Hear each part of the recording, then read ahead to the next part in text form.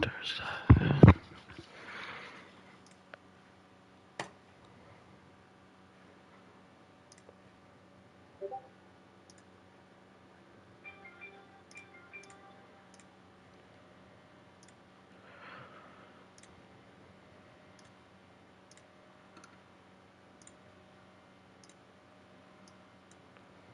There's that. There's that.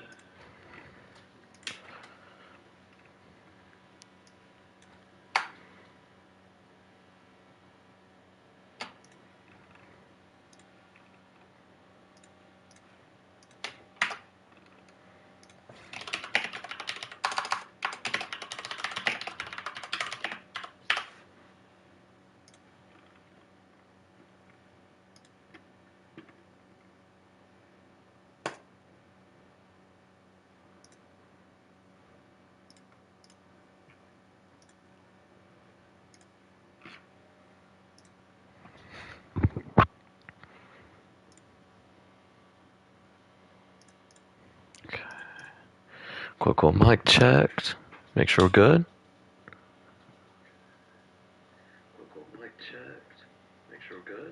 Alright, I think we are ready to go ahead and get things started here. Welcome back to the college football imperialism, man. We are out here, man. Part 4 of college football imperialism. Now, I did do a little bit of this when we were waiting for our Gridiron Dogs preseason matchup to happen. So we ended the last imperialism only stream at 50. We did a few games, so we're actually at 47. So we're down to 47 games. If you want to check out what those imperialism games are, that will be in the previous stream that we did. I think it was last night, actually. So that being said, we are officially down to 47 teams. Appreciate y'all coming out here, man.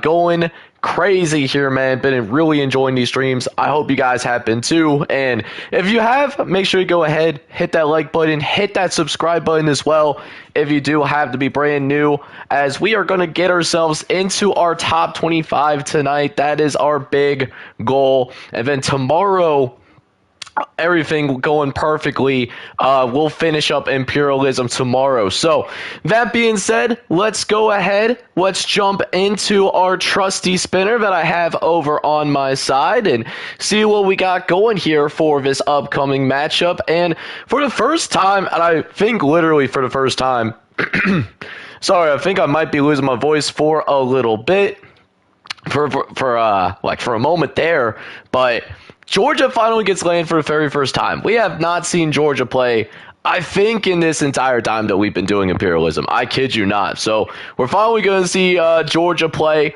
in this imperialism. And they're going to go up to like slightly to the northwest.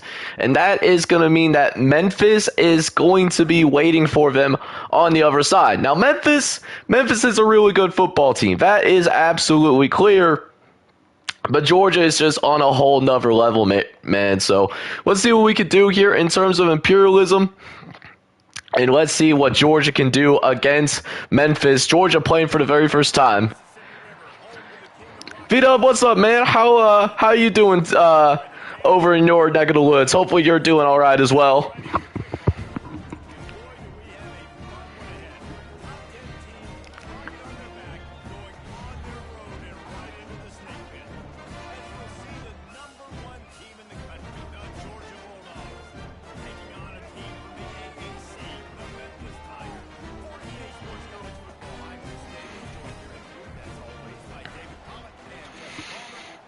All right, let's go ahead and get started here. The very first imperialism matchup.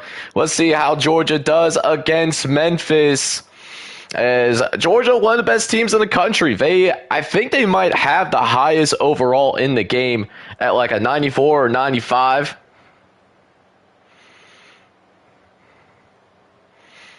Oh, there we go, V-Dub. I was just doing like some of that work like on my own Dynasty earlier today, actually. Got like a good majority of season 1 of the Team Builder recorded, which, while I'm thinking about it, guys, Team Builder Dynasty, episode 1, I did intend for that to come out tonight. We did have some monetization issues, so we are going to push that over to tomorrow, but that's going to be coming your way tomorrow, and I'm really excited to bring that over to you guys. Should be a heck of a challenge, and it was certainly a challenge for, speaking of which, for Memphis to contain Carson Beck, who ends up going for over 400 yards and 4 touchdowns. Buddy went absolutely crazy, and they're going to eliminate Memphis out of the Imperialism, which, no shame, honestly. Like, Georgia is a great football team, so I'm not really that surprised that that was the case that happened there. So we'll go ahead and take ourselves back to the main menu. I did get back to shuffling the spinner, and we're going to go ahead and see what's in store for us here. Only 46 teams left here in college football imperialism here tonight. Let's see what this next game has in store for us. Let's see where we're going to go. And I think this is the first time. Well, it's not the first time that we've seen Texas Tech, but Texas Tech was landed on. So we're going to roll with Texas Tech there. 85 overall. Good team. Very good football team themselves. We'll see where Texas Tech has to go. And they're going directly to the east, which means they'll take on a fellow Texas squad in North Texas for this next imperialism matchup. Get that started here.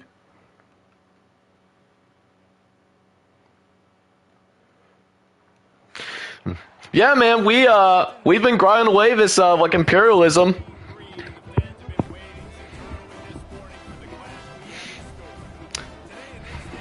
We almost got through the entire thing. We're actually gonna wrap it up tomorrow, or at least that's my plan. Is try to do it at maybe do like a live stream at noon tomorrow, video at 6. Wrap up imperialism.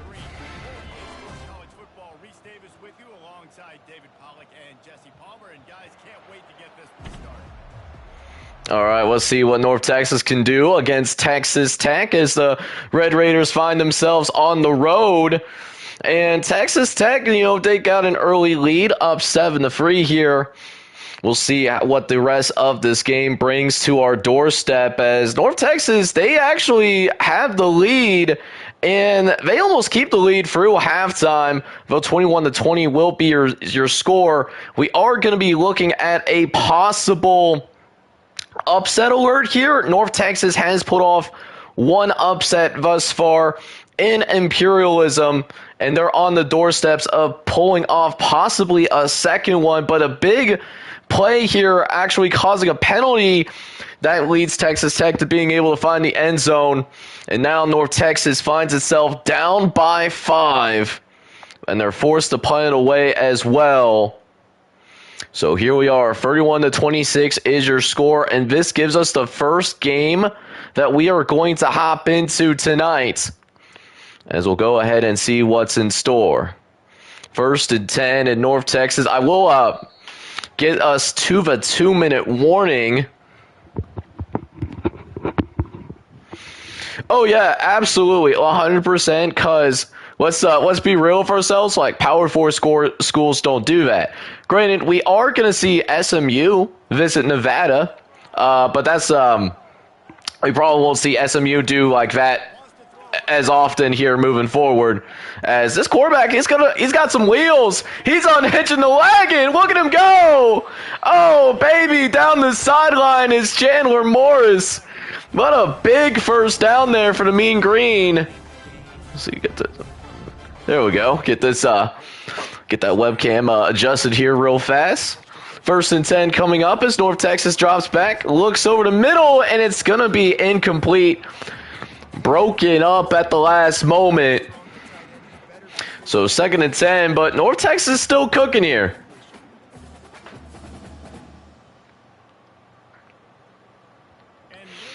Oh yeah, these schools like absolutely enjoy doing that. Ooh, what a catch.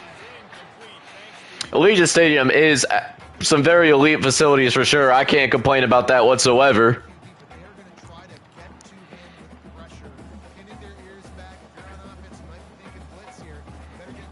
All right, here we go. 3rd and 10 for North Texas. They definitely need to get some yards here for sure. All right, Morris dropping back, looks over to the left-hand side, and is able to throw a dot.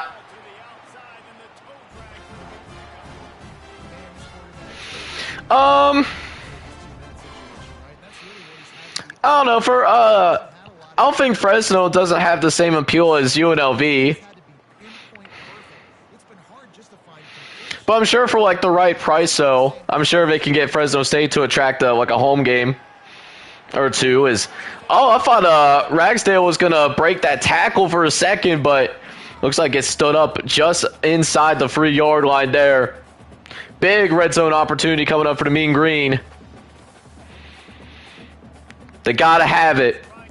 This is a gotta have it drive right here. All right, dropping back, Morris looking to scramble into the end zone, and he does! Touchdown, North Texas!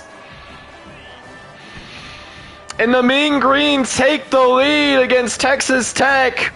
I would expect to see a 2-point conversion soon.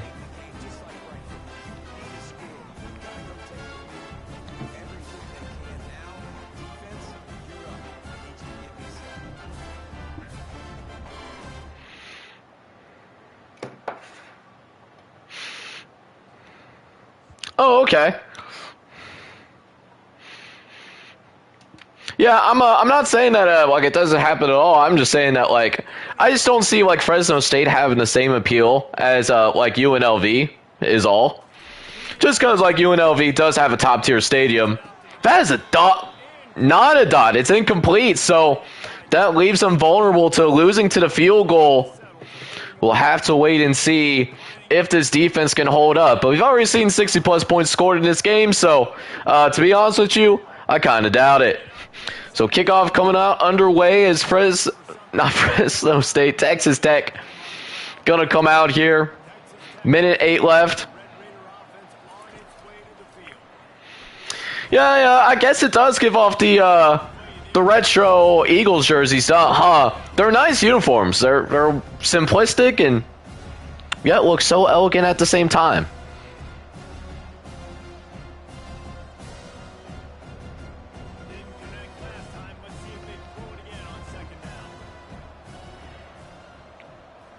All right, here we go. 2nd and 10 coming up. Looking over the right-hand side, and gets a short completion, but we'll have to call a timeout, though. So still 2 timeouts remaining. He's got 3rd and 5.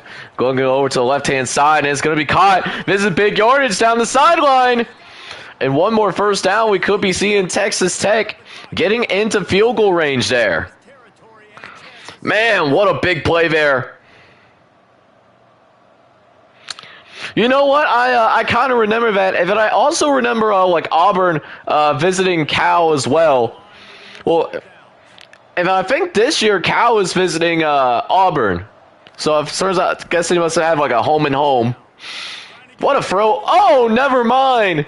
Had him open, but need to put a little bit more touch on that ball. Just a little bit more touch there.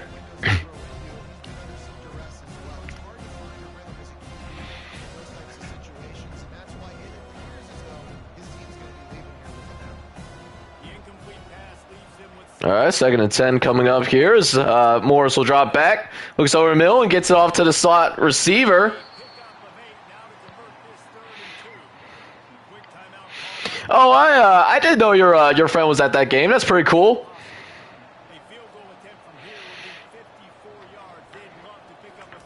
I know it was I thought it was a pretty competitive game, to be honest, and that loss might have kicked Texas Tech out of field goal range. We'll see if they end up doing anything with this kick.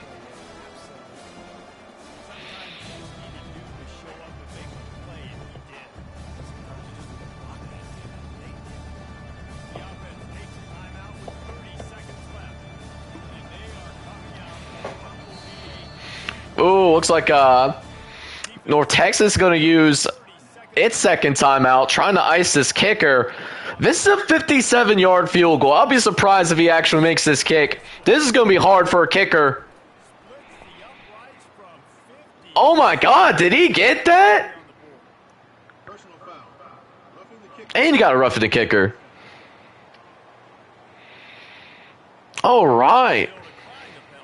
So North Texas gets the field goal, but the Mean Green still have a shot at the ball. 27 seconds left, one timeout. Got to get in the field goal range. You probably only have 4 plays to do it, including this one, taking it out of the end zone and barely even gets to the 15-yard line. Probably should have just take the knee there, big dog. And now it's going to be 1st and 10 again. Morris dropping back, looks over the middle, dumps it off to the tailback, and just like that, their one timeout is gone. Surprised they didn't try to be a little bit more aggressive there, but I know the protection wasn't great on that play either. So 2nd and 6 coming up is Morris again. He's got a little bit more time, stepping up. Chooses to throw it away there. If it was last drive, he probably would have tried to run for it. But because there's just so little time left, I understand why he threw it away. Need big chunk plays at this point.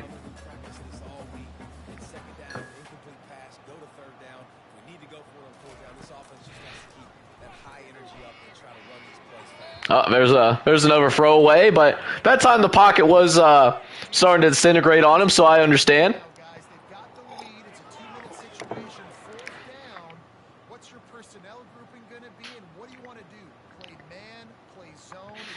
All right, 4th and 6 coming up here. As Morris going to drop back to pass, got a little bit of time, throws over. It's intercepted! And this might be taken to the crib. It is! Touchdown! Red Raiders! And that should do it here, guys. Texas Tech is going to eliminate North Texas from Imperialism with that score. Unless they miss the extra point, it's mathematically impossible for North Texas to come back and win this game. You hate to see it.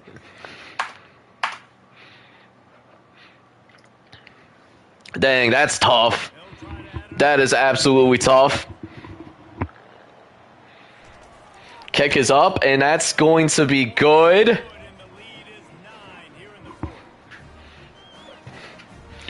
Yeah, so we're all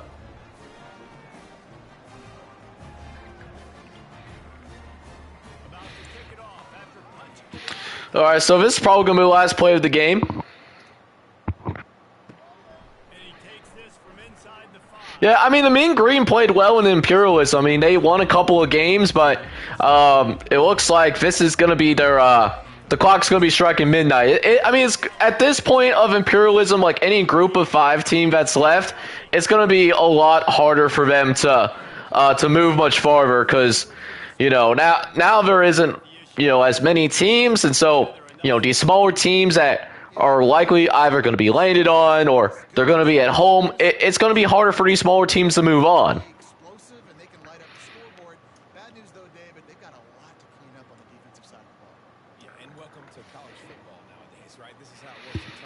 I mean, but an exciting game, though. 41-32 being your final score. I mean, listen, I mean, like, fun game. It was extremely fun game, actually.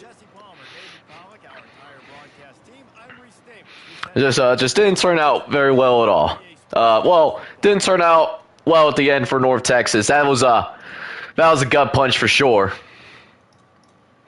All right, so that officially takes us to 45 teams left in Imperialism. We'll go ahead and get the spinner going, and it looks like it's going to stop on Washington.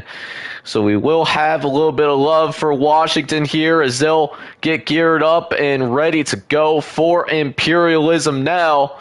82 overall team, so not as good as last year, but, you know, they're still a good team. They're still a very capable football team for sure.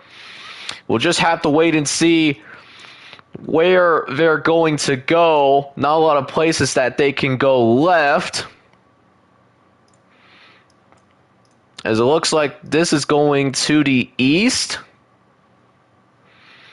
And it looks like to the east, actually the closest eastward team is actually Minnesota. So that's what we're looking at this point. Washington and Minnesota, these two teams evenly matched actually. And we're going to get a little Big Ten conference game here, which is still, for me, like absolutely crazy to think about, right? Like, these two teams are in two separate time zones, and they're going to literally be in the same conference. Like, it just blows my mind. Washington and Rutgers are in the same conference. They're literally staring down two different coasts, and it's like that for the ACC too. Like what are these conferences in modern times, bro? Like, what are we doing here? What are we actually doing here?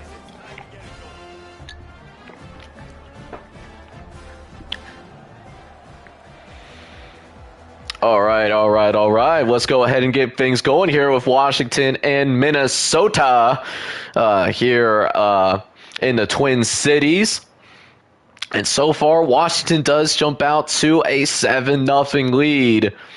And that lead grows a little bit bigger here. So, hey, maybe the loss of Penix and Malik Neighbors and, all of his other talent that was on that team last year, maybe Washington's going to be perfectly fine. Like, 27-0, like, they're absolutely out here killing people. And this game is quickly going to be over here, man. 37-10 your score. Minnesota, first game of Imperialism for Minnesota, I believe. They never really stood a chance, right? You hate to see it. But, yeah, Minnesota is going to be eliminated from the Imperialism. They were there for, quite some time, but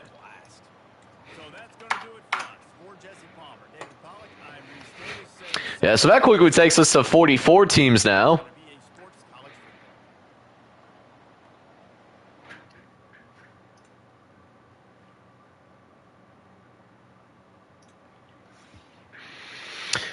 Yeah, I'm guessing that game is at USC.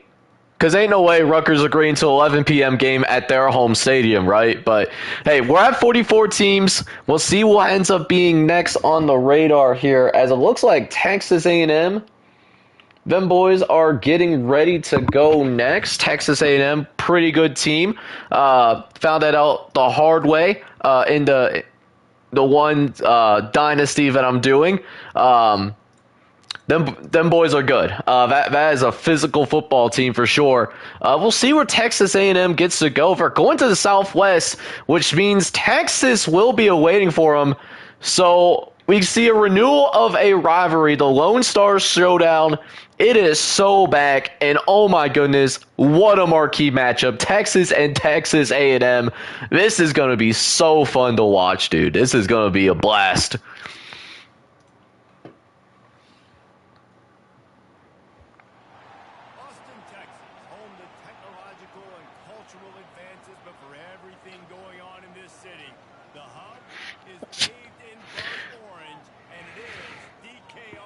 Yeah, I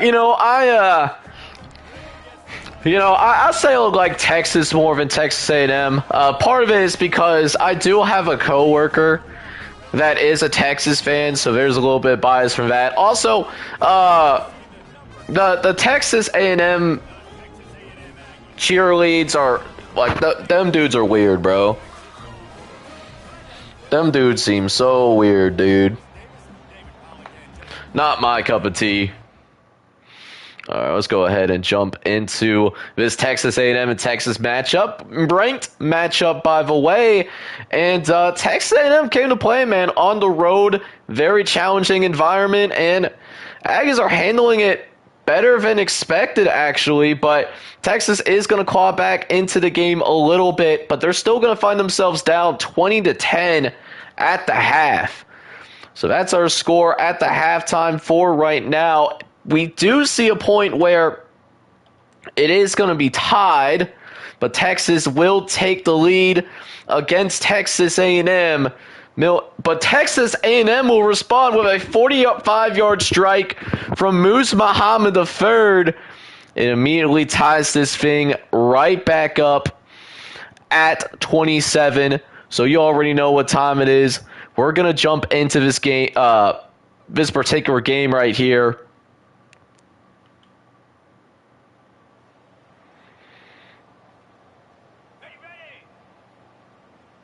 I will take over on the next play, but looks like Quinn Ewers.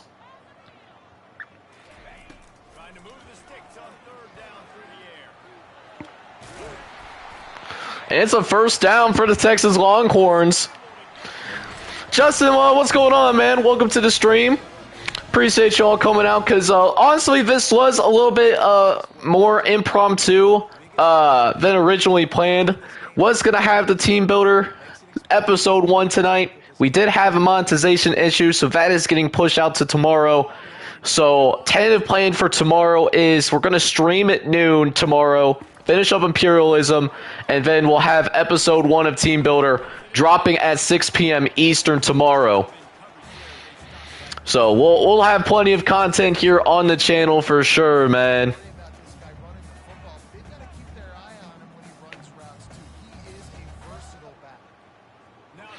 All right, so let's see what Texas does here. 2nd and 6.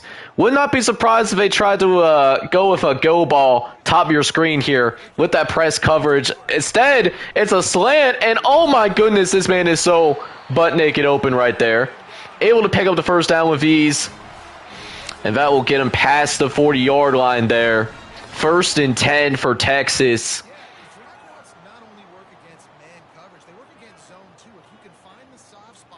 So here we are, 1st and 10 coming up as Quinn Ewers gets his troops to the line. Quinn dropping back, all the time in the world, throws over the middle, but it's going to be incomplete as it looks like one of the offensive linemen might have actually been shaken up. So now looking at a 2nd and 10 here as well, as Ewers is going to drop back. Got a little bit more time, he's going to go for it all downfield. Oh, what a toe drag. Touchdown, Texas! Oh my! Them boys came to play, baby! Bang!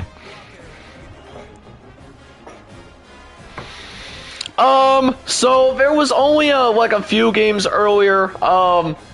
North Texas did lose to Texas Tech. Minnesota got blown out. And then there was another game that happened. What was that other game? Georgia beat Memphis. Finally did get to see Georgia play in this Imperialism.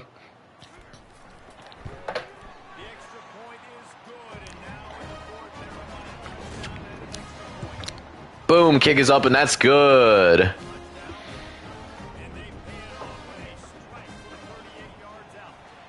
All right, kick is underway here.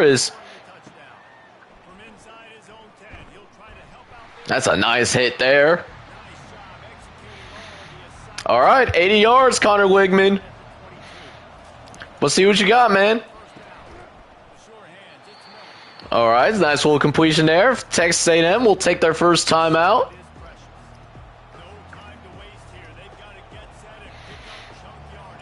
Yep, UCF is definitely still alive. They're inside the top 45, actually.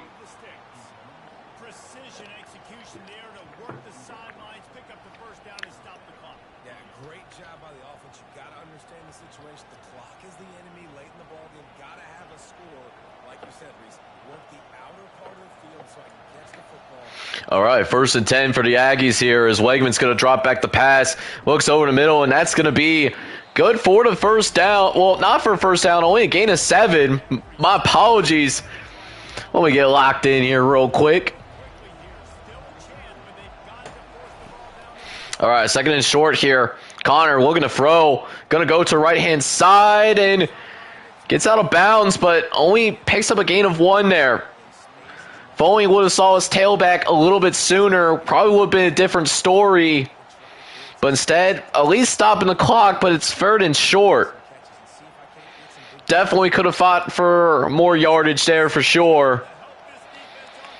It's now 3rd and 2 coming up. Wegman's dropping back, looks over the middle again, and it's going to be incomplete. It will end up being knocked away. And this is the game right here. Texas A&M needs to use 2 yards in order to remain alive in Imperialism. Let's see what they decide to do. I formation. Gonna run it up the middle to their tailback, who's gonna spin away from a defender and moves the chains. Keeps the Aggies alive for the time being, but they're gonna have to keep it moving, and they're probably gonna have to do it with their I formation personnel, which is not conducive for passing. So that's something to monitor for sure. However, Texas A&M gets to the line quickly, looking to spike, and they do. 25 seconds remaining on the clock, but still got to drive another 46 yards. Still a tough challenge awaiting for this Texas A&M squad for sure. So here we are, 2nd and 10 coming up. Dropping back, Wegman looks over the left-hand side, and that's a big throw. Oh, baby took a shot, but he'll be all right. Just a flesh wound.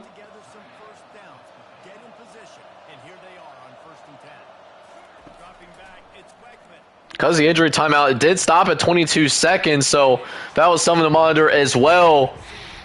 So Wegman just goes ahead and throws that one away. Now just 17 seconds left, but just right outside the red zone. Certainly not out of the question to come out and get this touchdown. 2nd and 10 coming up. Legman in the gun. Gonna drop back, facing 4 rushers. Facing immediate pressure, though. Looks over the right-hand side and has to get rid of it quickly as well. 31 for Texas. That man was just coming with bad intentions, dude. Oh, absolutely. Great rivalry game. I'm excited that these two teams are in the same conference again, so we get to see the Lone Star Showdown once more. Wegman will drop back on 3rd and 10, and yeah, couldn't really do anything with that either. Just going to go ahead and didn't like what he see in the end zone, so he's going to make it 4th and 10. This is for the game. This isn't the first time that they've dealt with this. Big moment here for the Aggies. They're out of timeouts. They can't stop the clock anymore. It's broken, and he gets in. Touchdown, Aggies. We're going to overtime. Oh, my. What a big-time play. Oh, my goodness. Donovan Green. That's a grown man touchdown. Broke through one defender. Gets through another arm tackle. And that being said, boys, as V-Dub said in the chat, we got a great game on our hands. This could be going to be an absolute classic. I mean, that was... Ooh, baby. All right, so Texas does use his timeout, trying to ice this kicker, but... That being said, though, it's going to be hard for him to miss this extra point. Okay, dude did make the extra point. So unless something crazy happens here on his special teams play, probably are going to be looking at overtime, actually. So that'll be fun. Dude kicked it full all the way down the field. He'll take it out. And... Yep, not going anywhere, so that means we will have overtime officially on our hands.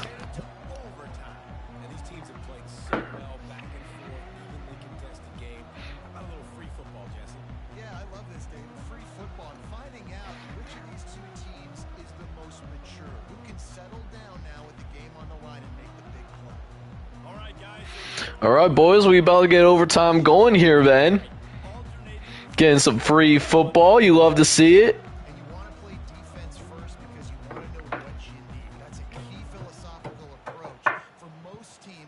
Yeah, and remember the rule change a couple years ago, too, in the second overtime and two-point conversion. So All right, so 1st and 10 coming up here as Texas will start with the ball. It's going to start with a run to the tailback who has nowhere to go as C.J. Baxter tried to get to the edge, but Texas A&M, they had that outside leverage, and they were able to get a significant loss because of it. That was Scorden on the tackle as well, able to bring him down in the backfield. Not an easy play to make for an edge rusher. It's trying to take on a line, somebody of his speed and his caliber. So now looking at a 2nd and 14 instead as they try to run it once more. And that one was not much better. That was really not any better at all. 3rd and 14. At this point, you know, your kicker is solid. He's not a liquid or a gas. Just don't turn the ball over and hope your defense can do something, even though they did just give up a 80-yard drive for a touchdown. Earlier as Quinn Ewers gets sacked. That might take him out of field goal range there. The one thing that you can't do, and Quinn Ewers, who's a senior quarterback and should know better, takes the sack. That's DJ Hicks on the tackle. And a big decision there. They're going to still try to field goal, but this won't be easy, though. Looks like about 53 to 54 yards. And wow, he gets the field goal. My deepest apologies. I was not familiar with your game. So Texas does get the field goal after all, but Texas A&M can winning on this drive. Quickly throwing over the middle. And that's Greenman, who had the score that took us into overtime in the first place. He makes the catch on the first play of Texas A&M's first overtime drive. And if he had it some other way, this will be the last overtime as well. 2nd and 4, trying to run it up to the right-hand side, and it's a minimum gain on the play. So 3rd and short coming up here. Inside the 20-yard line, DK Memorial Stadium absolutely on its feet. One of the toughest stadiums in America to play in. This will not be an easy challenge at all as Langman's going to run it again, and it's short! So Texas A&M will have to settle for a field goal, and in a game that had so much scoring in regulation, all of a sudden, we are now looking at both teams settling for field goals before we get into the second overtime, as Texas will take a timeout, try to ice this kicker. This man was good from 55 earlier. This is just a 35-yard kick. It's up. And it's no good. He missed a 35-yarder, and it's over. Texas A&M is removed from Imperialism. A missed kick. Looking like me out there when I try to kick field goals in this game. And down goes Texas A&M. Practice overtime scenarios and situations throughout the week. It's important to drill these types of scenarios. You never know what games are going to go to OT, and when they do, you love to be able to go out and execute with the game on the line. That's going to do it for us from here. For Jesse Palmer, David Pollack, I'm Reese Davis, and this has been another presentation of EA Sports. Damn. Really missed a 35-yarder. That's crazy. What's up, Colleen? How you doing tonight? Okay, wow, we got a man. That is crazy. 35-yarder couldn't make a 35-yard field goal. That is, yeah, I hate to see it. So we're down to 43 teams officially in Imperialism. We are coming in on the home stretch here, as we're gonna find out pretty soon. Like what we're gonna find out by the end of tonight. Who's gonna be in that top 25? Up next, we might see another team whose run is going to come to an end. And I don't think this is a team that we have seen yet, to be honest with you. Golden Flashes of Kent State, we have not seen them in Imperialism, I don't think. So we'll see where Kent State's going to go to probably take a loss if we're being honest with ourselves. They are going west, though, so they will have a chance. They will absolutely have a chance against Toledo. Still, going on the road in the Glass Bowl probably is one of the tougher stadiums to go play in for Imperialism within the conference. Welcome to the Glass Bowl in Toledo, Ohio, home to the Toledo Rockets. A full house is in store, and so too a terrific matchup in this one. Today, an in-state clash between two teams from the state of Ohio, and here football is important, and beating an in-state rival carries a little more weight. As we'll see a squad from the back, the Kent State Golden Flashes, squaring off with another team from the back, the Toledo Rockets.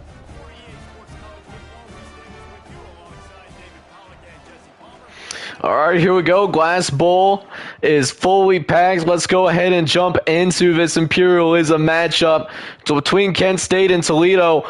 Both teams making their first appearance here in the entire Imperialism. They've been hiding for quite some time, but now one of these teams have to be eliminated. We're going to find out and see which one of those teams ends up being. It's looking increasingly clear that it actually might be Toledo that might be dropping off Kent State here, right? Because it's 27-9, rough spot here. But Golden Flashes trying to make some kind of run here. They're only down by 12. They get it down to 8. But it wasn't until like towards literally the very end of the game. So Toledo is able to beat the Golden Flashes. Like I said, we figured Kent State was not going to stick around for very long once they got selected. And we were right. So only two teams left in the MAC. It's Toledo and Miami, which makes sense because these two teams are probably going to be your best two.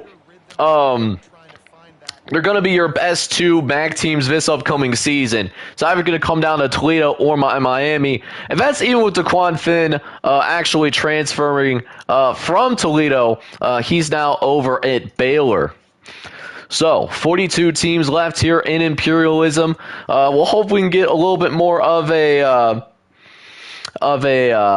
thing going here, more of a competitive game. As speaking of the MAC, we do actually get Miami of Ohio. That actually does get landed on for the spinner.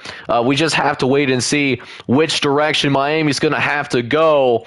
And it looks like they're going to the Northwest. And they'll take on Purdue, which, in my opinion, I think Purdue is going to struggle this season anyways. So, yeah, this is a winnable game for Miami. Absolutely. They could shock Purdue for sure. That wouldn't surprise me if that happened. Purdue, another one of those teams that kind of has been flying under the radar, but now they're coming to light as we're out here with the world's largest drum, of course. Since early this morning, we've got a sensational matchup for you. Fans have been filing in and getting ready for this game. As we'll see a squad from the back, the Miami, Ohio Redhawks. Taking on a team from the Big Ten, the Boilermaker. 48 Sports News. Is joined here in the booth by David Pollack and Jesse Palmer. Guys, let's get this thing started.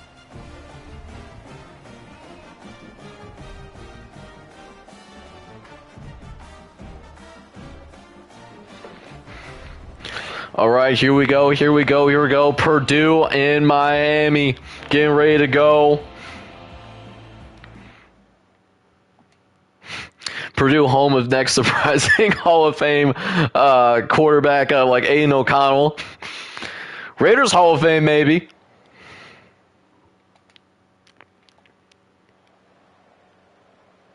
Shoot, when like your best like quarterback like since 2000 is Derek Carr. That wouldn't be That wouldn't surprise me too terribly much now. We got a close game on our hands here between, oh, never mind. Miami's going to need to respond here. It looks like they don't. All right, the field goal is 54-yarder is missed. Oh, it's intercepted. Yeah, this game might actually be over.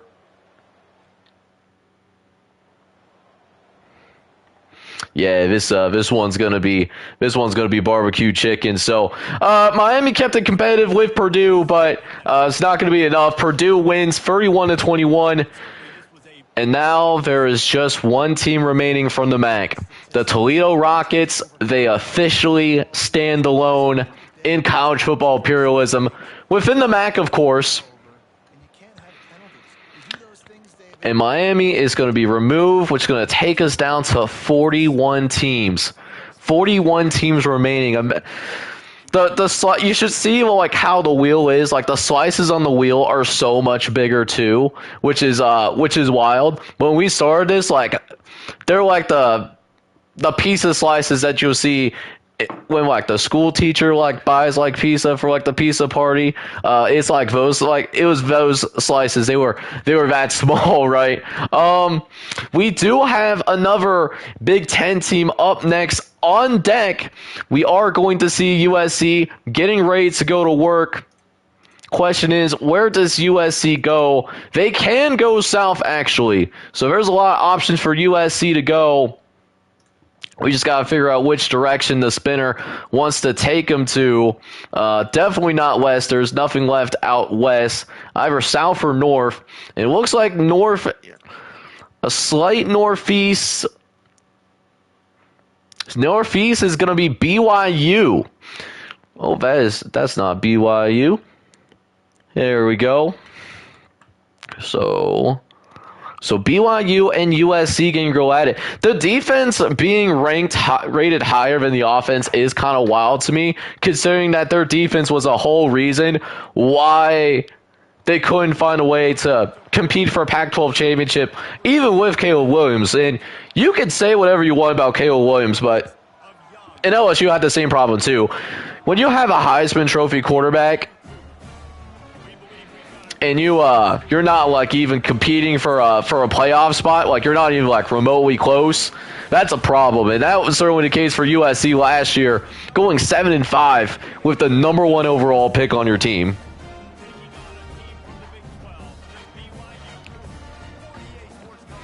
Yeah, I know, man. Cincinnati found that out the hard way last year when we had to make the trip up to Provo.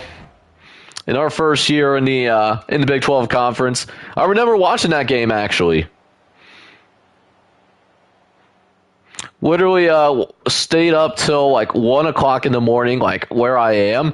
And yeah, it was tough. That was a tough one. And what compounded it too was that like early in the morning, like the next morning, like and my wife wanted to take me to wanted to go to church, so I went with her. So that was a little brutal in church here. As hang on now, wait a minute, BYU and USC getting busy with it. 3rd and 8. Touchdown would seal it.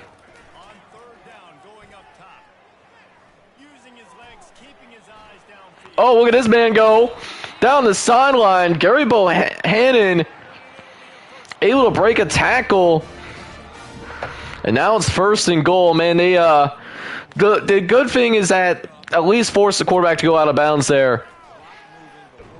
But this is what I'm talking about. This is what cost USC last year. Defense really not making the plays that they're supposed to be making at all. So that now makes it 2nd and goal here for BYU.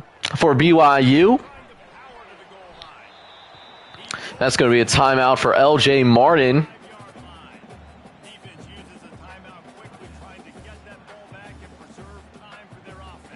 Now 3rd and goal coming up.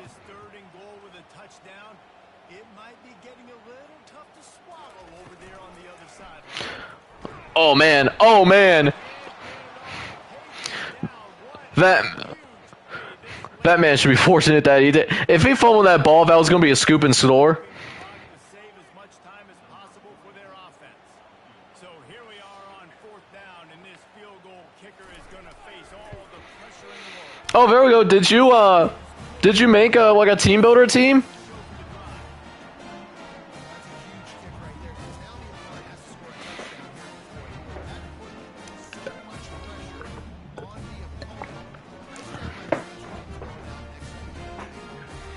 Or did you just find like multiple like team builder teams on like the team builder website?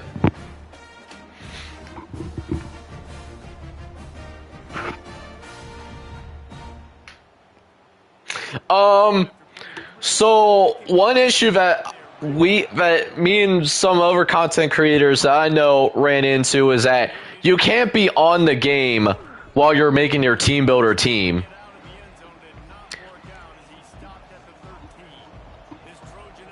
Okay, Seton Hall. All right. Thinking about possibly bringing back the old Big E. Ooh, what a hit! Buddy hit the whole hit stick. So much in the passing game now, you expect him to make those plays for you, to make those big explosive plays out of the backfield. Just gotta make sure he concentrates and sees that ball. All right, USC in a little bit of trouble. They could be cooked here because even if they get the touchdown, they need the 2-point conversion too, and that is not what you want. No timeouts, and you take a sack.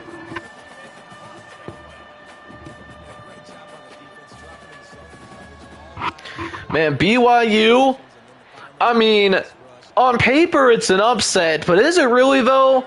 Like, USC might be ranked in the top 25, but that might be more off of of name brand. I don't know if they're actually a top 25 team. And how do you let that man get open on a 3rd and 16?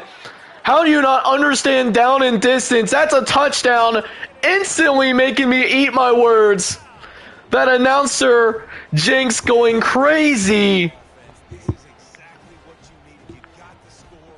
Now you got to get the 2-point conversion. Time's not on your side.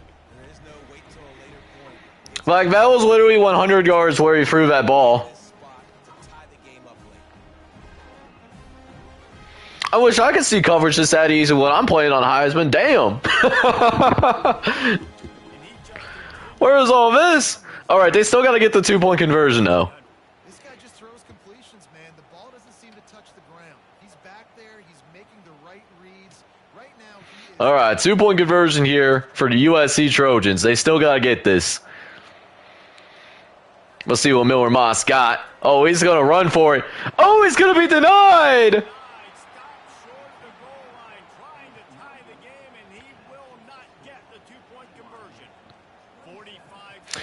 All right, so that means we got to see an onside kick here.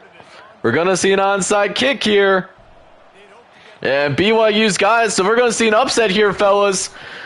Down goes the Trojans.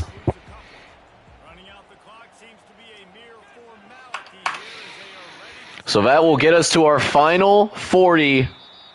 As now USC has officially been eliminated. BYU pulled off an upset. We've seen this Cougar team play a couple of times, and they made it they certainly have made things very spicy, right? Those extra plays, Jesse. That might be the difference in the next game that I play. Yeah, David, they just need a little bit more. They need a little bit better effort next week. They're going to need better preparation this week in practice. There's no doubt this team has a lot of talent, but we just need a What running too, man. this doesn't happen next week. So BYU takes down 25th ranked USC. And that's going to officially take us down to 40 teams in Imperialism. Appreciate everybody that coming out on the stream. That really does make my day. If you haven't done so yet, make sure you hit that like button. Hit subscribe if you're brand new as well.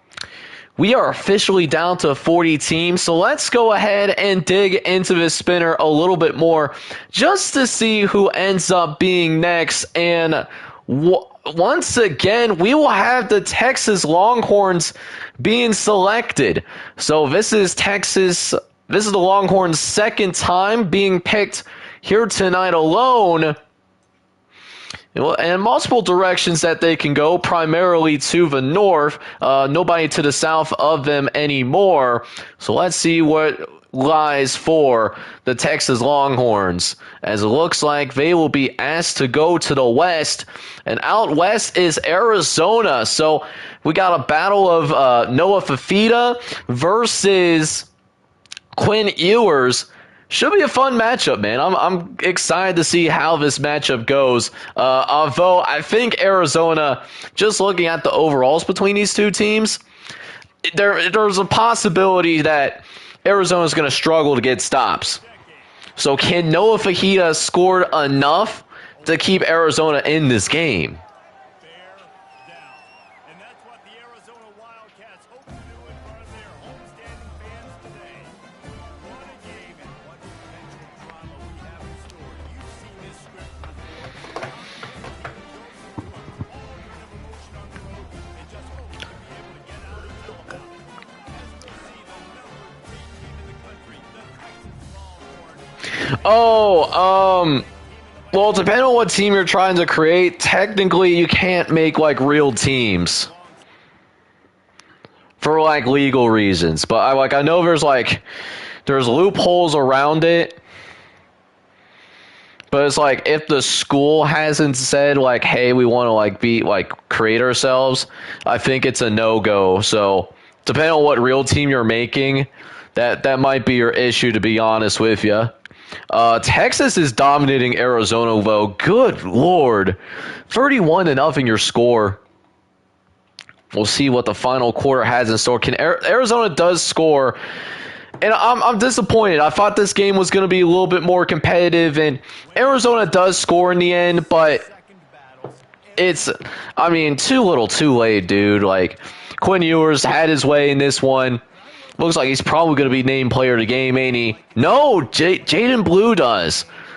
Over 100 yards, 2 touchdowns. Definitely well-deserved. So no more Arizona, huh? No, that's tough. I'm a big Noah Fafita guy, so that bums me out a little bit, but that's show business, baby. We're down to 39 teams now. Alright, so we're going to do a little bit of shuffling here once again. So we'll do I like to shuffle the wheel every time, just to keep it as random as possible. We'll see what ends up landing on next. And looks like we're going to have some Nebraska football. Dylan Raiola going to get a chance to prove himself here in Imperialism once again. Nebraska in just like that middle part of the country right now, as we'll go ahead and see which way does Nebraska go. Looks like they're going to the southeast, and that means we're going to see Kansas go to work. So it should be a good matchup here between Kansas and Nebraska. Jalen Daniels, not to be confused with Jaden Daniels, who's now a Washington Commander. He's on this team.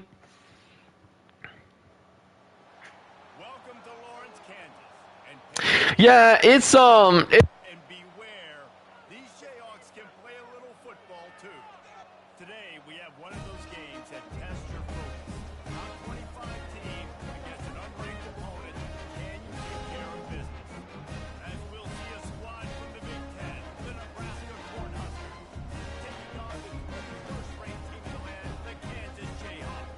For the eSports College Football, I'm Chris Davis, David Holligan, Jesse Palmer with me. Guys, it's time to get it going.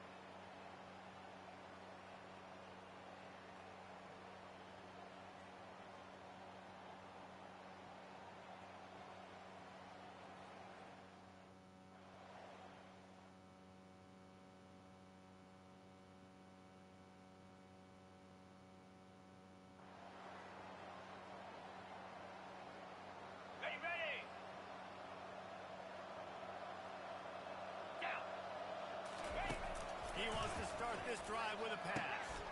Quick completion on the out route. To the 43-yard line and a first down for this offense. And it was the defense that got this started, right? They were the ones who got the stop, forced the punt, gave it back to the offense, who now just picked up a nice completion. Grabs it at the 25-inch stride. Touchdown, Husker. And they grab the advantage, taking the lead here in the fourth. Yeah, and a nice job in the fourth quarter making plays, and a nice job being on the same page. QB, receiver. You could tell he broke with the football. He caught it in stride, gets into the end zone. Nice pitch and catch right there. Nice chemistry by the QB and wide receiver.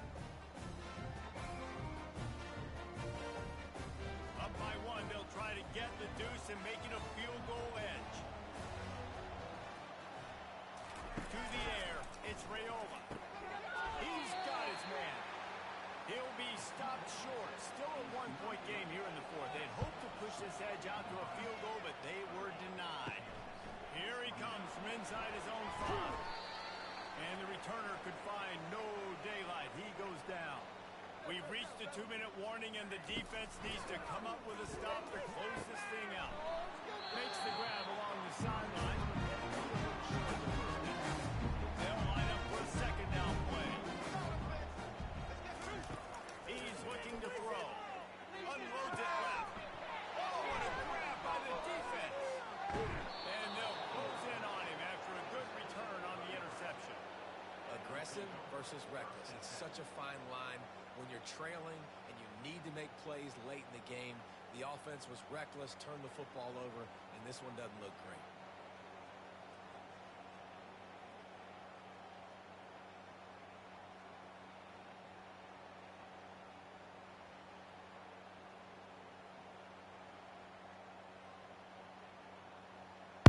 Expect some pressure.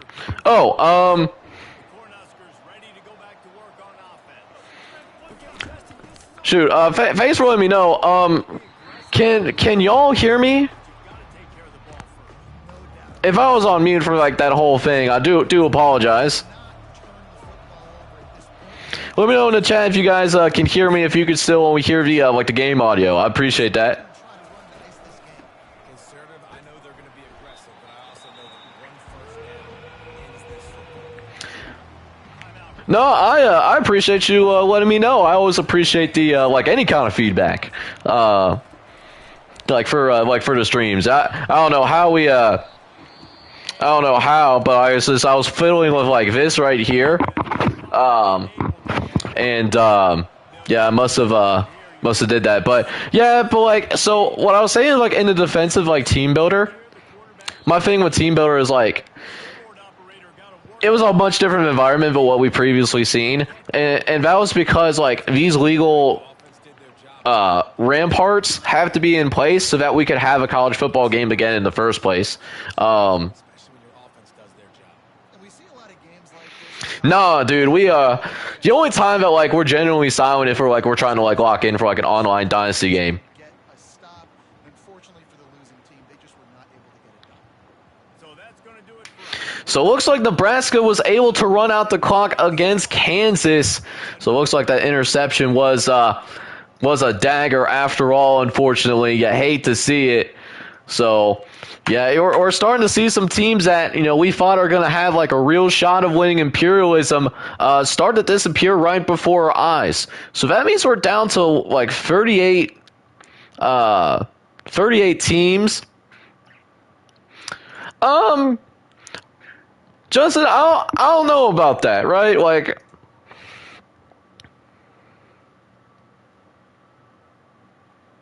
I'm not sure about that one, but I'll go ahead and get the spinner going again. Ironically enough, Nebraska almost got landed on again. They were extremely close. Instead, we will have South Carolina getting ready to go at it here. I don't think we've seen South Carolina in a little minute here. Bunch of options, though, in terms of where to attack. We'll see where it goes. Southeast? Well, South is... So it looks like this next team south is going to be Florida. So we will get some Florida Gator action here. All right, so Florida and South Carolina getting ready to go. If Florida loses, UCF has more options in terms of like who to attack. Because right now they're stuck between either fighting Florida or fighting Miami.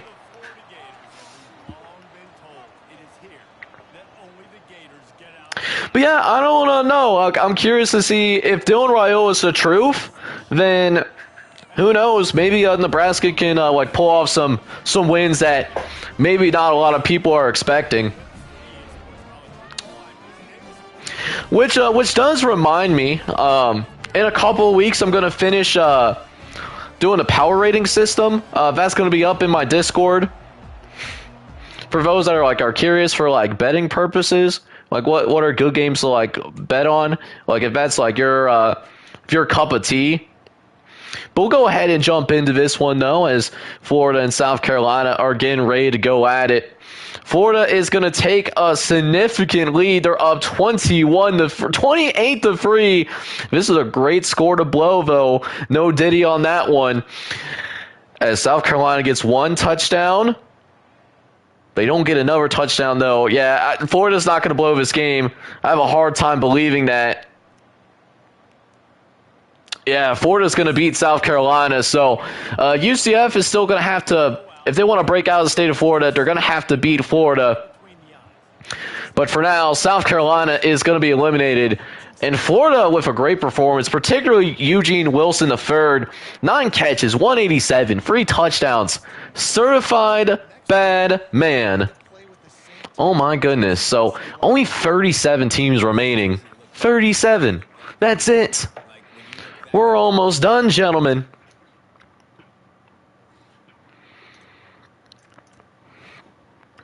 Depending on the energy of the stream, we might mess around and like maybe we get it done tonight. Depending on how how much energy is in the stream tonight. But we'll figure that out when we cross that bridge. In the meantime, though, a team that I'm surprised is still in Imperialism. UMass. UMass is still here. How is UMass still alive and kicking? No idea. Absolutely no idea, to be honest with you. But UMass has a couple of options in terms of where to go. But they're going eastward, and there's only one team that's eastward, and that's Boston College. So, Battle of Massachusetts here. We got the UMass Boston College rivalry getting ready to go here shortly. Yeah, UMass just has not. They've played once. And that is so cool.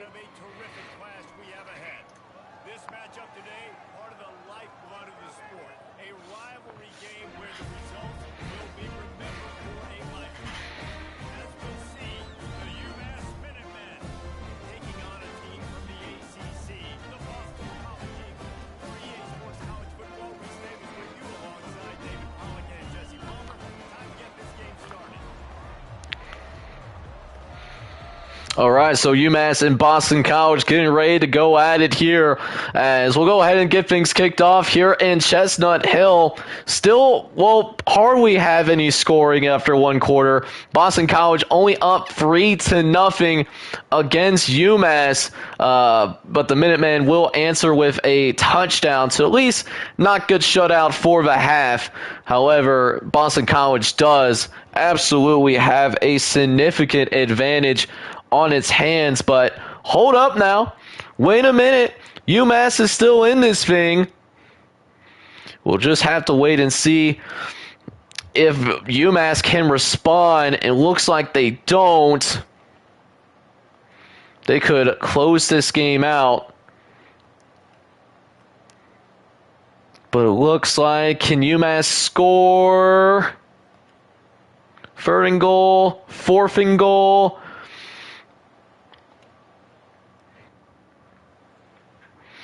All right, so 4th and goal. We're going to jump in here. We'll see how this onside kick ends up going down. You got to have it.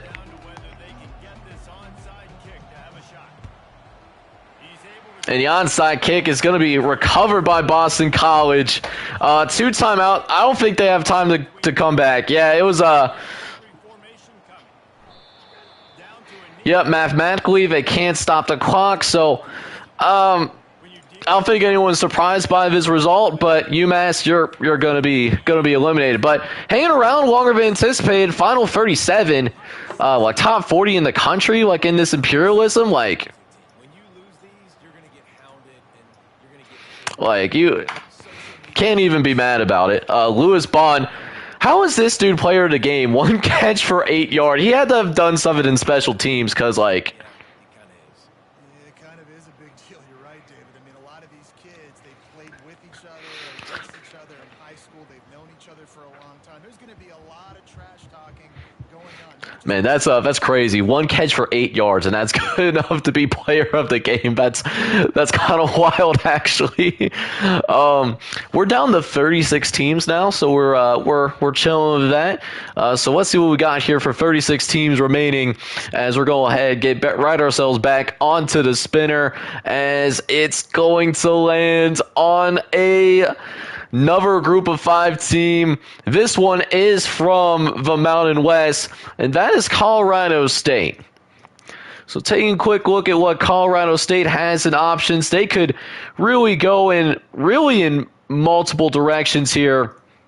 We'll see where they end up going here for the spinner as they're going directly less, which means once again, BYU's got to play. They got to play yet another game just at that junction of the country, to be honest with you. So we're also surprisingly only 1 team left from the state of California in Imperialism, and that's San Diego State. To the 1984 national champion, BYU Cougars, and this, one of the more intimidating venues in all college football. What an exciting matchup we have in store for you this afternoon, built around the pageantry, tradition, and everything that makes college football great. As we'll see a squad from the Mountain West, the Colorado State Rams, taking on a team from the Big 12, the BYU Cougars. Sports college football, I'm Bruce Davis, joined here by David Pollack and Jesse Palmer. Guys, let's get this thing started. All right. Colorado State and BYU getting ready to duke it out. BYU being a little busy tonight, but we have seen that Provo is a very difficult place to go and play in, as the Cougars are going to be up 14-0 early, but Colorado State does at least get a touchdown on the board, so we know that they aren't going to be shut out by any means. But can they get any closer, though? And that's hard to say. Down 21-7, and they can't convert on 4th and goal.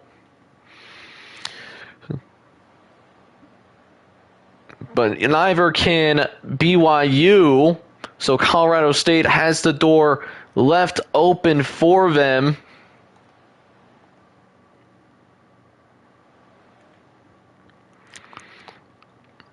And with free timeouts,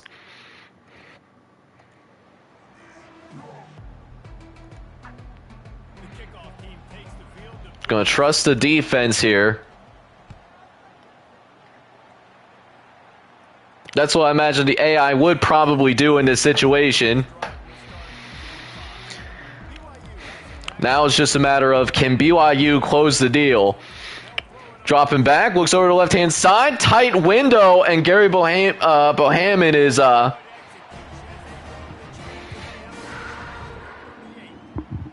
an offense that wants to stay aggressive, even when you've got the lead late. what a throw. That was a tight window there for sure. Get them the ball in space, and that is exactly what this offense is doing. We've reached a 2-minute warning in this offense, trying to time on their side. We'll see if this offensive All right, 2-minute warning. Looks like Colorado State is bringing everybody and their mom up to the box. So I bet you we know what this play is going to be. It's going to be a run. Blocking is actually not bad there. Even though Colorado State, they had seemed like at least 7 guys in that box, probably closer to 8. Yeah, if all the middle of the field is open, like everybody is within 6 yards, it's not going to be a jet pass. Probably should have done that there. Because, I mean, if he would have handed it off to 0, would have been a lot better than that 5-yard loss that we've just witnessed. Let's go, Mom. Good job. As that's going to be a run up the gut, trying to keep the ball in and protected. So BYU, after that initial pass, goes free and out, and Colorado State's going to have one more shot at it. Only down by a touchdown here. Here we go. Kick is up and is going to be punted away. Looks like going to be inside the 10, but a chance to return this. Able to get inside the 20 there. There we go. The Rams trying to stay alive in Imperialism. Getting into those final moments. Top 36. As Colorado State takes the sack on the first play of the drive. Not what you want to see. But that is what we are going to be getting. Provo officially rocking now. Fowler Nicholas trying to get his guys back to the line quickly. But it's going to get loud, and it's going to get loud fast. Dropping back, looks over the middle this time, finding his receiver quickly. Able to get 9 yards on that particular throw. Joffney, though, needs some help and needs it in a big way here. Less than a minute left, and they are still waiting for him to get to the line. They just now did it. Hoping that this can get like patched up at some point, like in the future, just to like speed things up here, like when it's these like CPU versus CPU matchups. Because I know GD9, I know he's doing a team builder dynasty very soon, if he hasn't started already. And I know CPU versus CPU is a very important aspect if we ever get to the point where like we can control like multiple teams in the same dynasty file, like we can in Madden. Highest percentage completion is based on what type of zone coverage it's going to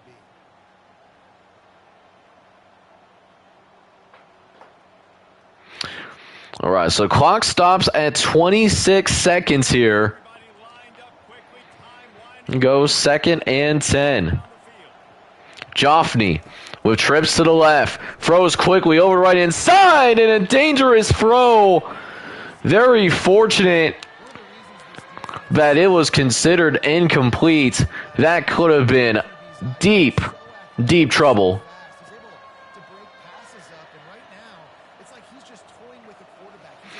Now it's 3rd and 10 coming up. Joffney needs a throw over to the left-hand side, but just throws it away. And now season on the line for the Rams.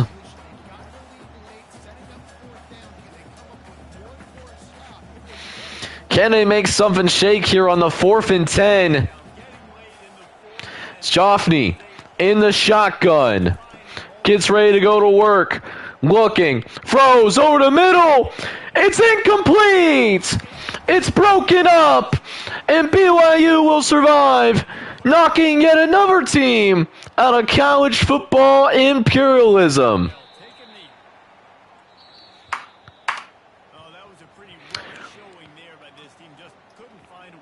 So that takes us down to 35 teams. Aiden, what's up? What's going on, buddy? How you doing tonight?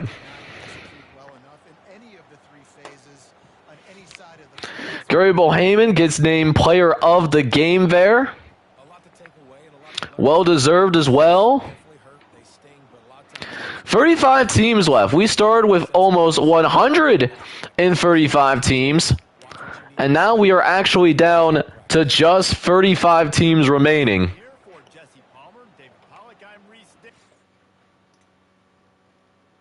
I'm doing all right. Appreciate you asking, my man. So we got 35 teams remaining, and now we're going to go right back to the spinner to see what's going down. And it looks like for the spinner, it's going to be Purdue. Purdue gets landed on yet again. They did defend their home turf earlier tonight against Miami, and now Purdue's got to go and invade somebody. But the real question is, who is that somebody going to be?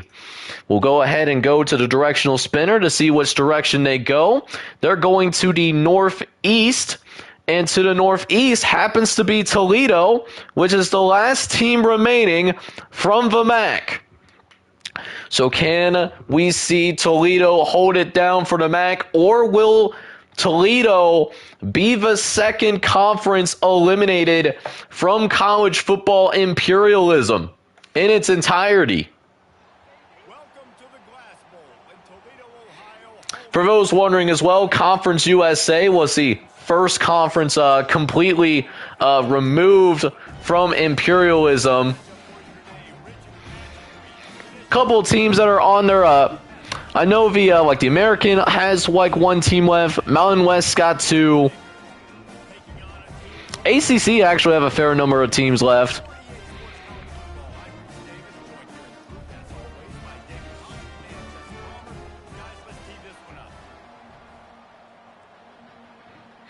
So Georgia did play in imperialism earlier tonight, and they were able to, take down Memphis.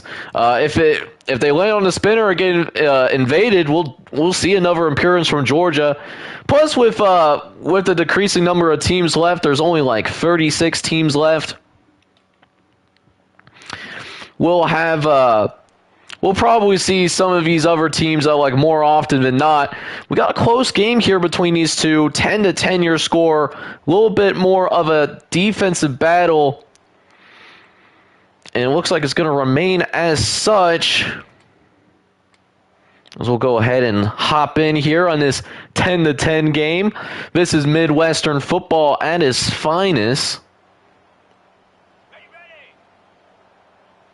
I mean, look at that shake. Glass Bowl is going absolutely wild right now. And almost getting there is Devin McCockby. But Devin McCockby could not make it to the first down marker. I thought he got there, but we'll have to see what Purdue decides to do when they get out of the 2-minute warning. And they're being They're being a little scared. They're not going for it on a 4th and inches. Instead, opting for a 55-yard field goal and missed it. Scared money don't make money, and that's a perfect reason why. I'm shocked that Purdue decided not to go for it. Like, you can't tell me you can't find an inch? That's crazy, man. So Toledo does have a chance to win it. They're already at just about the 40-yard line, 20 yards away from, having some kind of shot of actually trying to go and get this field goal attempt in. However, Tucker Gleason has struggled mightily, touchdown and 3 interceptions today, as Gleason's going to look over the middle, finds the tailback, and that tailback will go ahead and pick up the first down. All right, it's going to be a play action. Gleason all day to throw, and shows to have a dangerous throw there. Glad his receiver is a little bit more. So that's really interesting, Justin. I have seen the CPU decide on its own to go for it on 4th and short, outside of the 4th quarter. Especially if you're in Dynasty mode and you play the moments, that certainly has happened.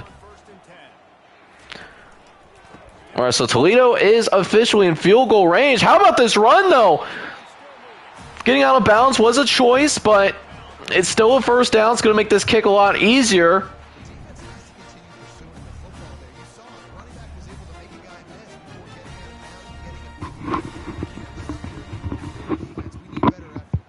Inside the 15, 1st and 10 from the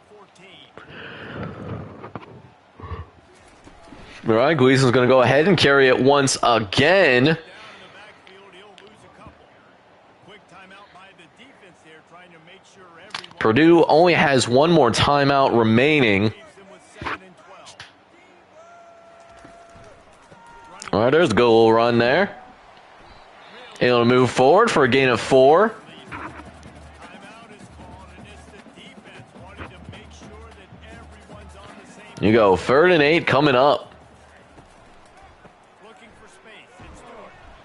And maybe he'll get back to the line of scrimmage, but no more than that. So on. All right, short field goal, less than 30 yards in order to give Toledo the lead here.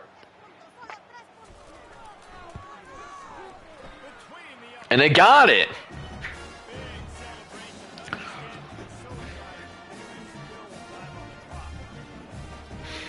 And they get the field goal. So,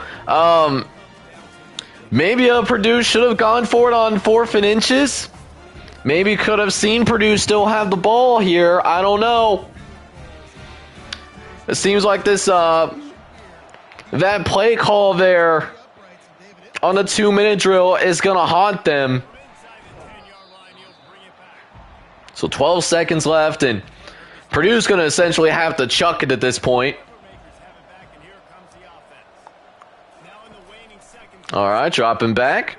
Looks to the right-hand side, and it's going to be incomplete. The success from Aiden O'Connell trying to keep Purdue alive. But he's got a clean pocket. This one's going to be a Hail Mary downfield, and it's incomplete. It's over. Down goes the Boilermakers as Toledo was able to hold it down in the Grass Bowl Stadium for the 2nd time tonight. And Toledo will cement themselves inside the top 35 as there's now only 34 teams remaining in this Imperialism experience. The little engine that could. The Toledo Rockets, baby. They did their job. Offense next time just has to do a lot better. That's going to do it for us. For Jesse Palm. All right, so 34 teams remaining here in Imperialism as we'll go ahead and jump right into this next game that we have in store. So who's going to be the next game that we see here tonight? And it's going to be Boise State. I don't know. We have seen Boise State here tonight, or at least it's been a while since we have, if that was the case. So what's in store for Boise State as they go to the Northwest? And Northwest is actually going to be Washington. And it should be an even match game between Washington and Boise State. So could be a good game on our hands. Plus, Boise State did just get the transfer quarterback that was recently a 5-star. Definitely some intrigue here for sure. It's called the greatest setting in college football, and even if the skies open up, that pales in comparison to the purple rain that will be unleashed by the homestanding Washington Huskies. We've got a sensational matchup for you. Fans have been filing in and getting ready for this game. As we'll see a squad Look at the doggy. the Boise State Broncos taking on a team from the Big Ten, the Washington Huskies. For EA Sports College Football, Reese Davis with you alongside David Pollack. Yeah, it's just as it's been like so many games like with this Imperialism. It's just sometimes it just gets hard to remember unless it's like the day of or like literally yesterday. All right, let's go ahead and jump into this thing here. Boise State and Washington getting ready to duke it out, and so far not so good for Boise State trying to go into Seattle and get a win, but looks like the Broncos are going to remain composed. They get 4 touchdowns before the half as Boise State goes from being dominated to being the hunter. But this Washington team has a lot of fight as we will see Washington up 35-31 in the 4th quarter. Can the Huskies shut the door? That reception could help. Gotta find the end zone. No, they don't. So Boise State down but they're certainly not out, though. 2:29 left in the fourth quarter. Boise State with a chance to tie, and we're going to jump in to watch this bad boy here, as that will take us into the 2-minute warning. Here we go. Washington and Boise State. Yeah, it's all right. I didn't know what I was talking about either. Ooh, what a hit, though. That's the beauty of college football, though, I'll tell you what. Looking over to the right-hand side, and ooh, still on his feet. We do have a former 5-star in Malachi Nelson on the squad. He's thrown a couple of interceptions, but also has thrown 4 touchdown passes today. He's got a 1st and 10. Going to throw over to the right-hand side, and that will be good for the first down.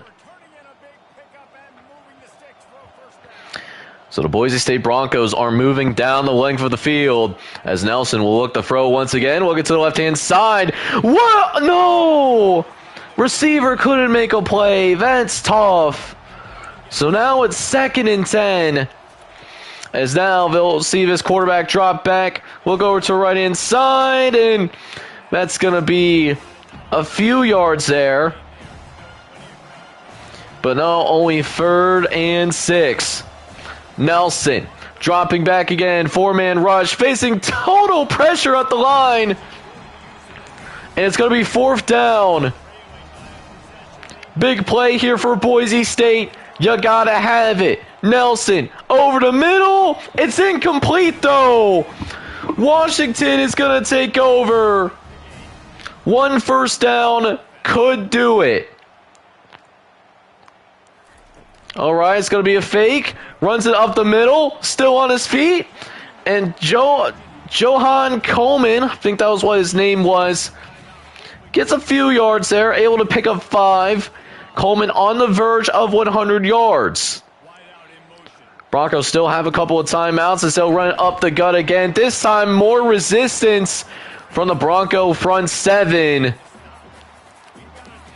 Now looking at a 3rd and short. They get this first down. This game is over.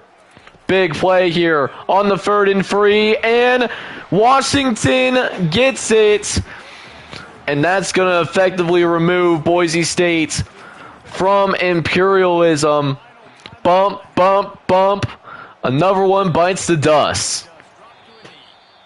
This one was a lot like a tennis match, back and forth, up and down, and they just couldn't quite score enough and get the key stop. I mean, Boise State had a massive lead, and they found a way to blow it. Denzel Boston was able to have a big day today. 4 catches, 130 yards, and a couple of touchdowns as well.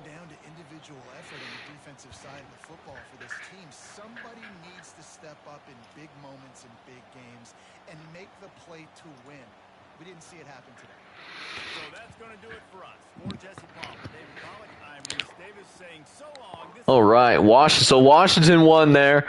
Tough loss for Boise State, but, I mean, made it very far in Imperialism. That officially takes us to 33 teams remaining in the Imperialism.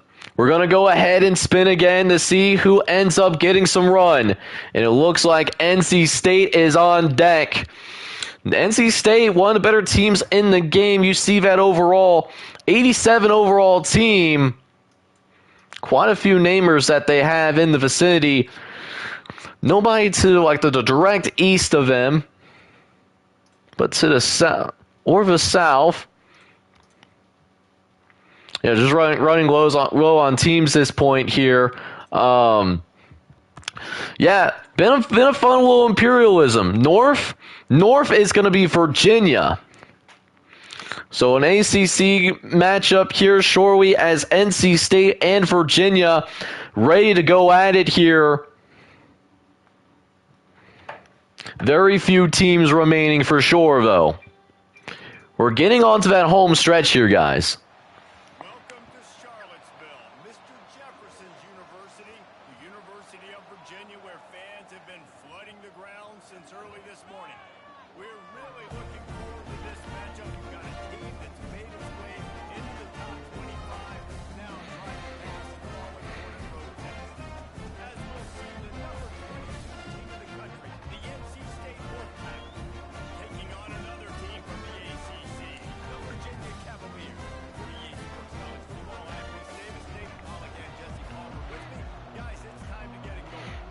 All right, NC State getting ready to go here as we'll kick things off and officially be underway between these two teams. So far, not much scoring happening here. Only a 7-0 affair after 1 quarter of action. Though it looks like NC State is starting to pull away here a little bit. Up 17-3, getting another field goal, and then another touchdown. Looks like NC State is absolutely running away with it here. But Virginia trying to get one last gasp there. They get a touchdown there, but they'll run out the clock. Virginia tried to make it a little bit interesting, but it wasn't going to be enough. NC State is going to eliminate Virginia from this Imperialism.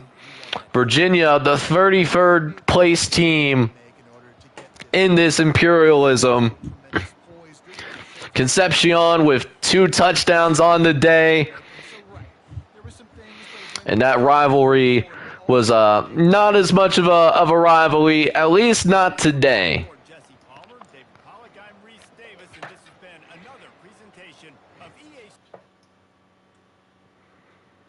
All right. So now we're down to 32 teams remaining. We'll see what ends up being the next team up on deck. Usually I would have more backup music, or not backup music, like background music like from the game, because I love the drums in the game. The problem is that YouTube likes to demonetize it, so that's why we don't have those backup drums going, in case you were wondering. That being said, though, next team on deck is going to be Maryland. It's been at least a little while since we've seen Maryland, but they certainly have a fair number of options. They're going to the South, though, and a team that's still remaining is Old Dominion, which, speaking of Old Dominion, the Old Dominion rebuild is up on the channel, so if y'all want to check that out, that is definitely going to be one of the newer videos that's been posted that has not been a stream.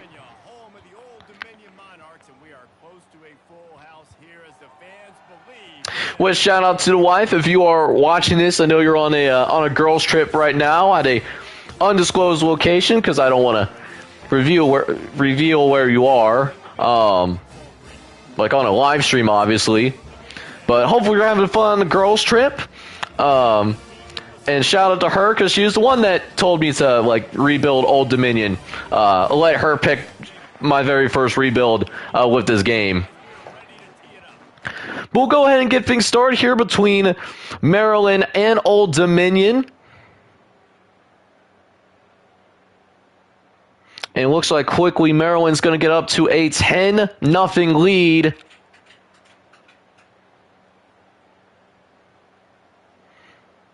Although a very close game here. Old Dominion trying to make it as ugly as possible here. Oh, it looks like Maryland is going to start pulling away here, unless... Oh, never mind. Maryland's able to respond with a field goal. Yeah, it looks like Maryland's going to run away with it there at the end. So Maryland's going to take down Old Dominion with some ease. And the Monarchs, who've been hanging around for quite some time, they're going to ultimately be eliminated from this Imperialism as well. So they'll be the 32nd place team in this Imperialism.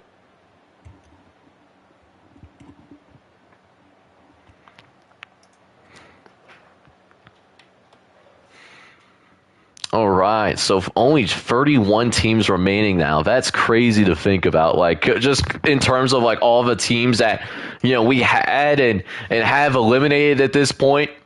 So let's see what 31. The 31st place game is going to be, and just incredible. Hopefully you're excited for this one in particular, because we got UCF getting ready to go to work. Now, they're going to take on one of two teams. They're going to take on Florida, or they'll take on Miami, and it looks like they're going to go up north to take on the Florida Gators. So that's going to be your matchup here between Florida and UCF.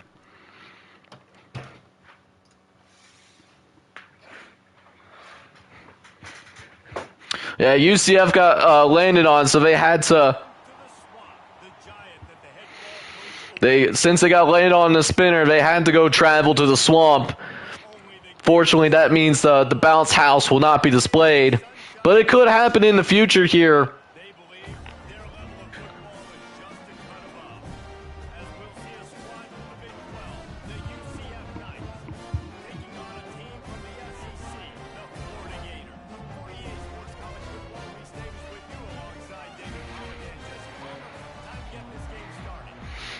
All right, UCF and Florida getting ready to kick things off and get underway. And so far, a close one here. 3-0 your score. So UCF hanging around as UCF does tie it up. Very close game here before UCF does take the lead before going into halftime. They actually extend on that lead a little bit. 20-10 your score here. Hold up now. Wait a minute. UCF could be making some noise here. Although they cannot shut the door. As it looks like Florida is going to score with 2:30 to go. So we're going to jump in here at the start of this drive. UCF does have a chance to win it, but it's certainly a close one for sure.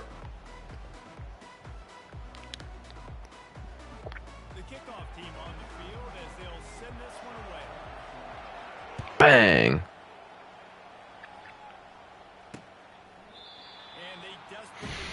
All right, UCF with a chance to win. KJ Jefferson back in the SEC action. It's a direct snap. Probably not how you want to start this drive, but that's what we are going to get, though.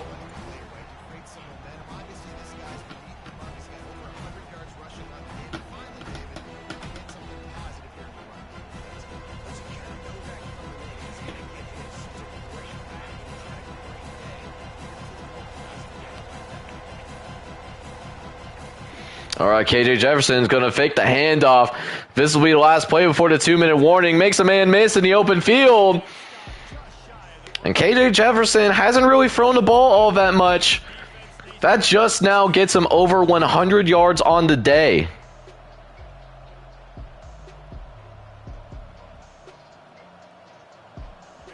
So 3rd and short coming up here as KJ Jefferson looking to go to work.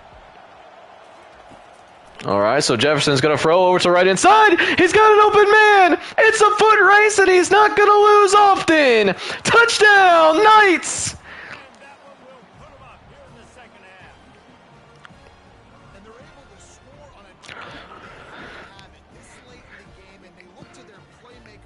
So UCF takes the lead in the swamp.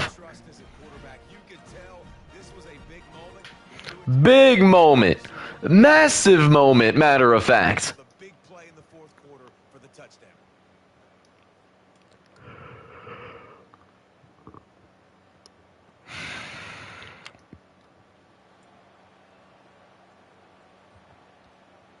All right, all right, all right. So we'll see if there we go.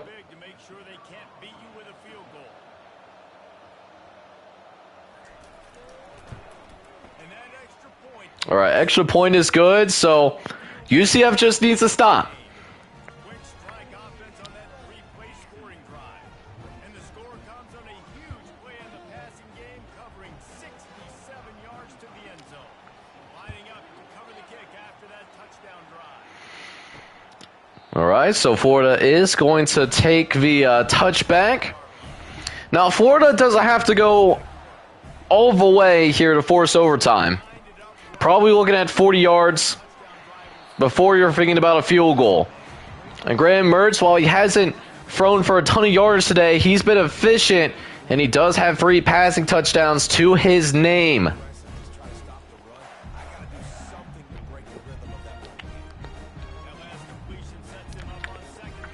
Second and 1 coming up here for Florida as Graham Mertz is going to drop back, looks over the middle. And that's going to be for a first down. Gators are going to use a timeout. Still got a couple of timeouts remaining here.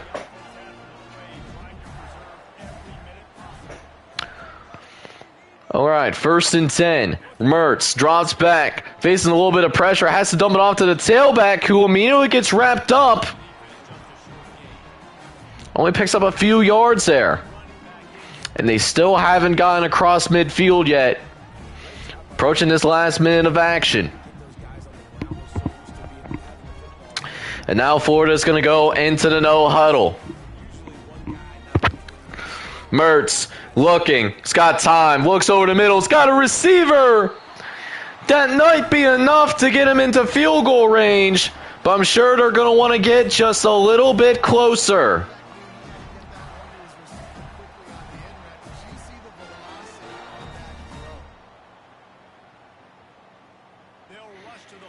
All right, 1st and 10 coming up here as Mertz gets to the line quickly. Looks over to the sideline to decide the next play. Mertz looking. He's got a clean pocket. It's disintegrating though. Has to dump it off to the tailback. And that tailback's going to get inside the 30-yard line before utilizing that second timeout. So now it's 2nd and short for Graham Mertz, who drops back again, looks to the left-hand side. This tailback is down the sideline and gets out of bounds. Able to identify the blitz and ultimately making them pay for it. Throw where they're not blitzing. That's exactly what Graham Mertz did there. Veteran savvy move. As now the Gators are in the red zone. Mertz under shotgun. Looks over the left-hand side. It's deflected away. Trying to get the dagger in there. But batted away at the last second by the star corner.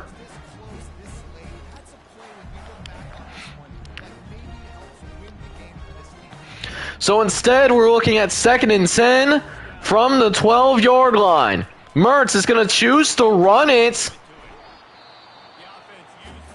So last time out.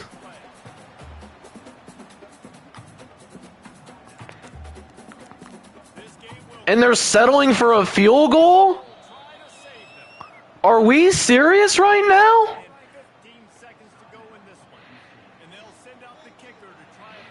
You still have multiple shots at the end zone, brother. Look, makes the field goal, but it's a little bit of a head scratcher. Well, I guess we're going into overtime, but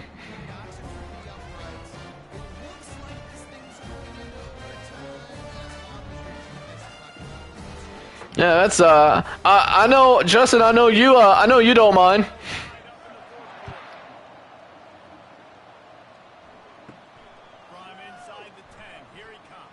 All right. We'll see what UCF does here. If they try to like Hail Mary this, or if they just try to take it in overtime. And that's gonna answer my question. But this is a good run, though. That's a good run. It's gonna set up a Hail Mary opportunity.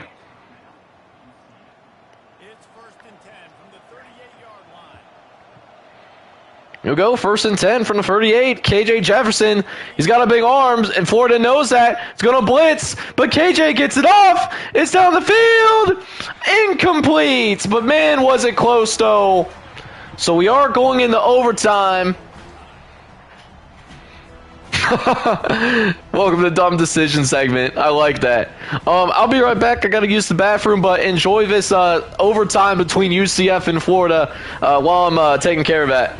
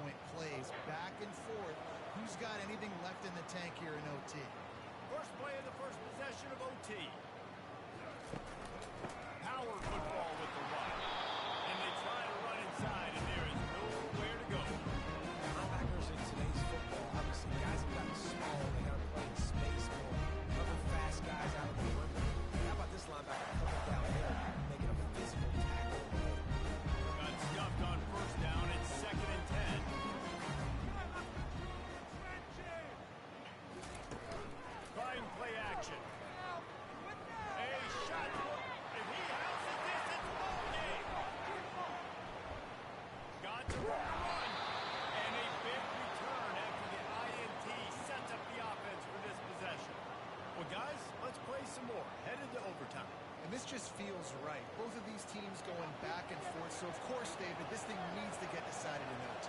Let's see who's better. Short amount of time to do it. A couple possessions, probably maybe one possession each. Who's the better team? He will step out of bounds, but not before the big pickup and a first down for this offense. I don't think the defense was expecting an outside run there. Offensively, they go with the toss play, and the running back's able to get to the outside and downfield. It was too late before the defense was able to tackle him out of bounds.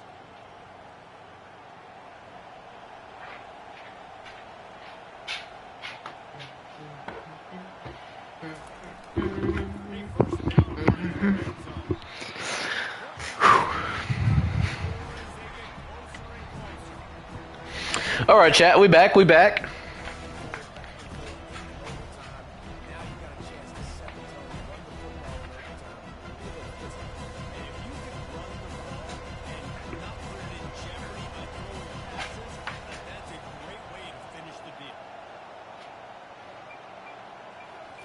All right, second and goal coming up. Looks like going to hand it off on the read option.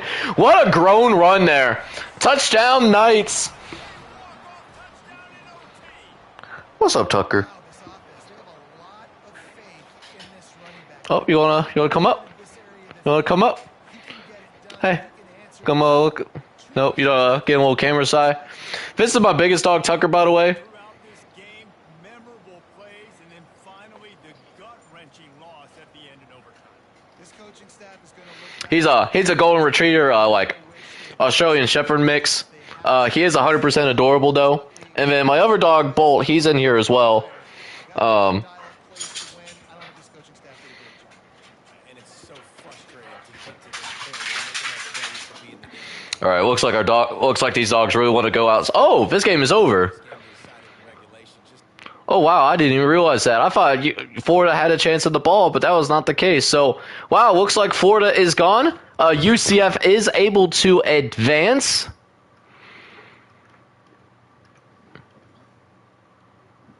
All right, so I apologize. I had to be right back. Again, looks like the dogs want to get outside, and I'm the only person in the house. So I'll be back in a minute. But I want to make sure like these dogs like go pee and whatnot.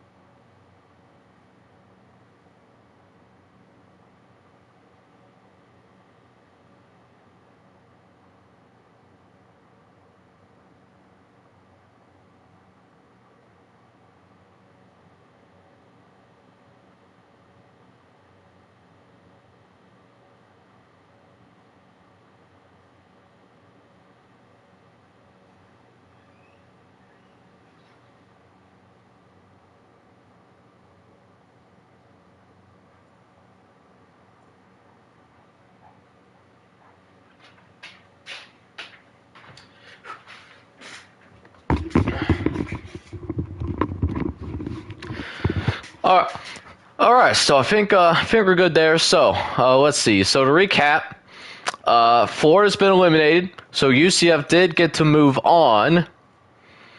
There's Florida on the wheel. So we're down to 30 teams. Only 30 teams left in Imperialism, fellas. We could mess around and maybe get this done here tonight. Could we? That's a real possibility, ain't it? So 30 teams left. We'll see who gets to take part first in this top 30. And it looks like it will be Arkansas. Arkansas is getting ready to go at it next. Now, Arkansas kind of in a little bit of no man's land. So it'll be interesting to see which direction. They have multiple options. Directly south is looking like they will have SMU. Looks like SMU is the closest team to the arrow. I forget that SMU is there we go. So And then I got to do Arkansas over here. All right, so it should be a good game. Both teams 85 overall. So this should be fun. I'm looking forward to seeing how this game actually ends up turning out. Yeah, this could definitely be a fun little game here for sure. Welcome to Big D, Dallas, Texas, and Hey, Justin, you funny. You real funny there. for the glory and get things started in this. That shit crazy. We've got a terrific matchup for you today. Rich in pageantry and tradition. Nah, I'm gonna stick with the As we'll see a squad with the team that was the only school to make it into the college football playoff as a group of 5. Thank you very much.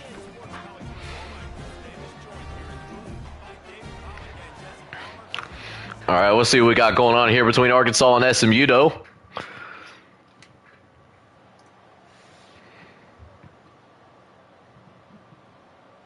All right, close game here, 7-all.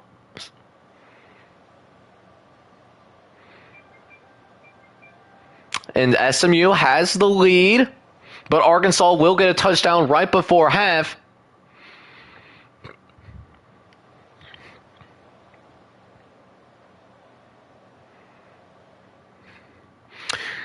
I like the real OSU.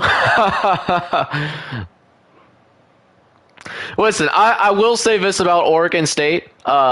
Being that I did take a little trip to Cornwallis while I was in Eugene last summer for the track and field World Championship trials. Cornwallis is a nice area. It is a really nice area.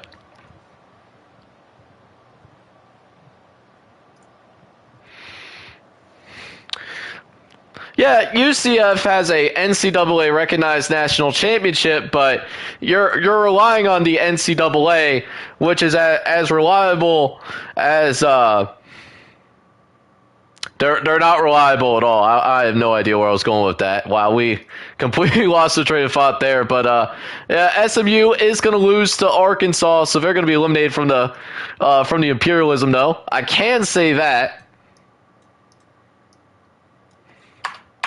I was probably going to say something really inappropriate and might have just saved myself there low key. 29 teams left. 29 teams remaining as we're inside the top 30 and we've got some pretty good games out there. One of those games is going to involve Clemson, who recently got landed on for the wheel. Clemson, a pretty darn good football team, I can say that. We'll have to see which direction Clemson is attacking. Looks like they're going to the east, which Charlotte is still here. Charlotte is still standing. I think this might be it for Charlotte, though. Clemson is going to be a really hard team to beat, and I think this is the first time we've even seen Clemson play in Imperialism. At least in the last couple of Imperialism-only streams. Yeah, V-Dub, I don't blame you. It's a nice area. Both Cornwallis and Eugene, like those are both quality areas, and I mean I have nothing bad to say about my experience there from last summer.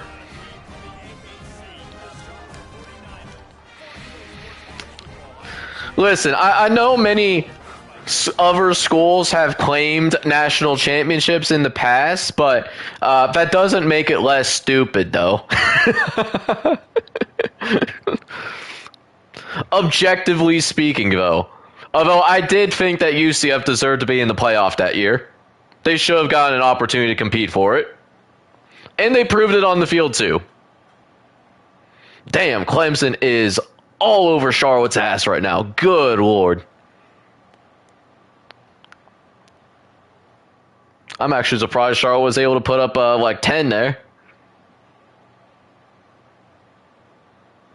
Oh yeah, Charlotte's done. Charlotte's donezo.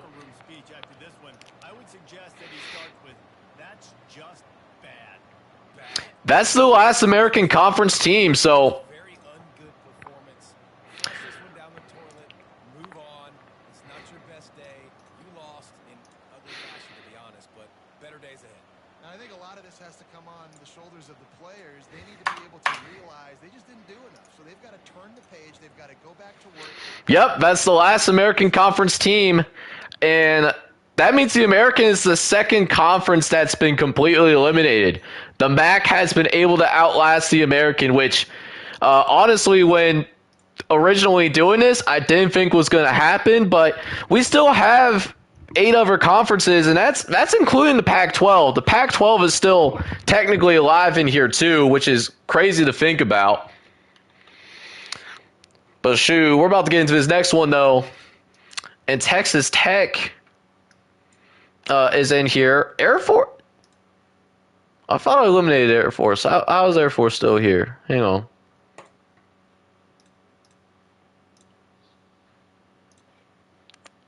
Did I not? Yeah, that was weird. On my Imperialism map, I never eliminated Air Force, even though they were eliminated on the first night. So the arrows point towards the northwest, which means once again we are going to see BYU, just a popular team tonight.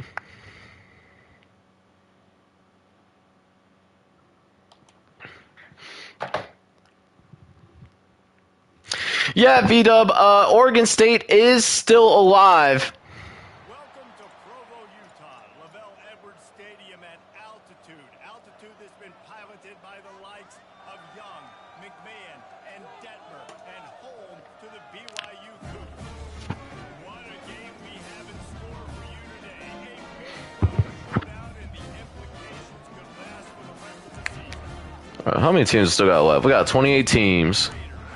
4, 5, 6, 7, 8, 9, 10, 11, 3, 4, 5, 8, 9, 10, 11, 12, 13, 14, 15, 16, 17, 18, 19, 20, 21, 23, 4, 5, 6, 7, 8. All right, I just want to make sure I had all the correct teams on there, because I saw Air Force on there, and I was concerned that I messed something up to where a team that wasn't on the spinner actually should, and yeah, that was a whole thing. But all right, we're good. Oh, of course, what's college football without friendly little banter? Hey, and how about BYU? They have been picked on a lot tonight, and in all fairness to BYU, they have risen up to the occasion. Although that touchdown is going to make things a little bit spicier here, as we might have seen a turnover there. 3rd and goal from the 21. Bless their hearts. All right, so 28-all is going to be your score here. We're going to jump into this one again. I mean, busy is BYU.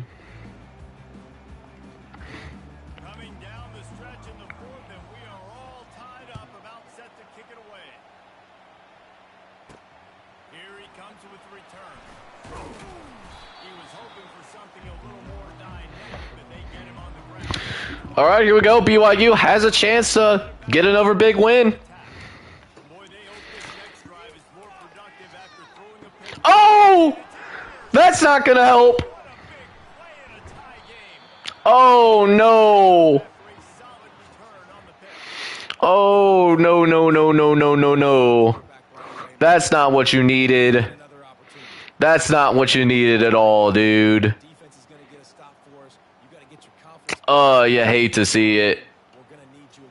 You hate it. And this offense is so close they can almost taste taking a full quarter lead. All right, got to go ahead and get the handoff here.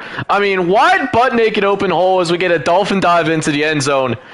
So, not the worst thing in the world. BYU does get another shot. But now, instead of it being nice if they got a touchdown, they really need a touchdown. Tajay Brooks able to run it in there. Getting shifty too. Woo! Trying to break defenders down like a Kendrick Lamar diss track. God damn.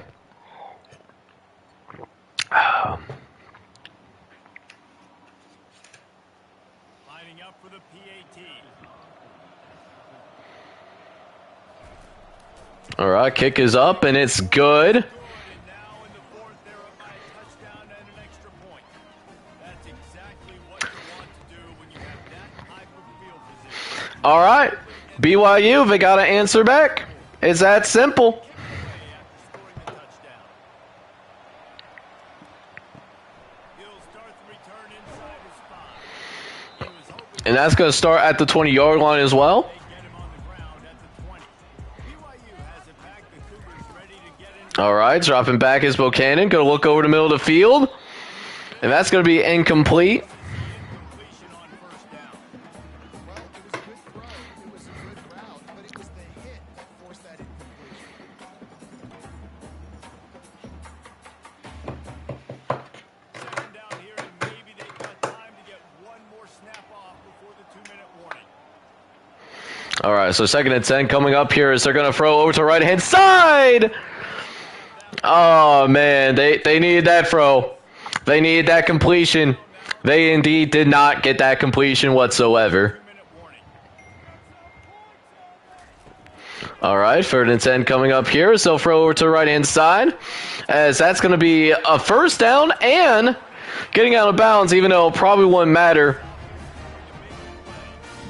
been throwing all over the yard, and he's now over 300 yards on the day. So been a successful day. Now 300 yards, I don't know, Palmer, 300 nowadays, that's like what back in the day for you? That would have been 500. I would have been a Heisman, maybe. College football. All right, Bohannon going to drop back. He's going to look over the middle. He's in a groove. We've seen good decision making. He's been playing on the time. He's been deadly accurate throwing it. And guess what?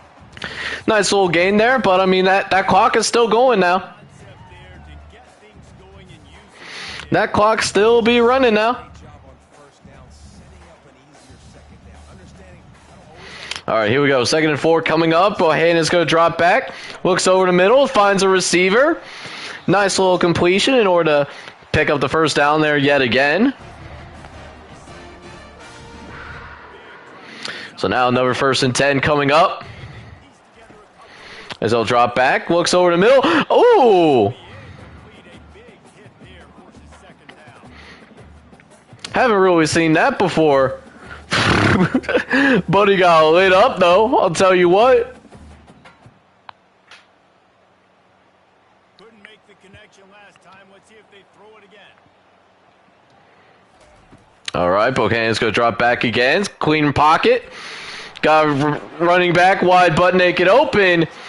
And we got a little extra push out of bounds. We need a flag on that, boss.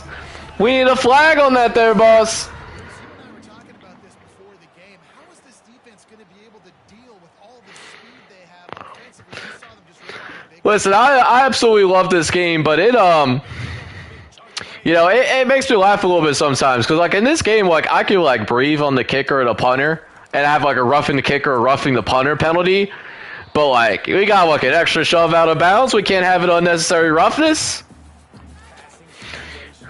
Can we start that conversation up real quick, fellas? guys on the outside. Nice job by this defense, running the dime package, more DBs on the field to match up with all these speedy wide receivers. Here comes the offense on second down. Give to the back. Able to pick his way forward for a decent game before the defense. Yeah, I'll have to look back at the stream when we get done here tonight to see how that went down because I had to like take care of the dogs since well it's nice that I have the house to myself. Take a shot at it on first and goal. They'll snap it from the gun on third down. It's complete. Stop at the 3, but it'll be enough.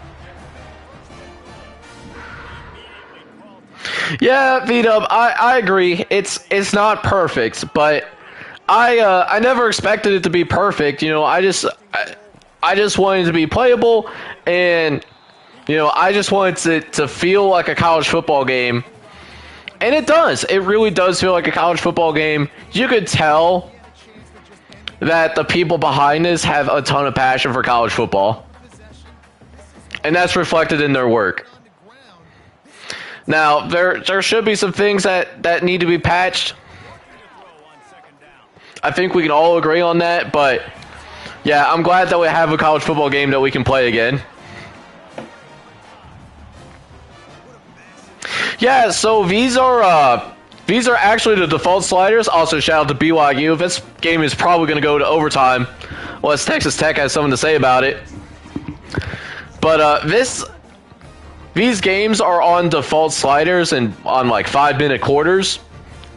But the Team Builder Dynasty, we did find custom sliders for. Like custom, there was like an All-American version and a Heisman version. A critical extra point attempt here. We went with the Heisman version, and then we could tinker. So we'll use those sliders that I found on Reddit, ironically. Like, that'll be for year one. And then if we need to make adjustments, we'll make adjustments maybe in future seasons.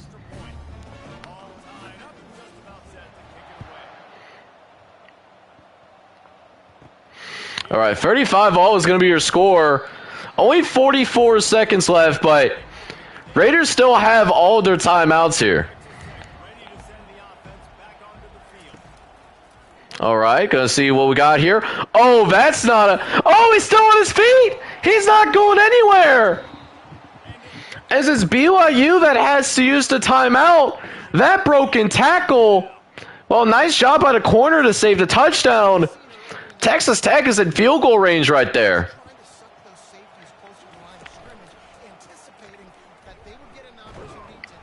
Bang.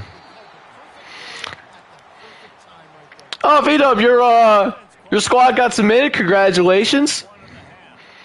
I do like the Team Builder website. I think there is more. So there's more and less customization, I think, in Team Builders than in previous versions, right? Like, I think we definitely have more.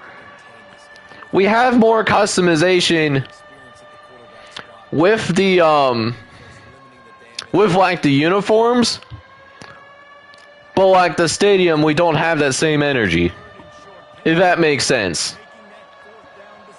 Or with like team grades. Oh, nice first down though.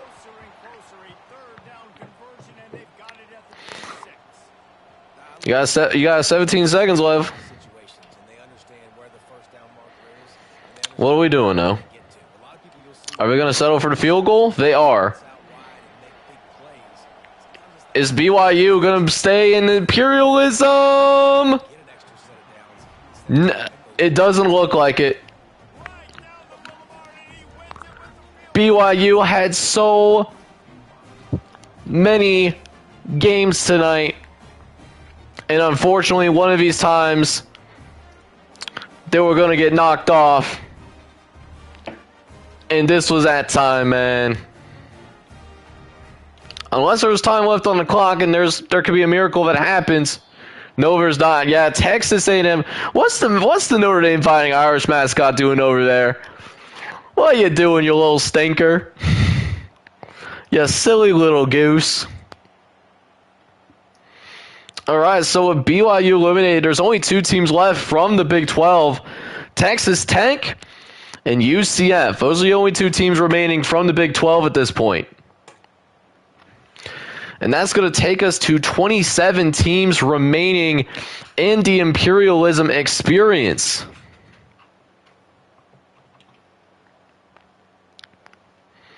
All right, so we're going to go ahead, get things going here, get the next game queued up and ready to go.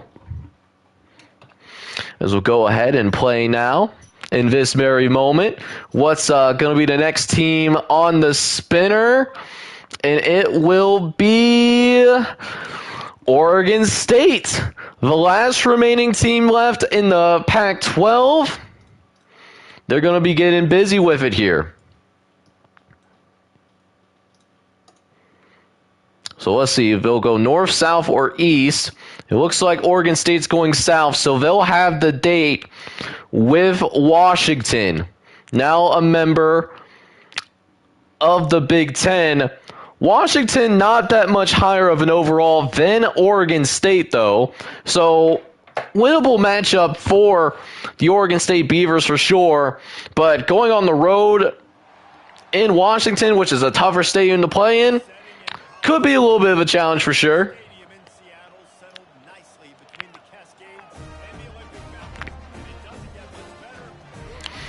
if Oregon State is eliminated, by the way. Yeah, Washington is north of Oregon State. No, I said north. If I said south, I meant north.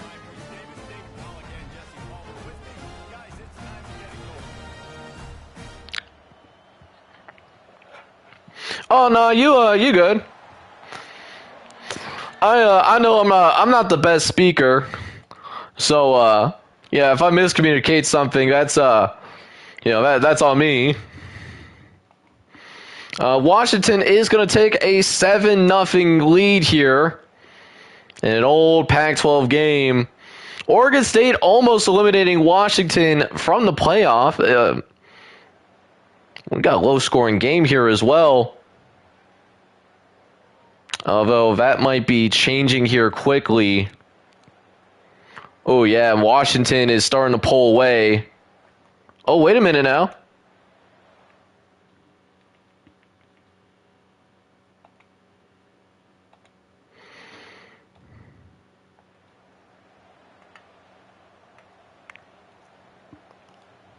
Should Chew clock is on for him.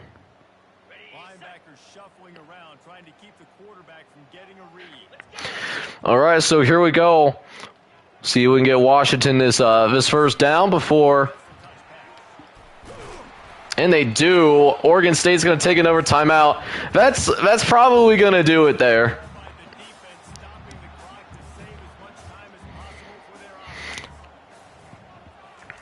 I think they can just go into victory formation and take a knee. I don't think that they have enough time to actually stop this clock in any capacity.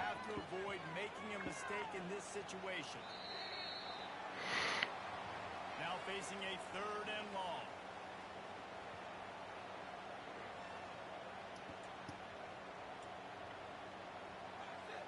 And the quarterback takes a knee. All right, okay, so that will actually do it. So Oregon State has officially been eliminated. So that's the last of the Pac-2/independent teams. That's what happened in this circumstance. As a coaching staff, David, you love this. You know that you have confidence in your guys to go out and be able to execute when it matters the most. Correct. And you don't know until the Yeah, sorry about that, V-Dub. But hey, Oregon State made it to the top 20, almost made it to the top 25. Actually, this next game, after this next game, we will have a top 25. And I'll have to remember to switch the commentary to like the big game crew. I'll have to remember to do that after, not this game, but the next game. So speaking of that next game, we'll see who gets landed on next. As it looks like we are going to have Michigan. Michigan is going to be landed on here. Couple of different options for attack routes. We'll see which way they end up going. And it looks like they are going to actually go...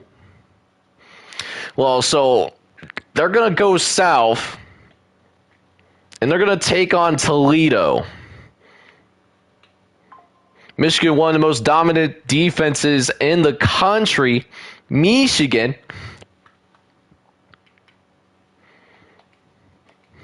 Could be a tough one for the Toledo Rockets for sure.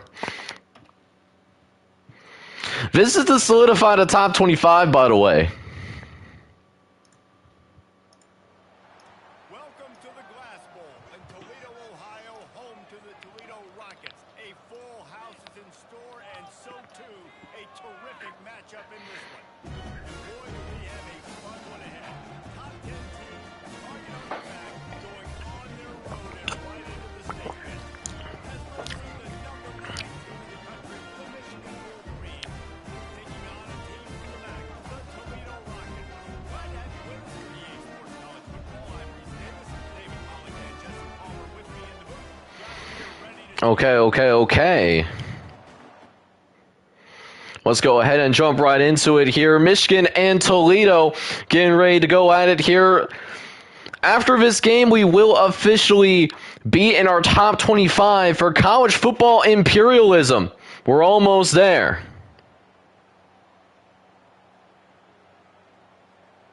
as Michigan will take a 20-7 lead into the half. And it looks like they could very well be pulling away here. 28-7 now your score. Oh, yeah, I think Michigan's got this one. They got this one. That team up north will be in the top 25.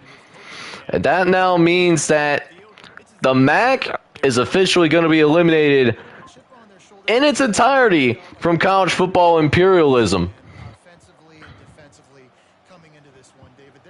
So Toledo, thanks for playing, but you will not be a part of his top 25. The team up north will be, and then all of these other teams that are remaining will be in the top 25. So here's the top 25 now. I'm going from the most eastern part to the western part of the country. Boston College, Rutgers, Maryland, Michigan, Ohio State, Kentucky, North Carolina and North Carolina State, Clemson, Georgia, Troy out of the Sun Belt, UCF and Miami, Alabama, Southern Miss, LSU and Louisiana, Arkansas, Illinois, if I haven't said them already, Nebraska, Texas Tech, Texas, San Diego State, Oregon, and Washington State. That is going to be your top 25 here for college football imperialism. And we could mess around and get this done here tonight. Because I'm feeling pretty good. Matter of fact, I'm feeling dangerous, man. So, that being said, let's go ahead and jump into it. First top 25 matchup of imperialism. And for the second time in a row, Michigan does get landed on. So, Michigan's going to have to go on the road yet again. The only question is, who's going to be Michigan taking on up next? And it looks like they're going to go south, which means you already know what time it is. You already know what time it is. It's going to be the game. Ohio State and Michigan in imperialism. It literally does not get any bigger than this. We'll get the big game team out for this one. This is going to get spicy, dude.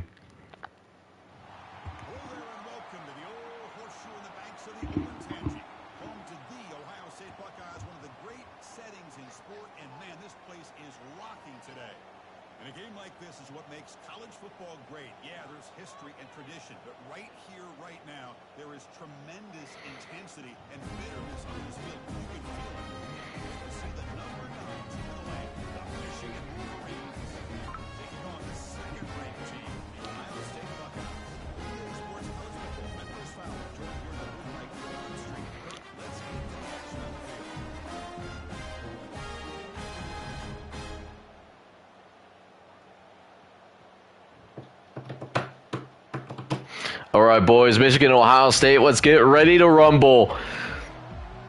The biggest rivalry in college sports, getting ready to throw down for a top 25 matchup. And Ohio State's going to tie things up here. We got a real competitive game here, guys. We got a real competitive game. Actually, it could be a shootout for the ages here. This is what you get when you got the big game on our hands here, man. These two teams really don't like each other. And you could tell these two teams are also very evenly matched. Very evenly matched here. As Michigan is trying to drive down the length of the field. They get a touchdown with 3 minutes left.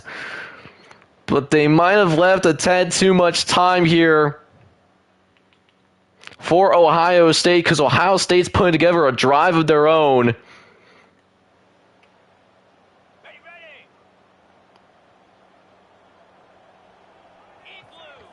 We'll take this to the 2-minute warning here.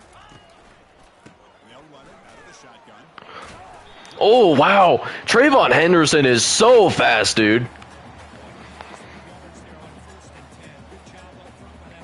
As that will take us to the 2-minute warning.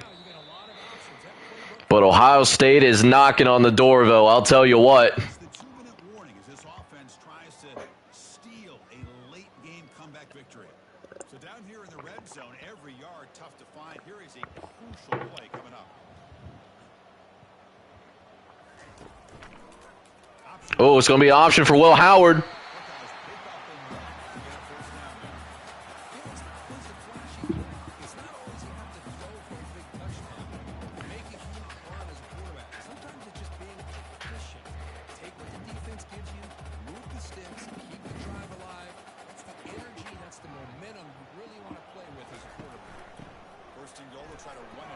Ooh, almost got in there.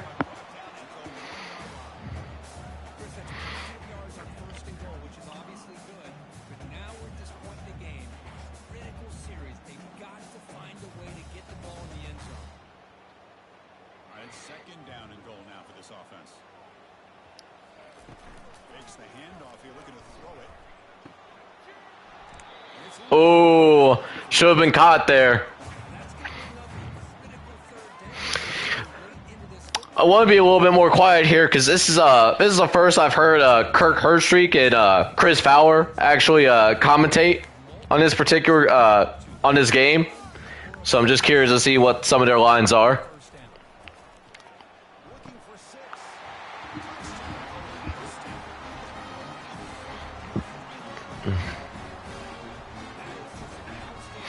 And Ohio State takes the lead against the hated Michigan Wolverines.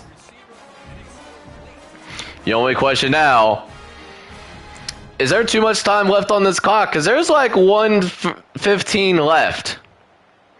This game is far from over. Far from over.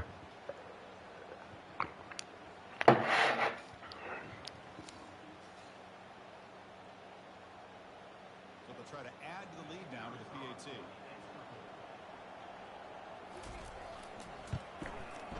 PAT up and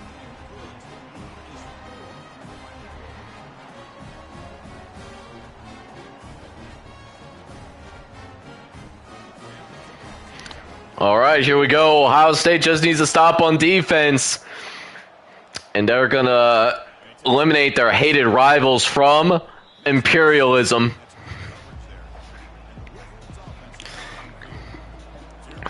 So we're locking in now for sure.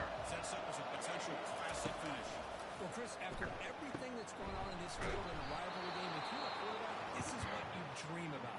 Having the ball in your hands with a chance to lead your team down and potentially win this game. You guys up front, line up. It's first down. Go for Orgy, going to line up the pass. 2 timeouts, facing a lot of pressure though. Somehow gets out of it, but can't get away forever. As Jack Sawyer takes the big sack. Michigan has to take a timeout, and it's now going to be 2nd and long. Orgy again, dropping back, looks to the right-hand side. Finds his tailback, who gets some of that yardage back, but at least gets out of bounds so that they can preserve their final timeout.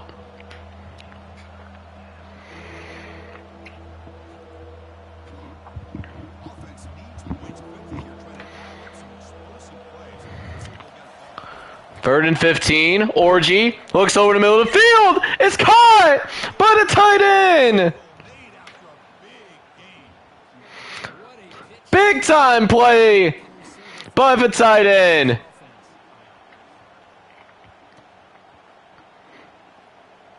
And just like that, staying alive, but on life support though. Looks like they're going to decide to spike the ball with 40 seconds to go.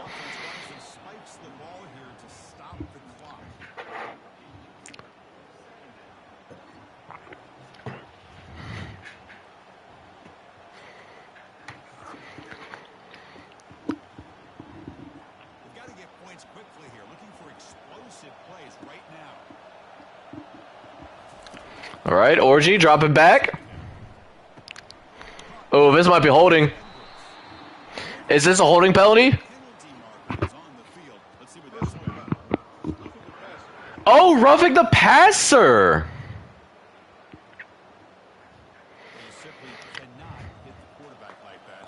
Oh, come on. All right, I'm biased. Come on, Ohio State. Come on, Bucks. Hold it down. Here we go. Force them to take the final timeout.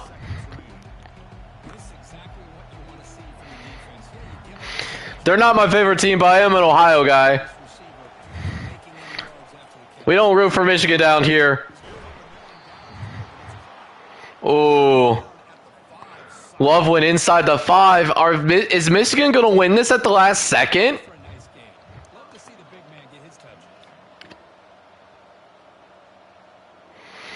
Dude, in real life, if Ohio State loses to Michigan, I might crash out. If this happens IRL. The offense spikes the ball here, looking to preserve as much clock as they can. All right, 10 seconds. You got 2 shots at the end zone here. You got one of the best, and I mean one of the best, defensive coordinators in the country. Now he's got to shine. Orji, dropping. Looks to left and has to throw it away. Only 6 seconds left on the clock. This could be the final play of the game. This is what's going to decide it.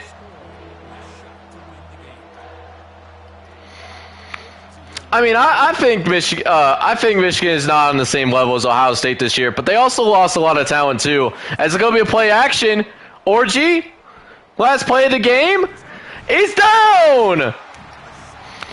Bye-bye, Michigan. See ya. See ya.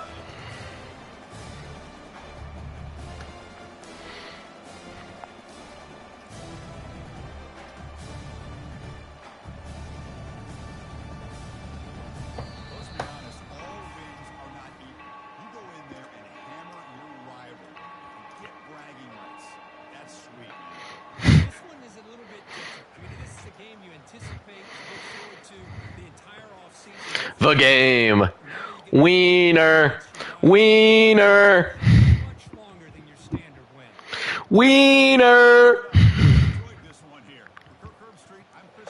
This has been another presentation of EA Sports College Football.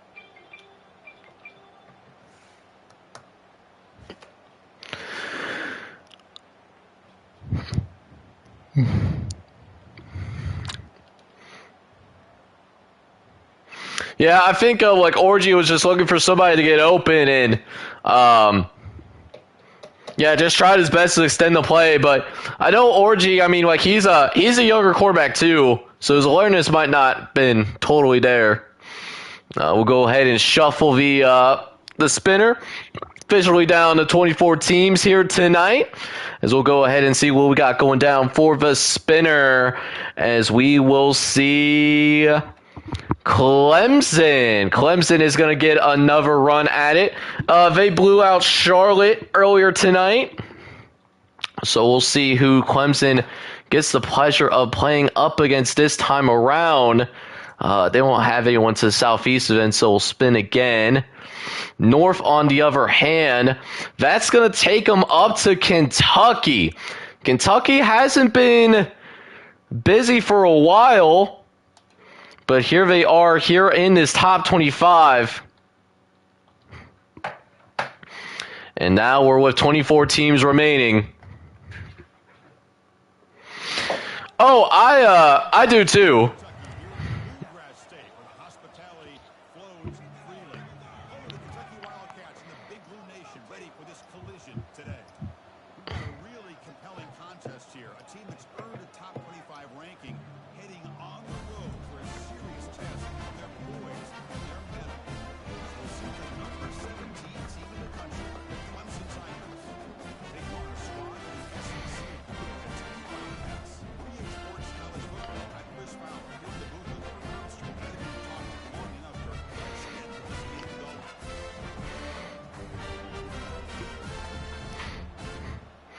All right, Clemson and Kentucky ready to get out of here. Let's go ahead and get this party started. Another top 25 matchup under, well, not top 25 in real life, but top 25 in Imperialism, though. Stay frosty, kids. Justin, yeah, I like that. I like that home screen as well. It's nice. I like it. It's a nice touch like to the game. Like it really is. It's got a little bit of a low scorer.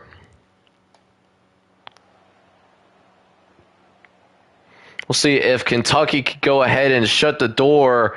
It looks like they can't.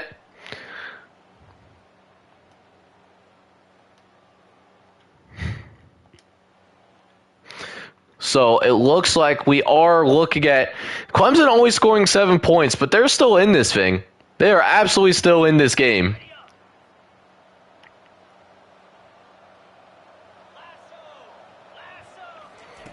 On 1st and 10 here, we're going to throw the ball. That's real in. It's Brown. I mean, which is why I'm surprised that Clemson's only scored 7 points, because, like, I'm not even good on Heisman, guys. Like, I'm going to be real with you. I've lost more games than won, and look what I just did there on a little drag pattern. Just, boop. Gone. So that's going to take us into 2-minute warning, though.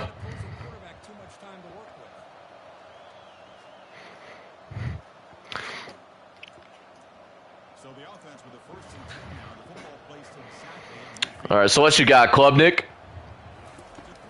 It's Klubnik. Oh, that was a missile too that almost was completed actually.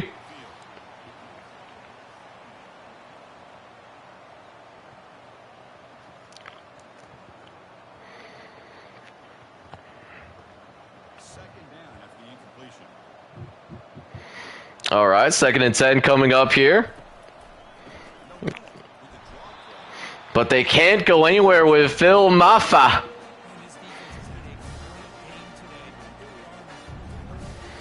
Surprised that they ran it. I know they have free timeouts, but I'm surprised that they're even using their timeouts. They're backed up here trying to make something happen on 3rd and long. Offense looking to throw the ball. Quarterback escapes the pocket and takes off. Oh, look at Klubnik go. He's got some wheels. Inside the 40, and it's good enough for a 1st down. And the coach quickly calls timeout after the play, trying to hold on to as much time as possible. Clemson getting... Yeah, I mean, I know I don't have to play on Heisman when playing like the CPU, but at least like, oh, that's intercepted. Oh man, Kentucky might actually stun Clemson here. Hold up now. Wait a minute.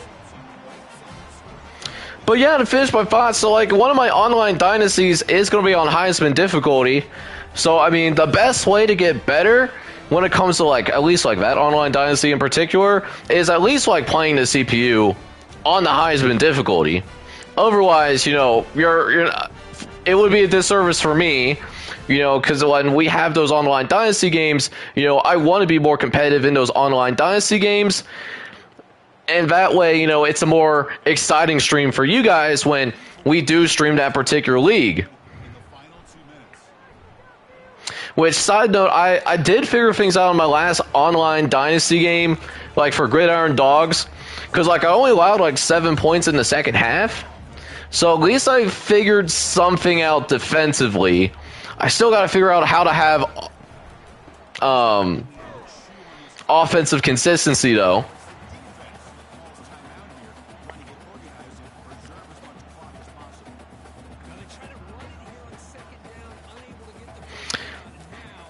And I'm not bashing anyone that wants to like go to the All-American difficulty, because like my thing is right is like, you know, you play what's most fun for you.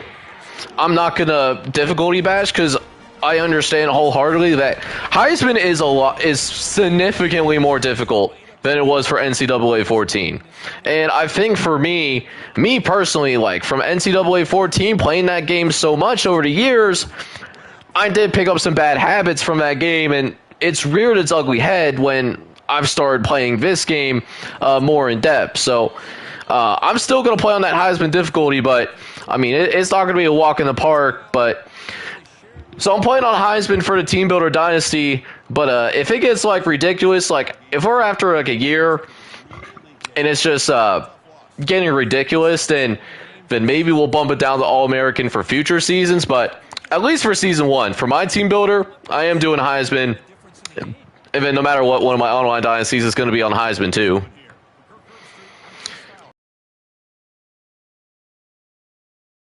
Kentucky. So we will see Clemson removed from this imperialism. So that's going to take us down to 23 teams. Spinner's starting to get significantly better.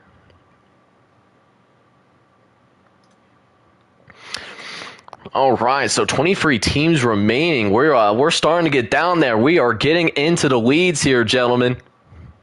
And ladies, if we have any ladies like in the chat as well. We don't discriminate around here, of course. Looks like Arkansas gets landed on again. This is the second time that we've seen like Arkansas. So we'll see which direction Arkansas is going to be going. It looks like they're going to slight southeast. And slight southeast just happens to be Georgia. Arkansas and Georgia getting ready to go at it. SEC matchup. They don't have KJ Jefferson. He entered the transfer portal. He's here at UCF, but you know, Arkansas they're still a solid team, but they're probably an average to below average team by SEC standards. While Georgia, we know that Georgia is going to be elite.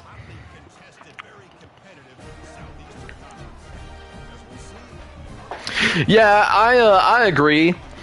You do have to absolutely play more realistically if you want to be successful against the computer consistently. Because, like, and what I think is really cool as well, like with this game, is that it has adaptive AI.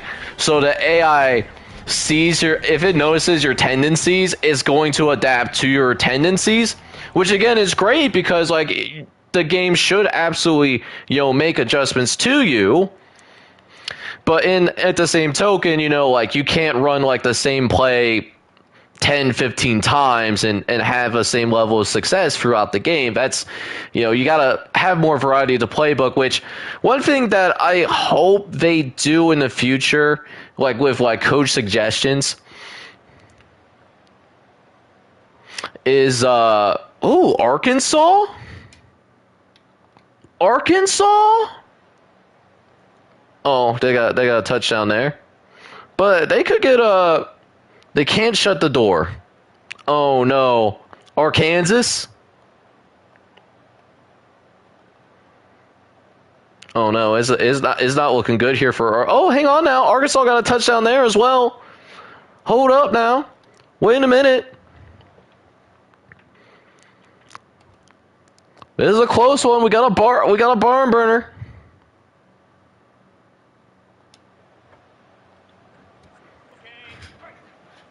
All right. We'll see what we got here with Arkansas.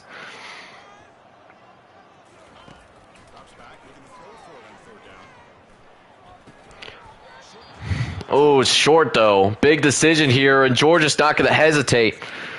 They're going to go for it. 4th and 2. On deck. They need it. They're going to run it. And they're going to be short with it. 4th down, stop for the Razorbacks. Arkansas. Man, this would be a shocker. Georgia is the highest overall in the game.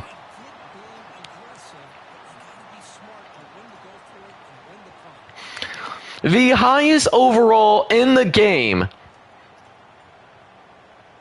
This Georgia team. We do have a 2-minute warning.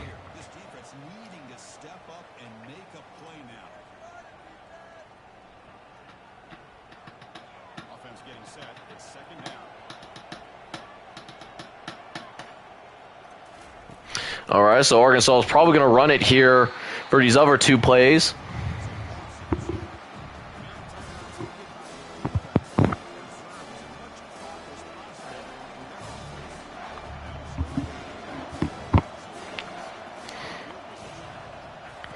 All right, dropping back.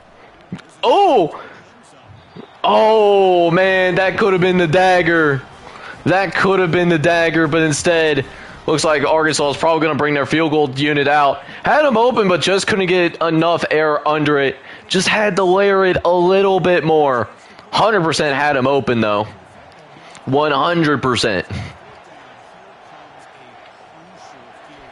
All right, kick is up, and it is good. Arkansas at least gets the field goal.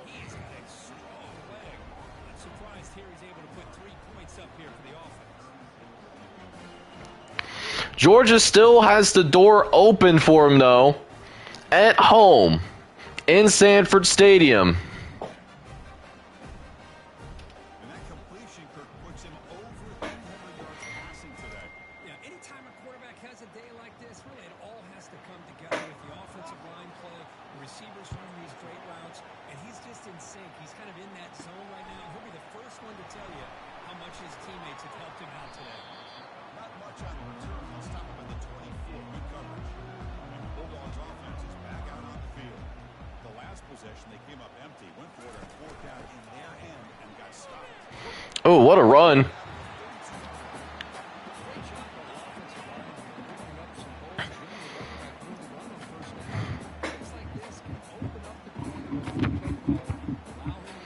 Here we go. Second and short coming up here. Play action, maybe throw the ball downfield. They'll crank up the tempo here with the clock ticking down. Second down. Here we go. Second and short. Georgia gonna quickly throw it over the middle. And Carson Beck's team is gonna pick up the first down. And that'll also put Carson Beck over 200 yards as well. That's the second time out that they're gonna have to use as well. First and 10. Georgia trying to stay alive in Imperialism. Beck looks over the right-hand side. Tight throw and somehow comes down with it. Another first down for the Georgia Bulldogs, who are quickly going to be on the move. Standing like a statue and delivering an absolute strike. So first and 10 coming up as Beck gets ready to redirect his team. 1:11 left in the game. Dropping. Looks over the right-hand side again. It's intercepted. That's game. Arkansas is going to stun Georgia in Imperialism. It's Joe Over. Just an absolute backbreaker. And I think Ohio State might be the favorites to win Imperialism. Xavier Sorley Jr. in the right place at the right time. The quarterback just kneels down. Well, let's be honest, not too many people out there really gave them a chance to win this football game, but they come up with a signature upset. I think Signature. with how this game really played out, you got to give all the credit to this football team. They came out, beat a very talented team, and they put the college football world on notice. That is going to wrap it up. We enjoyed this one here. For Kirk Street, I'm Chris Fowler, and this has been another presentation of PA Sports College Football. Bang.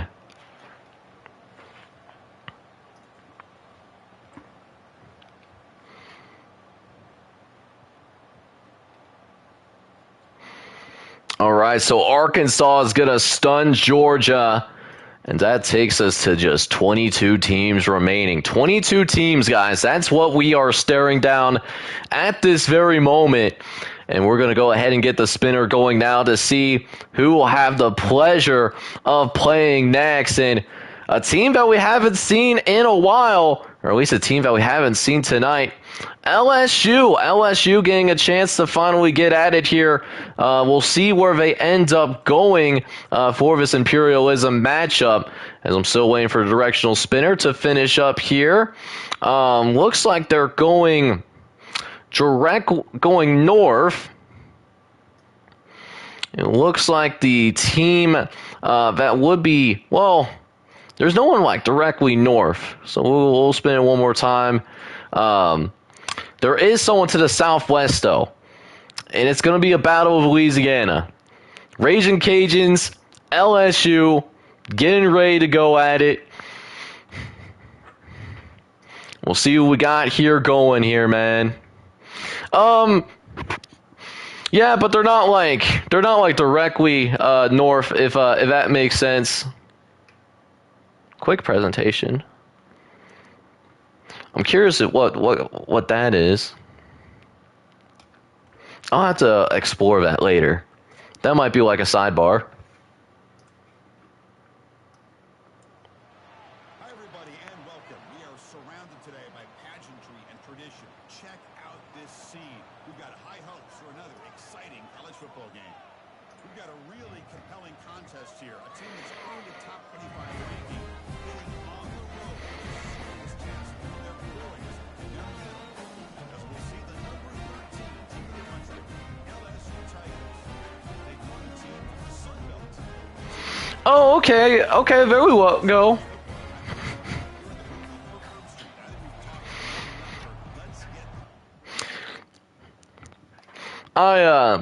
I'm not gonna do any spoilers for my team builder, because you guys are gonna find out tomorrow. But Louisiana, is that y'all doing this? The Raging Cajuns? Oh my, the Raging Cajuns!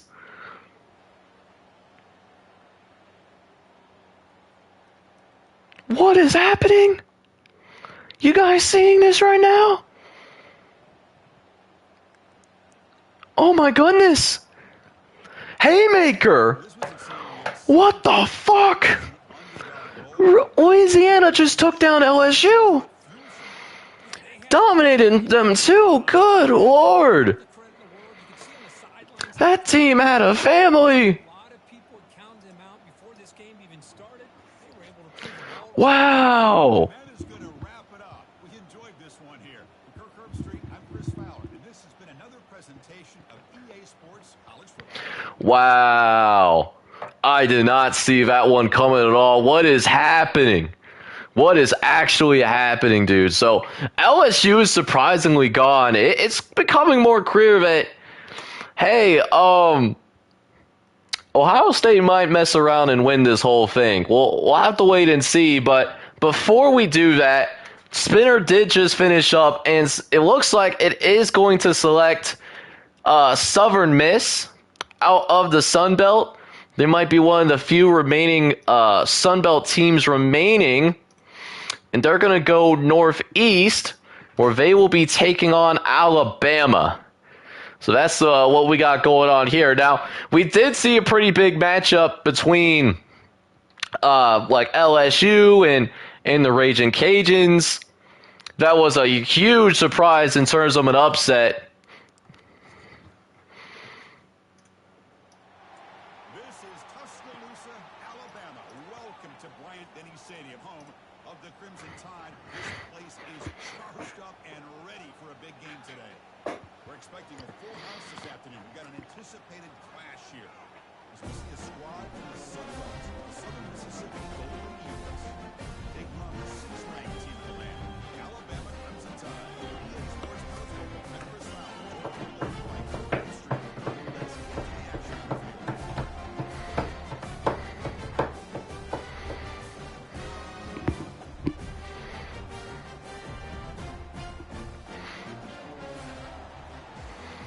All right, we'll see what we got going on here between Southern Miss and Alabama, as we'll go ahead and get things kicked off here. What's up, buddy? All right, I think after this game, we'll, when we get to like the CPU part, I gotta go take my dogs out yet again, you know. Little bladders, my little dogs here tonight. But that's all good. You know, we love our little fur babies around here, man. And this is still a close game here. Alabama's only up by 6. A chance to possibly shut the door. They can't do it. Southern Miss could take the lead late. They settle for a field goal with 3:07 left.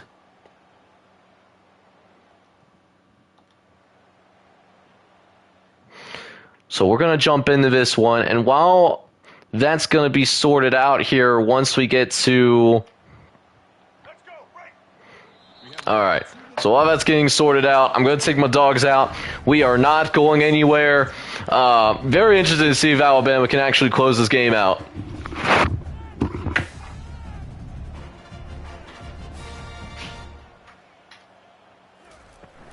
Handoff as they try to work the clock here. And now it's the defense that calls timeout here, trying to get organized and preserve as much clock as possible. Well, that's an excellent effort here by this defense, staying in their run fits, holding their own at the line and making the tackle. The offense just couldn't get enough of a push to get anything going there. And the pass is incomplete. A crucial misfire here late in the game, and the ball will turn over on downs. So after taking a closer look, the officials will overturn that previous ruling. He's got room looking for the end zone. This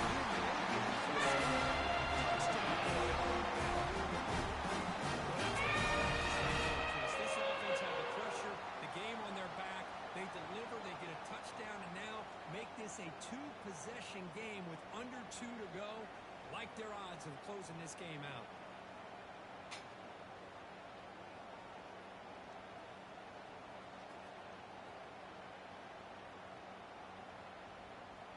Extra point try coming now.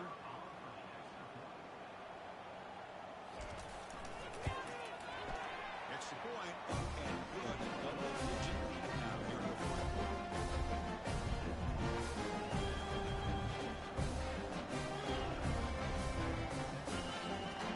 He's set to kick the ball off now.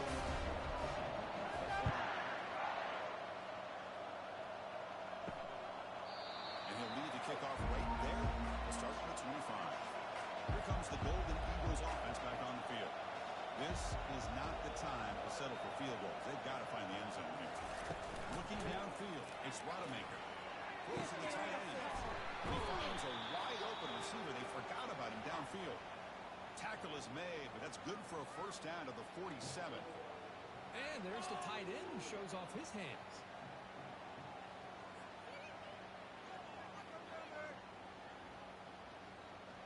They'll hurry to the line here with the clock running.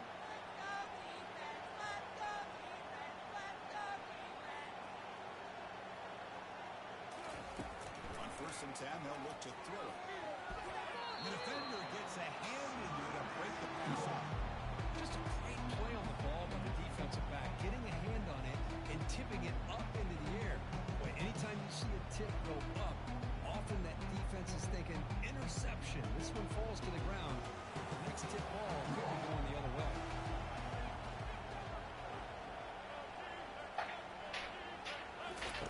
They'll just throw it here on second down.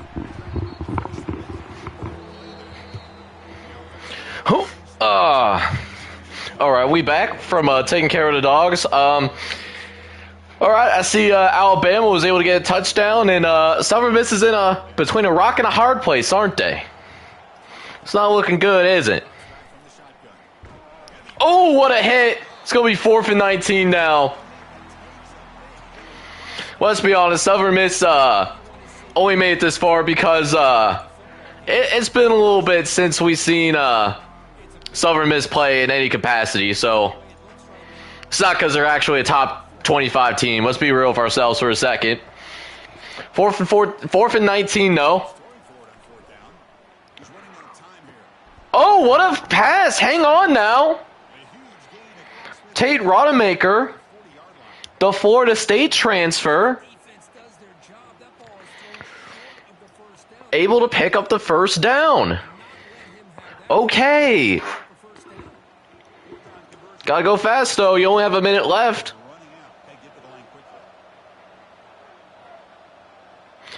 Rodemaker, like, being listed as a star player for the Southern Miss team is objectively hilarious, though.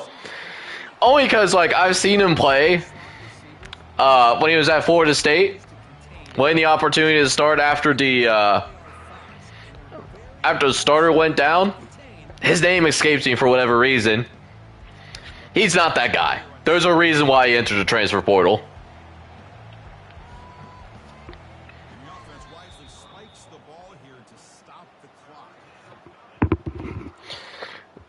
Yeah, I know my dogs, for whatever reason, they're they're a little restless tonight. I guess they're they're missing their mama. That's for sure.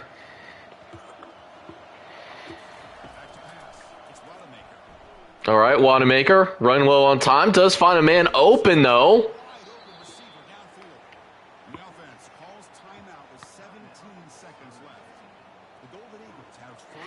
All right, 1st and 10 coming up here though. 17 seconds left. Looking over to the left-hand side. Yep, that's over. That's game. That's going to be game. And Alabama will eliminate Southern Miss from Imperialism. There is 2 Sun Belt teams remaining in the Raging Cajuns and Troy.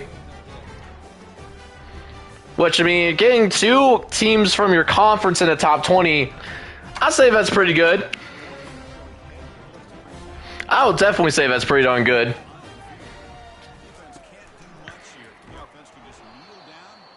I'm surprised to let him take that hit, but it's not a Dynasty game, so it's whatever. Boom, what a hit, though. All right, so Alabama does officially eliminate Southern Miss out of the Imperialism. Milroe gets player of the game with 268 yards and 2 touchdowns through the air. And that is going to wrap it up. We enjoyed this one here. Kirk Herbstreit, I'm Chris Fowler, and this has been another presentation of... Yeah, I hear you on that. I've been enjoying all this extra time on my hands, so I will say that because I actually took work off for most of the week, so that I can make some extra content for you guys. That's a big reason why this Imperialism is able to happen in the first place. Is because of that. But I gotta get back to work starting Monday. So I'm hoping I can get ahead enough to where we could have consistent content for at least the next week and a half before I have to go and do that the working thing. That being said, though, next thing that we got for Imperialism, we're officially in the top 20, by the way. We got Washington out here, man. Now, they could go in a couple of, 3 different directions, I guess, depending on how we're feeling. Mostly either south or the southeast. It's just depending on what the spinner wants, what the spinner needs, and I guess we know what that spinner needs. We need a Big Ten conference game. But it used to be a Pac-12 conference game. Oregon and Washington, we're going to get this party started here, man. Washington and Oregon out here in the Pacific Northwest. Whoever ends up winning this game will be the last team remaining from the Pacific Northwestern part of the country.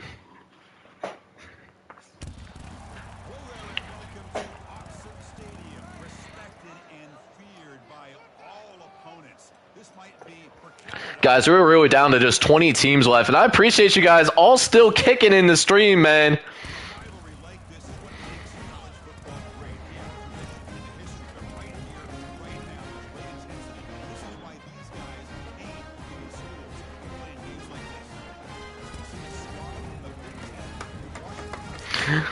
So it better be in the Big 12 or SEC in your Dynasty. Well, if it makes you feel better, buddy, UCF is in the Big 12 in mine. All right, here we go. Washington, Oregon, getting ready to duke it out. We'll see how Washington can handle the pressure of Autzen Stadium. Because last year they played this game in Seattle, and Washington was able to pull it out, but just barely. And Oregon now is a significantly better team than Washington is, at least this year. And it looks like that's showing here even in the simulation. Oregon up by double digits as we get into the final quarter, as Oregon scores another touchdown there. And that last score will seal it. That will eliminate Washington. And now we're inside the top 20. 19 teams remaining, matter of fact.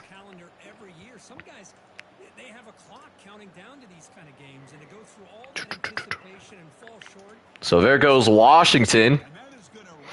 And so Oregon's actually the last team remaining out there in the Pacific Northwestern of the country, as we're down to just 19 teams left in Imperialism.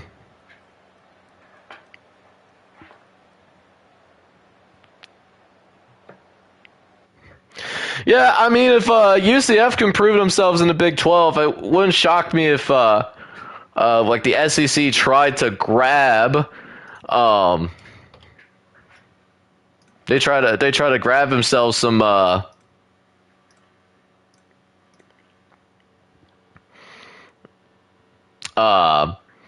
you know what Western yeah, although actually I made a mistake here because Western Kentucky actually got eliminated earlier. Well, did they? Yeah, because they're part of... Yeah, I guess I never removed Western Kentucky. So actually, no, we only have 18 teams left instead of 19. So that's a clerical error on my part. But that being said, we're going to jump back in here. We got Maryland on deck. The Maryland Terps looking to go to work here, man. We'll see who Maryland's going to go play. Looks like Maryland is going directly south as well. And they will be taking on NC State here in Imperialism. So we'll see what Maryland can do against NC State as we'll get the big game team. Now that we're down to our last like 18 teams in the country. Like we've really thinned this field out here tonight. Hi everyone and welcome. Check out this scene. Tremendous buzz in the building here today. A lot of excitement on this college football matchup. We've got a terrific matchup for you today. Fans have gotten here early and they are ready to get this game underway. As we'll see a team from the Big Ten, the Maryland Terrapins, taking on the 22nd ranked team, the NC State Bulldogs. Sports College Football. I'm Chris Fowler, joined here on the lead by Kurt Street. Kurt, let's get to the action on the field.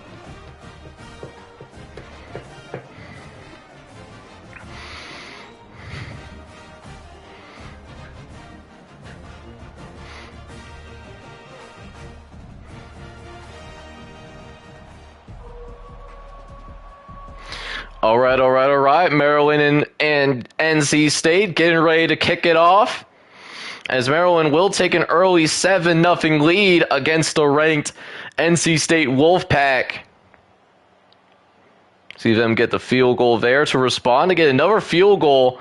Maryland will take the lead before we go into halftime, though. 21-13, and they get the ball to start the second half as well, where we do see Maryland score there. But this next possession is going to be key, and NC State does get the stop, and they're driving all the way down. 4th and goal from the 2. Okay, they get the touchdown. They get the 2-point conversion as well. So 24 all your score, and we're going to jump into this one for sure, man. Absolutely going to be doing that. 24 all your score.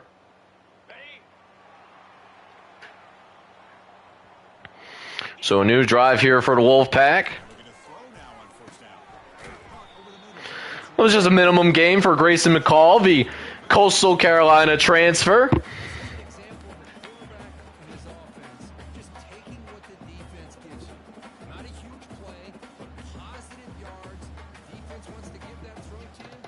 Yeah, that's I guess the SEC like rights are owned by ESPN now, aren't they?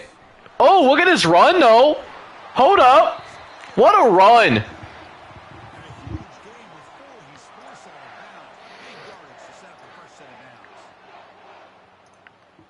All right, and I think what I'm also going to do here, I'm going to change the title of this stream, because I think there's only 18 teams left. I think we're going to decide who's going to be champion of college football imperialism tonight.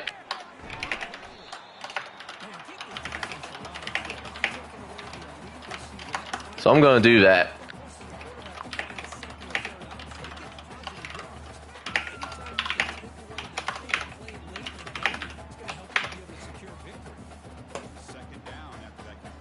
All right, so that should take into effect my. Oh, there we go. Big throw, big catch. Well, thank you guys for showing so much love to the stream here tonight. Loving the energy in here, so yeah, we're gonna finish this thing out.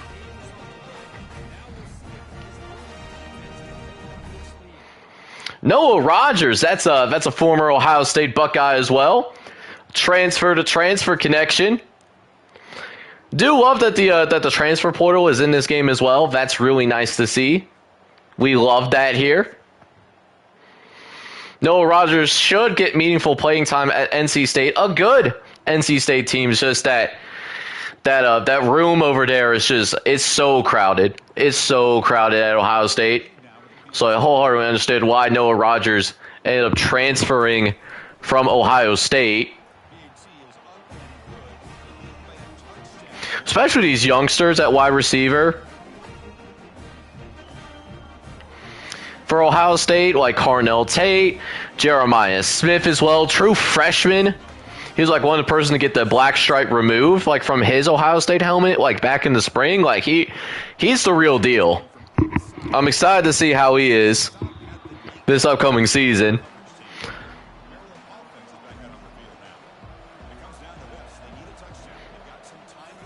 All right, 18 teams remaining. This game will get us down to 17. That's a dangerous throw. That is a dangerous throw.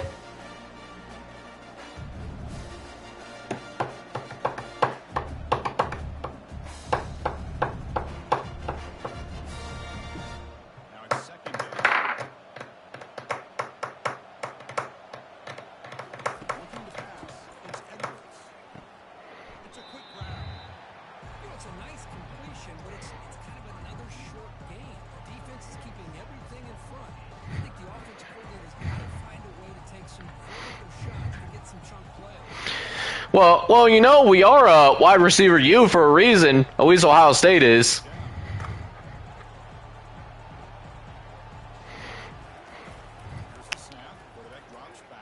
Oh, look at that throw.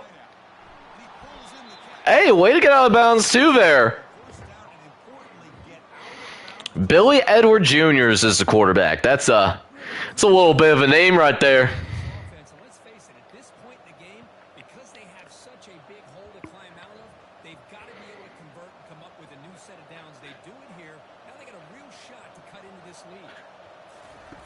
All right, here we go. 1st and 10. NC State sends the blitz and can't haul it in.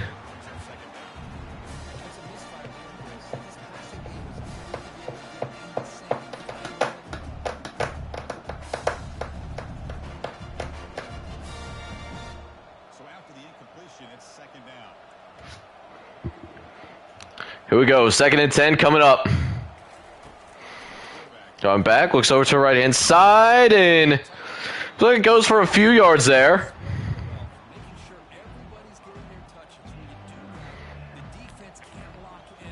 3rd and 5 coming up, though. Very curious why they're not using their timeouts here. You got free timeouts. You can use them at any point here. I don't know what you're waiting for. Well, I guess they're going to snap this ball right away. Looks over the middle. That's caught. Okay. There's the timeout that they're looking for. But, I mean, you could have saved so much time, though. Saved so much time. But it is what it is. Maryland is on the verge of the red zone. And Billy Edwards throws over the middle. Finds a receiver.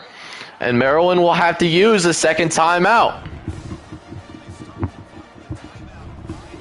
So here we are, 2nd and short. Billy gonna get hit, and that's gonna be the final timeout that they have. Next play's gonna have to go to the end zone. 3rd and 8. But this one's got to go towards the end zone. Edwards over the middle. It's caught, but I don't think they're going to be able to snap this ball. I don't think they're going to be able to get this next snap off. I'll be very surprised if they're able to. And yep, there it is. There it is. NC State is able to hang on by a fingernail. You're going to suffer losses like this, and you're just going to have to pick up your head and move on. It's the coach's job to try to get And there it is, guys. Maryland is officially going to be removed from college football imperialism. And that takes us down to just 17 teams remaining. Just 17 teams remaining.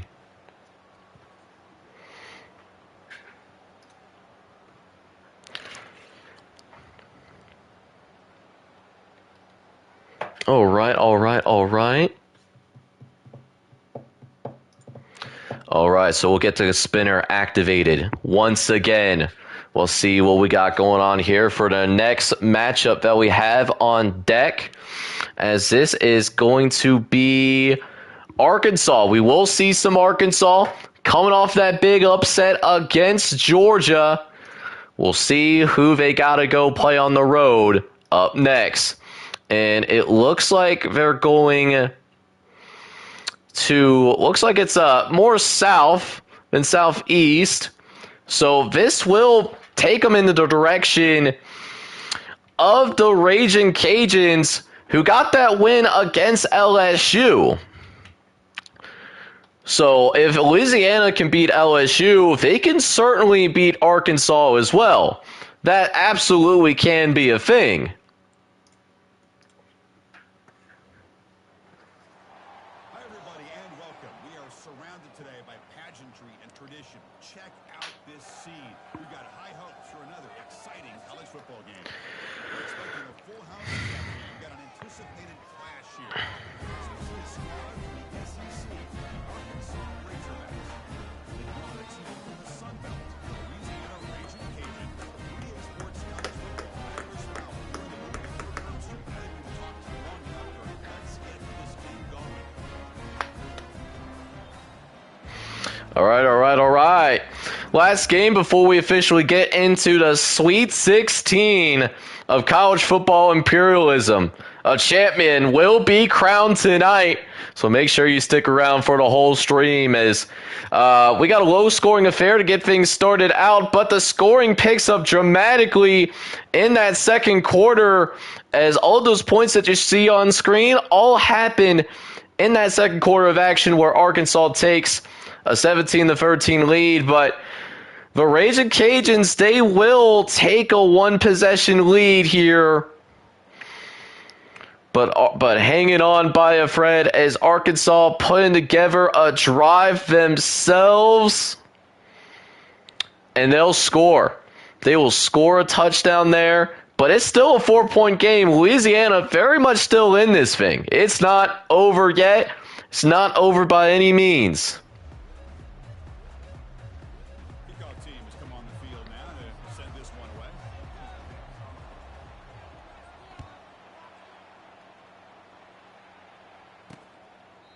And it comes out to 25. No. All right, Louisiana and Arkansas getting ready to go at it here.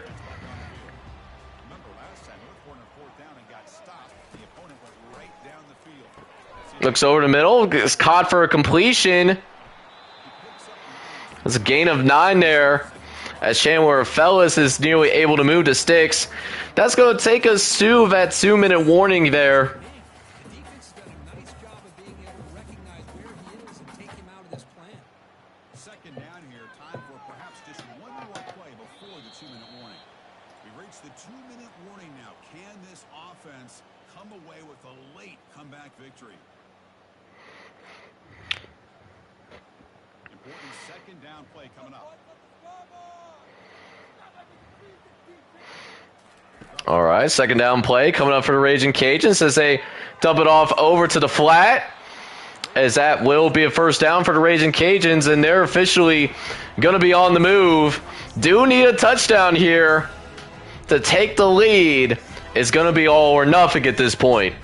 Especially with their finesse, quickness, and ability to make guys miss in the middle of that field. Drive stays alive. All right, drive stays alive here as we go over to the left-hand side, and that's going to go for a handful of yards as well, as Louisiana will end up using their first timeout. So Kind of dinking and dunking right now, but it is working. Steadily moving this ball down the field. 2nd and 4. Looking over the right-hand side, and wow, that's a big hit. I am surprised that receiver actually held on to it. I am legitimately surprised there. They get to the line in a hurry here for this 3rd down. All right, here we go. 1:12 left here. Looking over to the left-hand side, and that's going to be a completion over to the tailback. Again, just dinking and dunking their way through. Nice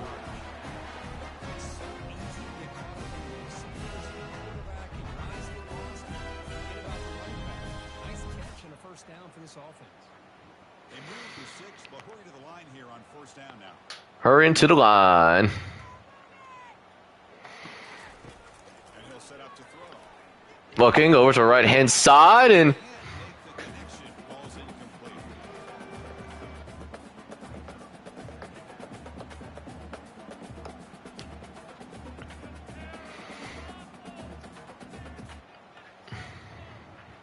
Here's the 2nd down play. 2nd and 10 coming up here is Louisiana getting ready to go to work. Looking over to the right-hand side, and that's going to be caught for completion there. Just a steady little drive here, man. Not rushing by any means. Really doing a good job attacking the sidelines. Really surprised that Arkansas hasn't tried a better job of trying to take away those sidelines. So 3rd and 3 instead, looking over to the left. That's caught as well. And that almost gets to the sideline, but not quite. So Raging Cajuns, at this case, they will use a timeout. So 1st and 10 with 36 seconds left. Fenler looks over the middle, and it's a tight coverage. Receiver cannot hang on to it, and there's only going to be 33 seconds left in this ball game. He's the one that has to absorb the contact, and as a result, is unable to hold on to the football. So 2nd down after the incompletion. All right, so 2nd and 10 coming up here is Fenwer's going to get ready to go to work. Throws over to the left-hand side. It's Williams. The offense calls timeout with 29 seconds remaining. Now it's 3rd and short with 21. So now 3rd and short coming up. Raging Cajuns is officially out of timeouts. Dropping back, looks over the middle. Oh, might have threw behind him there. Oh, man, I don't know how he missed that one. That's tough. That is so tough, especially in these later parts of Imperialism. You're so close to immortality on the channel for Imperialism, trying to stay on his feet, and somehow, no, they don't get the first down. It's over. And just like that, Louisiana's going to be removed from the Imperialism.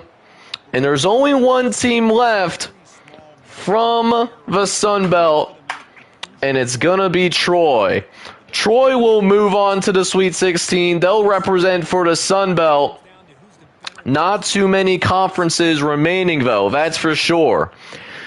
Do have a couple of G5 teams remaining.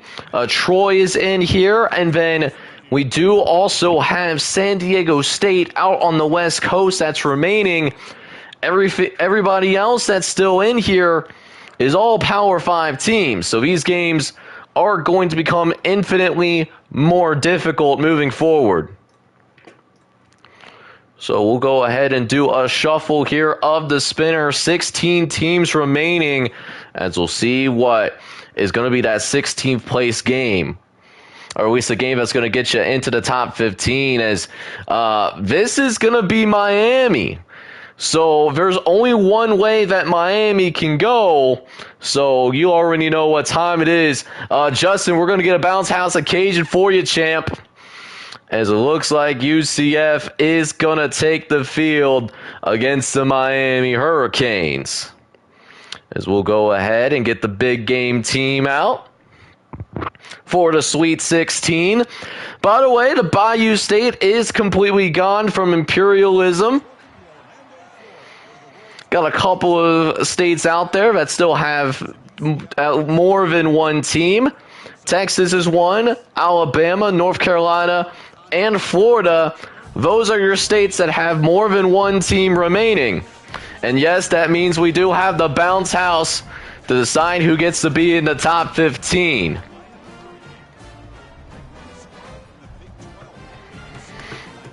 Called FBC Mortgage Stadium, but more famously known as that bounce house. Who's going to run the state of Florida? We're going to find that out now here in Imperialism. UCF and Miami getting ready to kick things off as the Miami Hurricanes will take a 7-0 lead. And so UCF will be there. They'll get a field goal. And UCF will actually take a 16-10 lead in a halftime. So the Knights are playing pretty well to start this game. But can they make it a 4-quarter effort? And they actually could here. Still up by 5, but trying to shut the door. And it looks like Miami is the team that's putting a drive together next. Going to get inside the 10-yard line. They get a field goal that gives the Hurricanes the lead.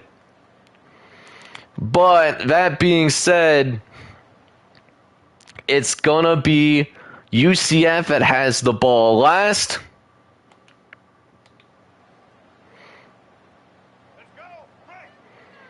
And we'll see if they can pick up this first down. We'll see them take over on the next play. We'll run this one, though. As UCF will pick up the first down there on this particular occasion.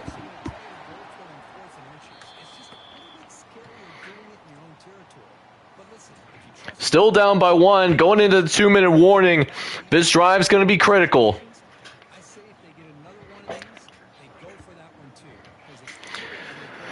Here we go. 2-minute warning. KJ Jefferson in the shotgun. Looks to the left-hand side. Gets hit quickly. It's going to be incomplete there.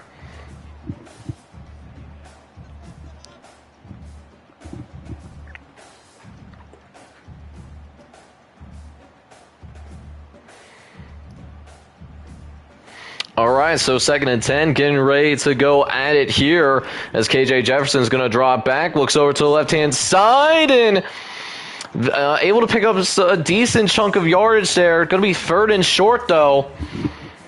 Don't need to do anything too crazy. They are across midfield.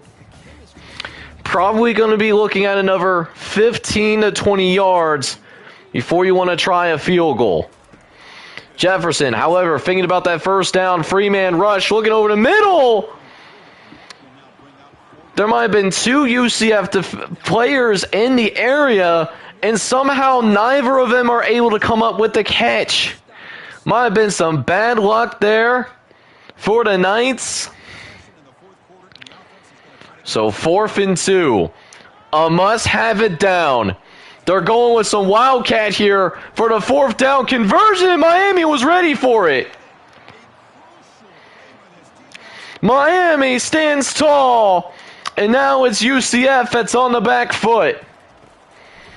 Cam Ward's going to hand it off to the tailback who gets down to the sideline, and what a run to start the drive. That's a bruiser. That is an absolute heartbreaking moment here.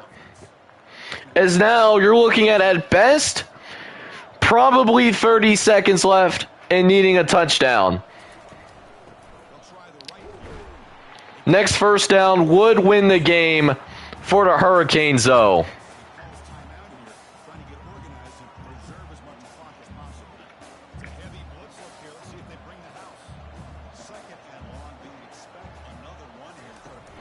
All right, 2nd and 14 coming up as running back's going to do a much concerted effort of keeping that ball nice and tight. Now it's 3rd and 12. A must have it down for the Hurricanes. get this first down, you win the game. They're going to keep it on the ground to be safe, and even though UCF does have 8 guys in the box, chose to run it anyways. So looking at probably about 25 seconds left that UCF will have the ball.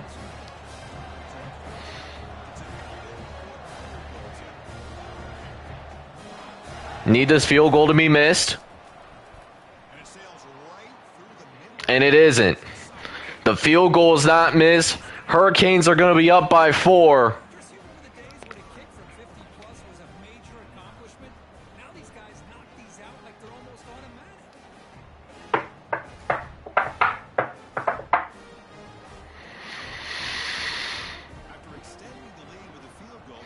All right.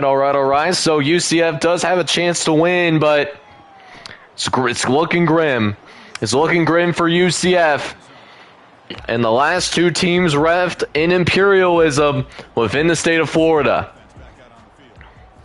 1st and 10. Jefferson. Looks up. Wants to throw badly, but has to get rid of it. I mean, I don't blame him not running. He got to get junk yards. That simply wasn't going to happen with just running on a scramble. Not to mention there was a big chance of him not making it out of bounds, which if that happened, then this game would have wholeheartedly probably be over. As we'll see him drop back again. He's got some time to work with. Throws to the right-hand side, but that's also going to be thrown away. So 3rd and 10 coming up. They still need 87 yards. And in those 2 plays that they had, they haven't been able to do jack squat with it. So 3rd and 10.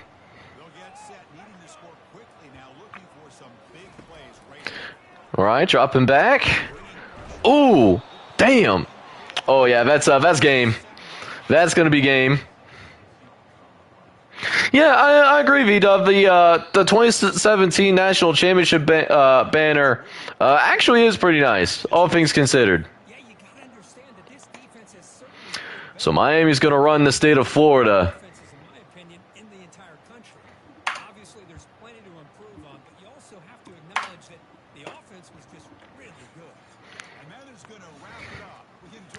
Yeah, I agree. I agree, man. Like, it was a good run. It was absolutely a good run. I mean, almost made it into the top 15. Got to be pretty proud of that finish. Just couldn't make the key plays there at the very end. Even though this time I tried to help out a little bit since I had to play one play before the CPU versus CPU went into effect. But, all right, 15 teams left here in Imperialism. We're going to go ahead and see what we got in terms of what our next matchup's going to be. And it almost lands on Ohio State. It was very close, but the team that it actually landed on was Alabama. So we'll see what Alabama's got going on here. Lots of good teams in the area. Alabama's going to go to the southeast, though. And so the only team between Alabama and Miami is this Troy team. So heavy underdogs here in this Troy versus Alabama matchup. I guess we get to see Troy's stadium, which is cool. We're cool with that.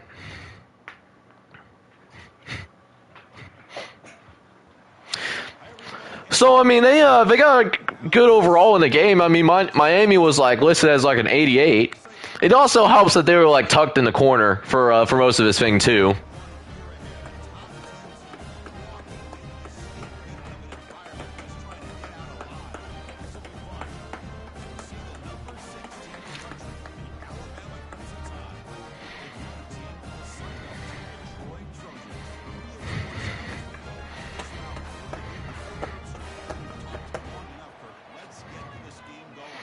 Okay. We're going to go ahead and get this party started between Alabama and Troy.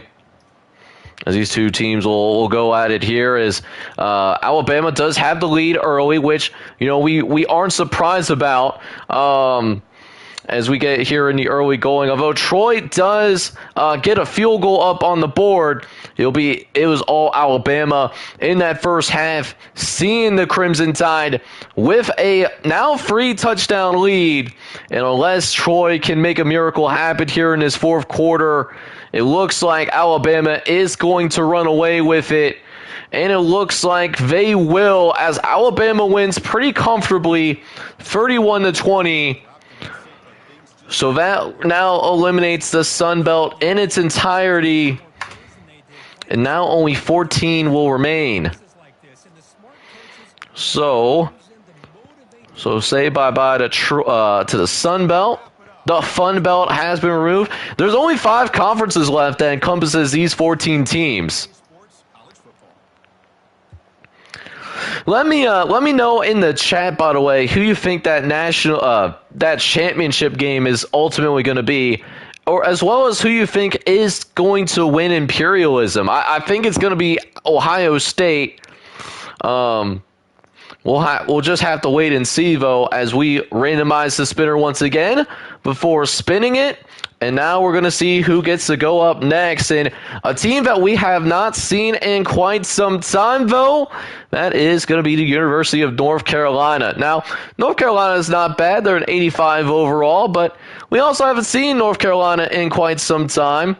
They got to go to the Southwest, and what's to the Southwest of them just so happens to also be Alabama. This is where we get to the point where we're starting to see more of these teams far more often. While it should be more competitive in the Troy game, I still think we will see Alabama as the favorite here.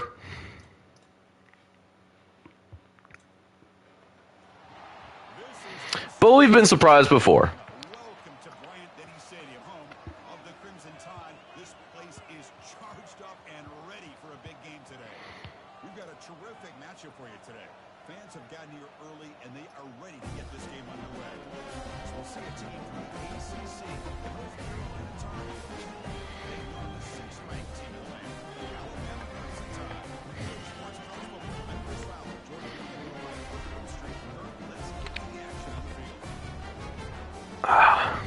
Gotta stretch my arms out real quick.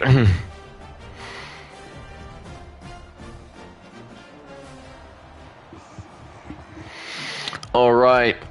14 remaining. This game is going to take us down to 13 as we'll go ahead and get things kicked off here. Alabama playing their second game in a row, and again, off to a good start here, up 10-0 against the Tar Heels. Looks like they're struggling with the physicality of one of the premier teams in college football, as Alabama is going to be up 23-0 at the half. We'll see how North Carolina can respond, as they do get at least a touchdown on the board. So they're not going to get shut out by any means, but it's not looking great for the Tar Heels either. So it looks like they have the ball here. They score again. And yeah, Alabama again wins by a couple of possessions, eliminating North Carolina from this Imperialism.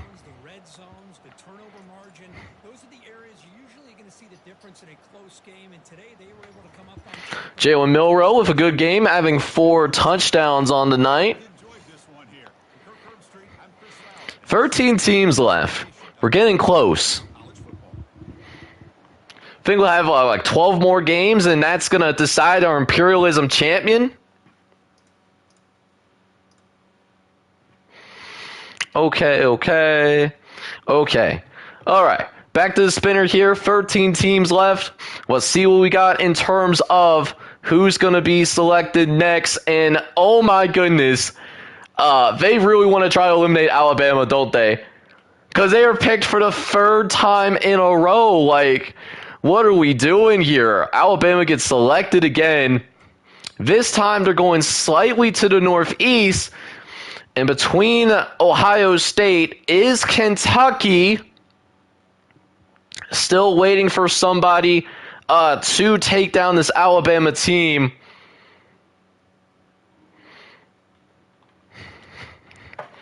Nice little SEC matchup here, though. This will get us to our 12-team playoff stage, I guess.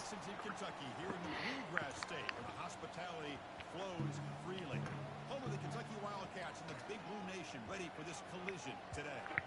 Nevada, we have a fun one here ahead. A top 10 team walking into the snake pit of an environment, just trying to get out alive. This will be fun. We'll see the number 6 team in the country, Alabama Crimson Tide, take on another SEC team, the Kentucky Wildcats. We are Sports College Football. I'm Chris Fowler, the Boomer for Curb Street. Yeah, honestly, I think that could be the championship game too. I think Oregon could be a wild card though. Can't forget about Oregon, tucked out there on the West Coast. Because of Oregon's location, they're probably won't have to play all that much, to be honest. So maybe Oregon could sneak in there too. That could absolutely be a thing.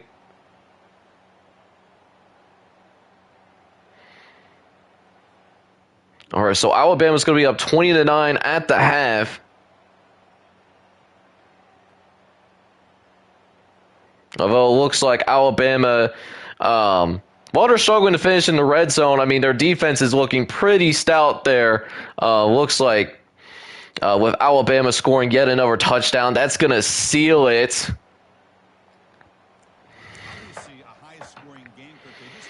Kentucky did score there towards the end, but it was literally the last play of the game, so that's why we did jump in there. Alabama wins yet again. This time they take down Kentucky, and that brings us down to 12. 12 teams left, and that's it. Just 12 teams left, guys.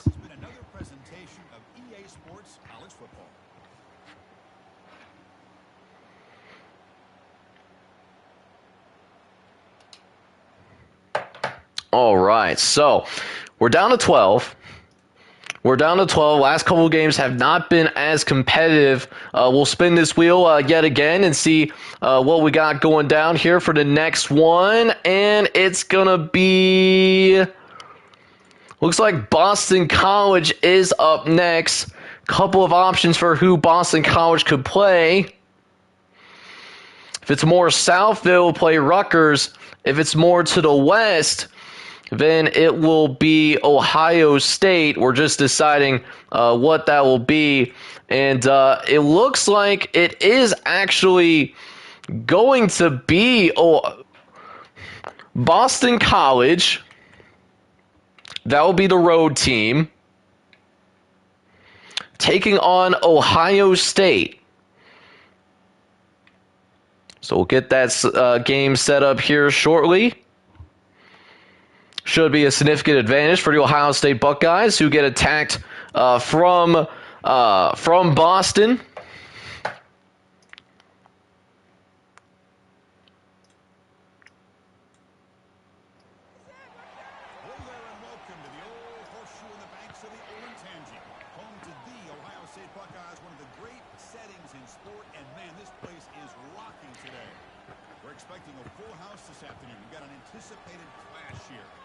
We'll see a squad from the ACC, the Boston College Eagles, taking on the second-ranked team, the Ohio State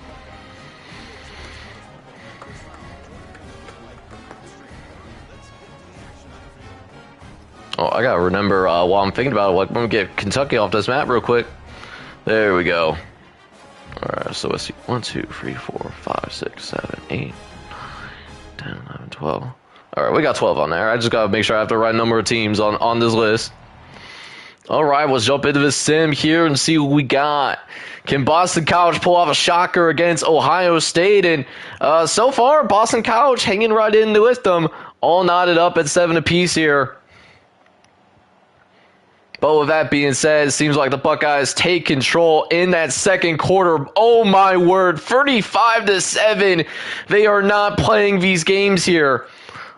They are not playing these games at all, as it looks like Ohio State, unless there's a meltdown of epic proportions, yeah, this one is going to be barbecue chicken, as Ohio State will go on and dominate Boston College. 42-17, your final score.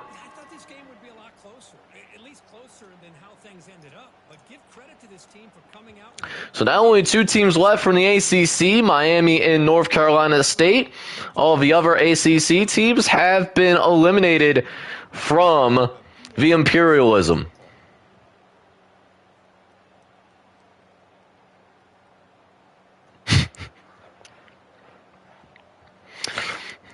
Yeah, man. Yeah, UCF is coming back like the Undertaker, baby. Obviously. All right, we'll see. We got 11 teams left here, so that means just 10 more games. 10 more games that we got going on here. And is Alabama going to be landed on again? They almost did. They almost did, but instead it's a team that we haven't heard from in a little bit, but they did play earlier tonight. Nebraska is going to go busy with it. Now, Nebraska has multiple attack options left on the board. Anywhere but north, essentially, is where they can go. So we'll see where. We'll see Nebraska go and play. And it looks like it's pointing towards the northwest, which means Oregon is going to be brought into this battle. So the winner of this game will secure a spot into the top 10.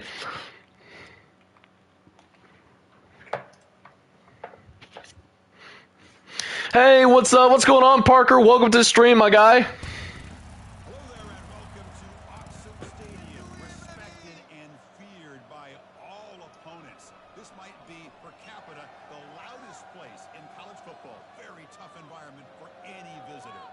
Today, two teams from the English Premier Big Ten class. Stretches the Atlantic. This will be a good one. As we'll see, the Nebraska.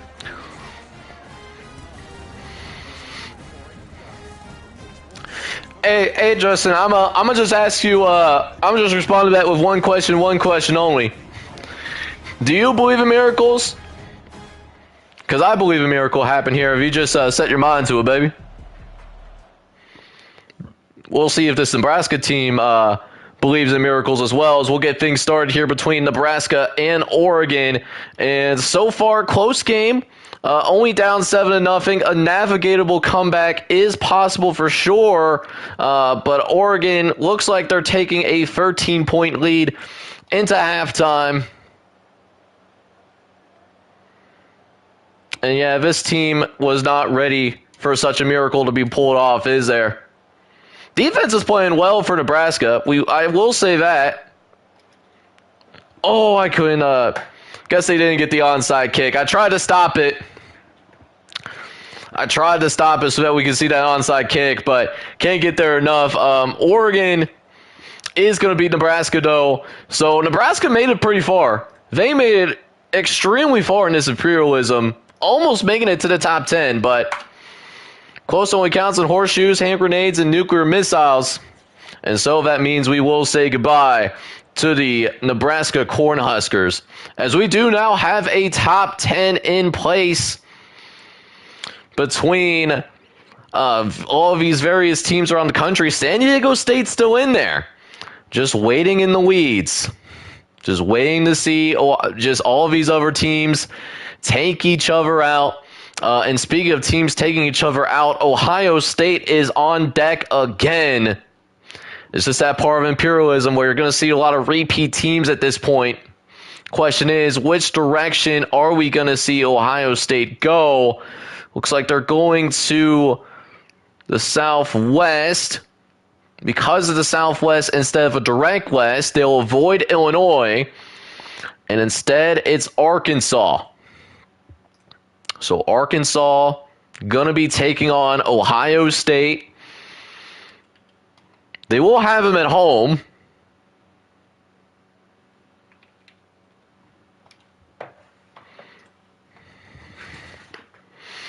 Yeah, they really is a sleeper because, like, no one is, just because there's so few teams left on the West Coast, like the only two teams that could attack San Diego State is, like, Texas Tech and Oregon. Those are the only two teams left that could attack, San Diego State right now.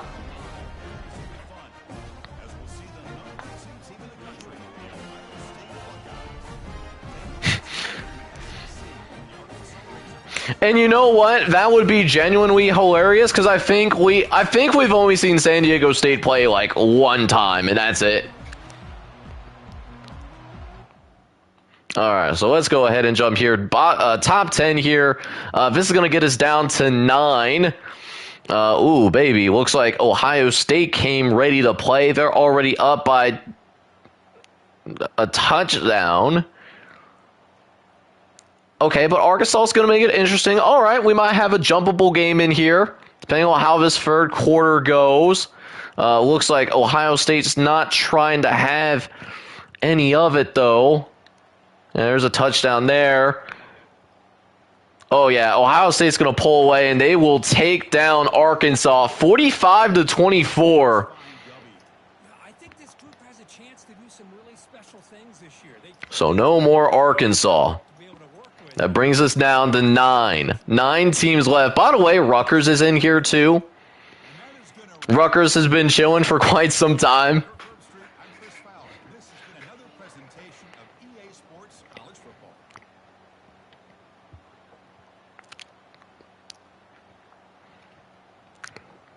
All right, so Ohio State won that one by 3 possessions.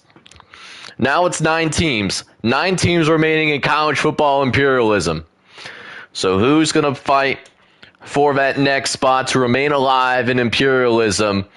And, oh, San Diego State almost gets landed on again. But instead, it's Ohio State for a second time in a row. That's just how the cookie crumbles sometimes, man. That is absolutely how that cookie crumbles. Now, they can attack anywhere but north, but instead, they're going like south, basically south, which means Ohio State, Alabama. You heard me. I'm going to let you know right now, whoever, by the way, now that I think about it, Texas is also still in here, so we'll keep that in mind as well. Texas could certainly, win this thing, too.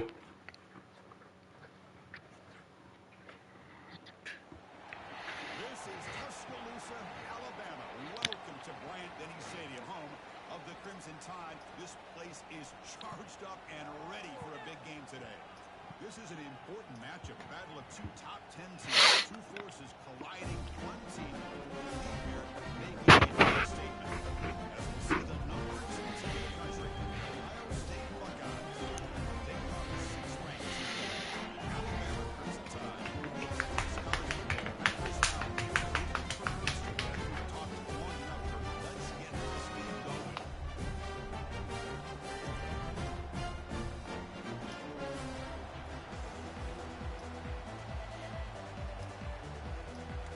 All right. The game that many of us have been waiting for, what many thought would be your championship game, we're going to get it here as essentially like a quarterfinal matchup if you really think about it. And so far, Alabama is ahead of Ohio State. But how long will that last? It looks like Ohio State actually kind of struggling to stay in this game. They do get a touchdown before the half. We'll see if they can recover here in the second half as Ohio State, hang on now, they got a 10-point lead here against the Crimson Tide, but Alabama responds with a touchdown of their own. And both teams just trading punts at this point. Who's going to dig into the well just a little bit more? As we'll jump in here. 2:30 left. We already know this game was going to be tight, and it's living up to those expectations for sure.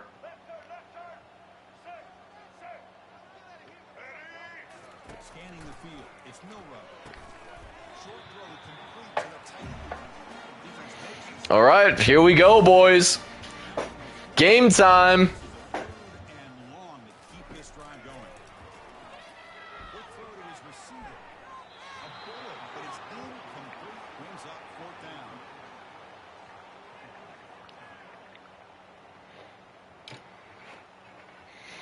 All right, 4th and 7.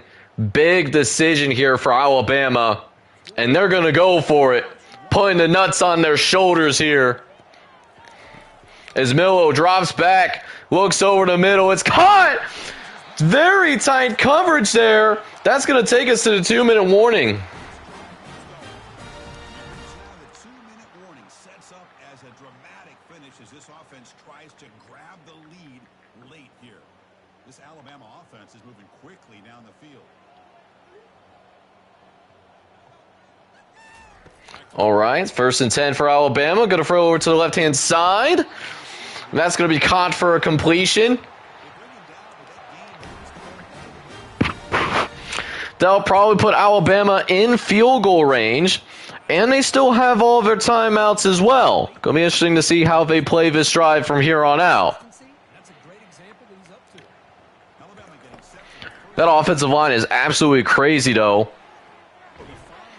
3-star players on that Alabama offensive line. They are not joking at all. Just filled with studs. So is Ohio State too. They got plenty of studs on their defense too. This is gonna be a great chess piece match.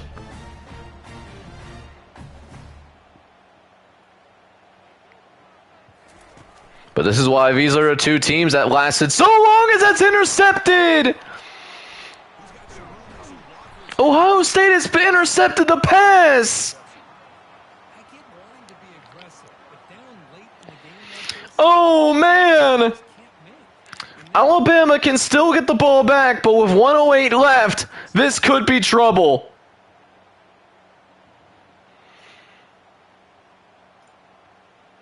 This could certainly be trouble in paradise. Sonny Styles could have very well clutched the game up for the Buckeyes. They just need a 1st down. Oh, look at his run. And here's the thing. Ohio State has one of the best running back duos in the entire country. So while Alabama still has a couple of timeouts left, they're going to have their hands full because whether it's Junkins or whether it's Henderson, this is going to be a problem. As Jenkins is going to take it out to the outside, stays in bounds too. Listen, we raved about that Alabama offensive line, but this line could also do some damage as well. And it's over. It's going to be over. Alabama is eliminated by Ohio State. A roundhouse kick here. That's going to bring us down to our top 8. And only one SEC team is going to remain. And that's going to be Texas. That is all that remains here.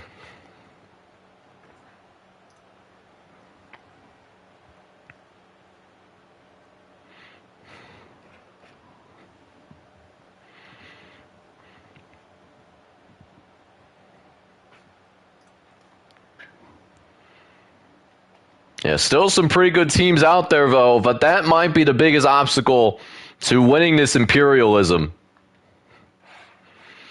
So, okay, 8 teams remaining left here in Imperialism. Let's see what this next matchup is going to be. And it looks like it's going to be Miami. So we will see Miami on deck. We'll see who Miami gets to go up against, though. Get the spinner going to see which direction it goes to. Can't go south because there ain't nobody south for Miami or to the east. You can either go north or west. That's about it.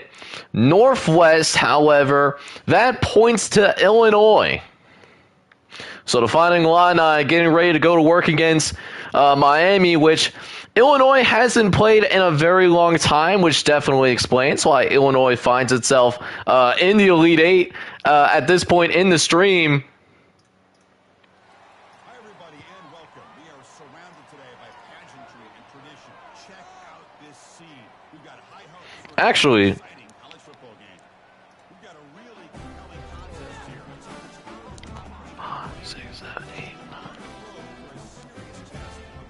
Okay, so I miscounted, so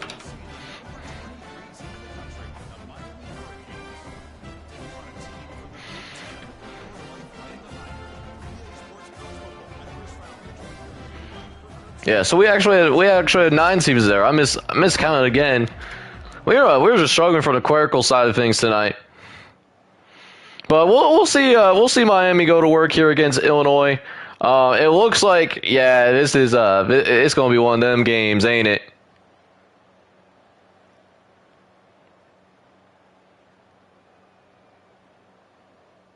Although Illinois is fighting back, they're not done yet.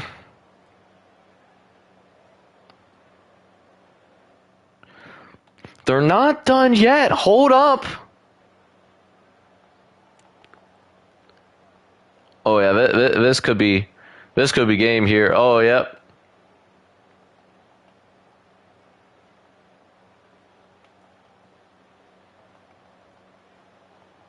Oh yeah. Illinois is gonna.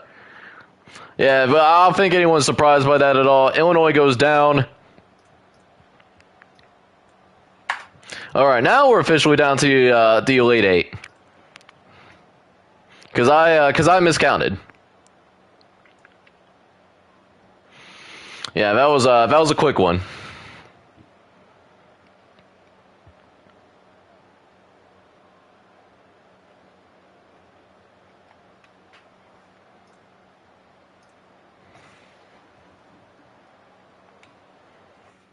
Okay, so we're gonna shuffle the spinner around, and then we'll get this spinner going. Now we're officially in the Elite Eight. We're there now.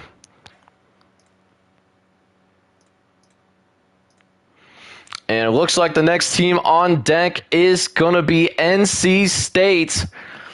The question is, where can NC State go? The multiple directions that they could really go to if we're being honest with ourselves. It looks like it's Northwest, so that means Ohio State is going to be involved yet again. We'll see if this Ohio State team can rise to the occasion here. Top 25 matchup here, both in real life and in Imperialism. This is to get into the top 7.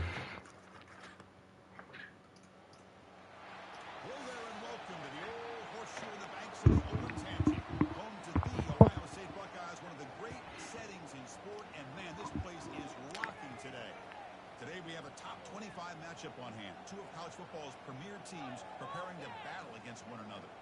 As we'll see, the number 22 team in the country, the NC State Bulldogs, taking on the second-ranked team, the Ohio State Buckeyes. Sports college football back for Smile. Yeah,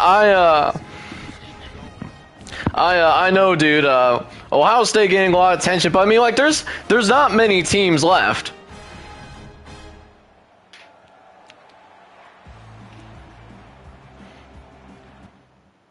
So, I mean, like, it's not, I mean, it's a surprise that, like, Ohio State's getting all of this attention, but, like, also, it's really not, if we're being honest with ourselves, too. Because, yeah, I mean, like, we just have, like, the 8 teams left. I am surprised. Oh, there we go. We might have a little bit of a game on our hands here. See how this third quarter goes.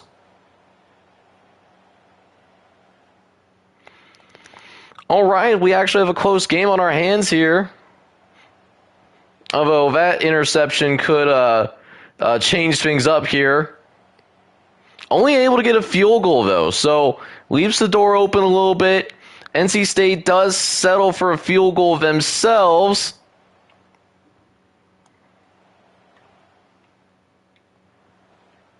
All right, so we're going to go ahead. We're going to jump into this one for sure.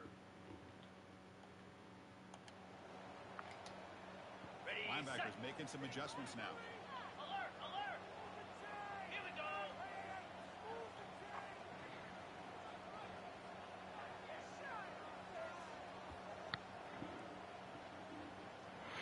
Big play here for Ohio State to possibly shut the door. And can't go anywhere. I thought I did the controller select. I thought I did that already, but maybe not. That was weird. This defense needing to step up and make a play now. The Buckeyes will line up to punt it away. He's on All right, here we go. Ohio State needs to stand tall defensively. Fourth toughest stadium in America. We'll see if NC State can bring it home as that's a dangerous pass there from Grayson McCall.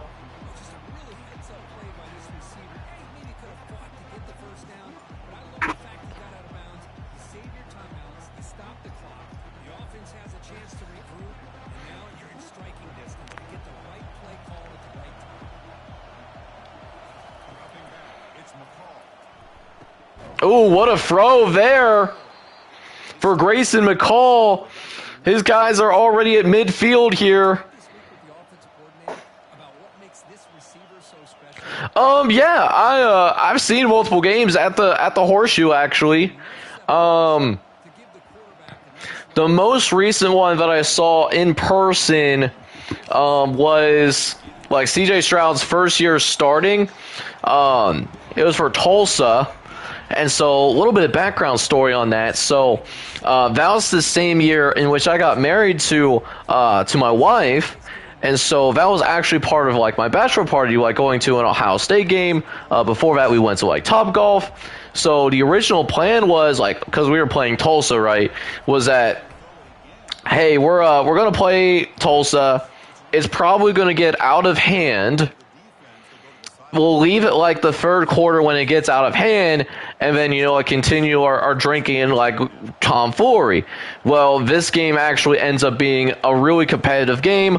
Ohio State didn't pull away till late, and then we were just drained because it was a particularly hot day as well, because we were like up in the third deck, and it was so hot on that particular. Oh, what a hit! It was so hot that particular day that like there was multiple people in the section I was sitting in that ended up fainting. As oh my goodness, Grayson McCall, are you gonna help pull the upset up on NC State? Is Ohio State going down, chat?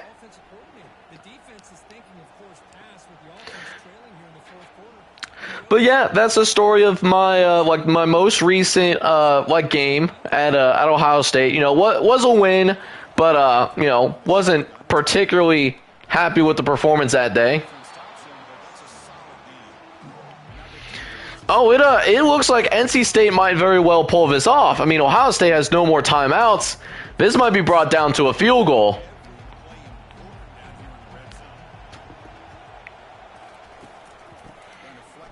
All right, trying to get to the side, and NC State now going to use one of their timeouts.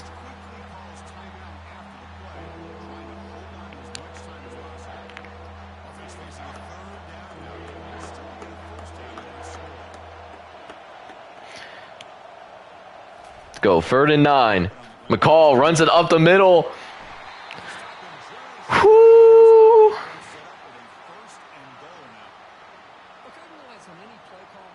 It's 1st and goal. I thought he got into the end zone personally. But it looks like they're going to trot their team out. They'll run this clock down most likely. No, they're snapping it now. What are we doing? Oh, it's caught for a touchdown, but like...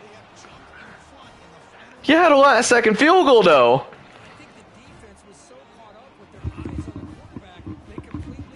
Wow, Dakari Collins with the touchdown, though.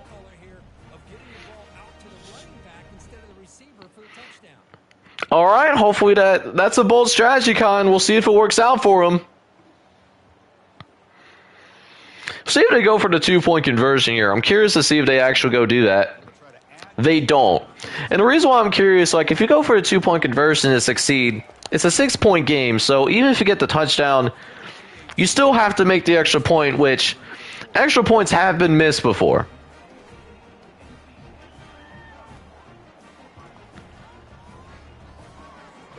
Man, this is crazy.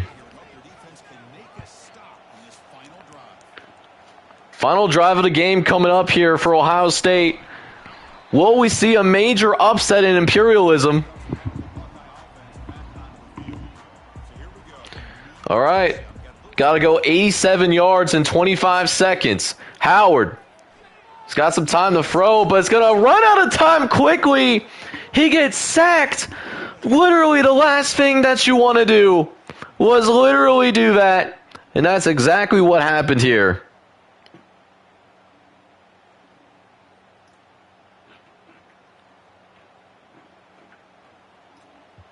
And they're not going to even get another playoff. That's the sad part. Man, that's crazy. So Rutgers is going to outlast Ohio State in this imperialism. Isn't that something?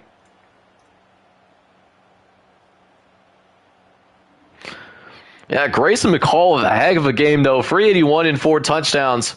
We're now down to 7 teams, and that's it. 7 more teams remaining.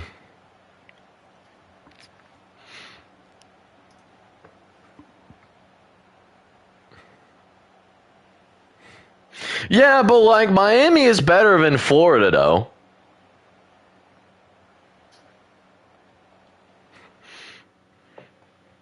Like, this is a lot different.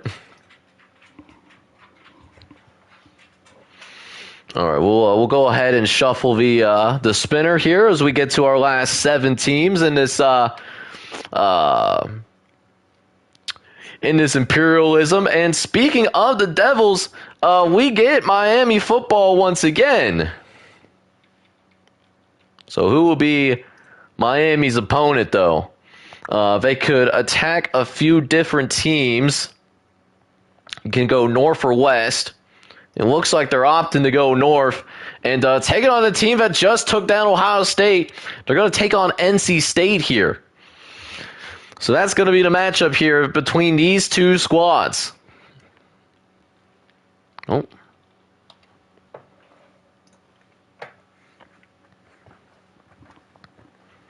So Miami and NC State getting ready to kick things off.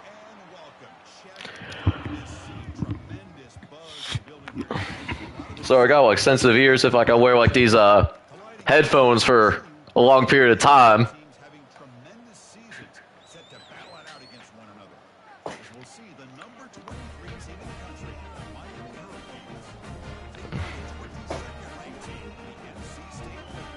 San Diego State's still alive, by the way. Do want to point that out.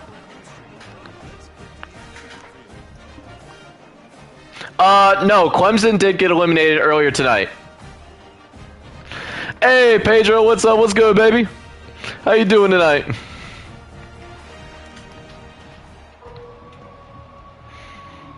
All right. All right, here we go. We'll see what we got here between Miami and NC State. Guys, you do not need to go outside. I just took you out.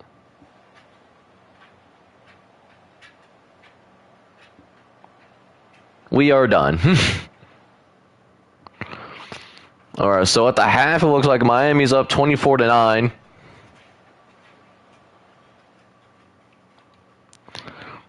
Is Miami going to close out NC State?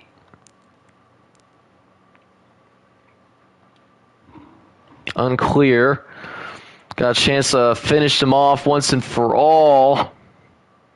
All right, I might have to take these dogs outside again because they're going to drive me nuts. They're usually asleep by now, which is the crazy part. All right, let's get it. Right.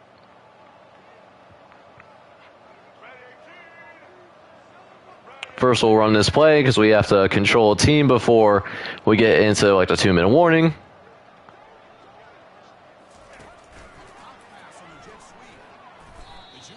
All right, here we go. All right, I'm going to take these dogs outside. I'm going to be right back. We'll see what happens between Miami and NC State here, though.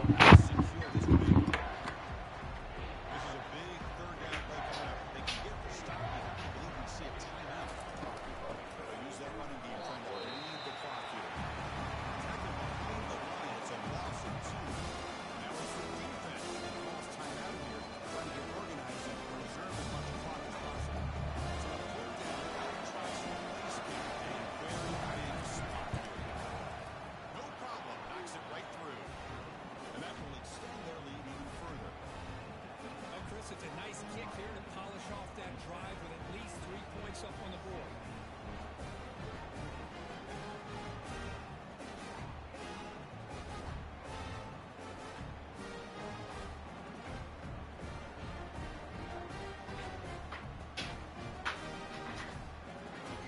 While I'm doing that, getting some water. Looks like, So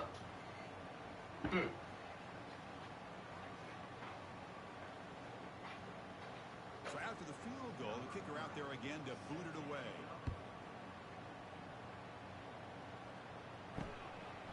He thought about returning it, but instead takes a knee. It'll be a touchback. They'll start at the 25.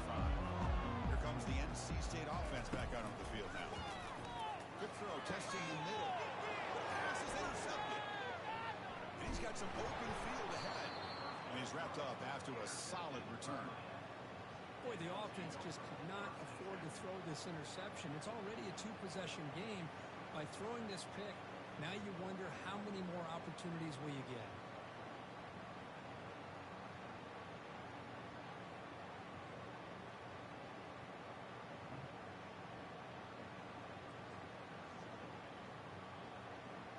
The offensive coordinator begins this drive with excellent field position. Quarterback appears to be changing the play. It's a run to the left. It's a 2-yard gain. 2nd and 8. Now a timeout taken by the Panthers, trying to preserve as much clock as possible for their offense. And now from the pistol formation.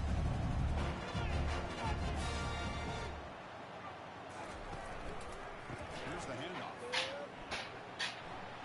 That run produces a decent gain. Now it's the defense that calls timeout. They get organized and preserve as much clock as possible. I know this defense worked very hard at halftime to come up with answers on how to try to slow down this running back after the big first half. He's already at it again. Quick throw, the catch is made. oh, they don't. Oh, they didn't even need to do that score. They didn't even need to do that score, and oh, I might have almost been muted for a second. Yeah, they didn't even need to score there, but yeah, this is cherry on top. Credit to this offense for being aggressive and punching it in.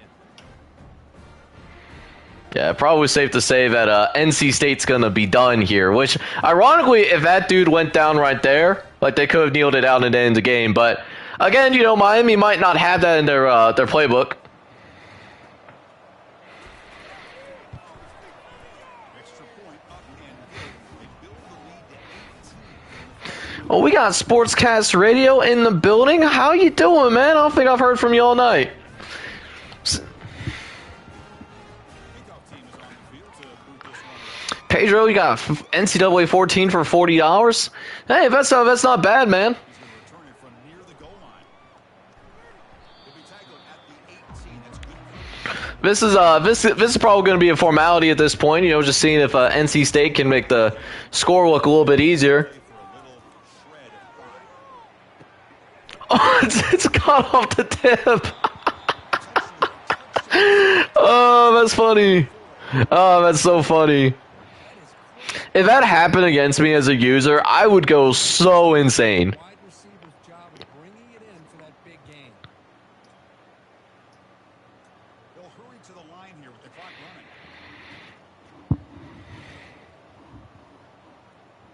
running. All right, they're rolling. McCall is going to go ahead and call the snap. First down. They're going to throw the football. Running out of time in the pocket. Slides to I just had to tuck a couple of yards there, and that's about it, though. Takes a negative play and turns it into positive yards and slides down before taking a big shot. Excellent. That's all right. I mean, this,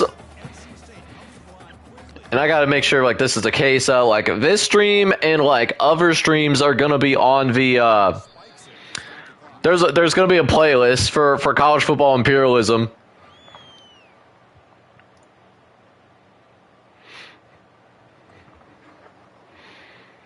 But yeah, not looking good. 32 seconds left. easy here. Backed up. Down by 17. First down.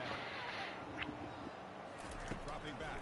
We'll play it out just in case something crazy happens, but I doubt it. Tackle is made. I do absolutely doubt it. First and goal right there. This is a big conversion by this offense. They're down now in the second half. Probably limited opportunities at this point in the game. Every chance you get your hands I will say, NCAA Basketball 10, like, it is better on PS3 than it is on PC. For the PC, it's not buggy, but it just has numerous, and I mean numerous, crash issues.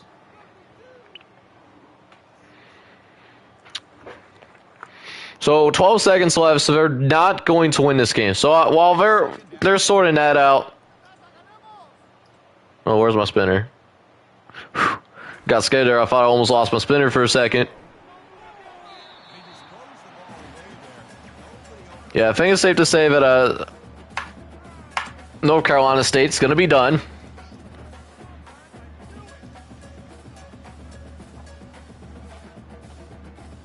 Press coverage now from the secondary.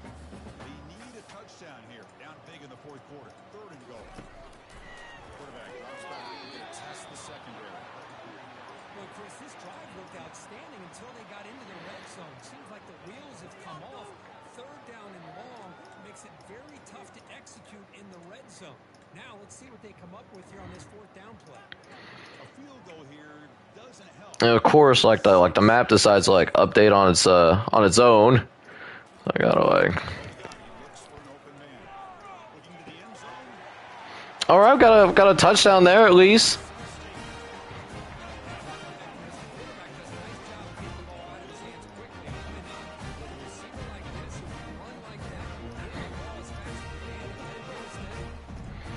At least you got that.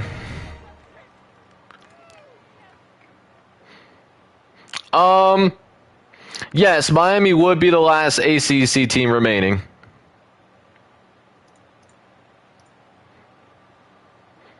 Texas is the only SEC team that's left.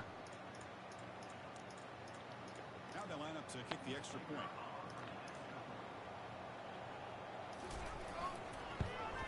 And it's good. All right, so 3 seconds left. I'm sure there's probably going to be like an onside kick.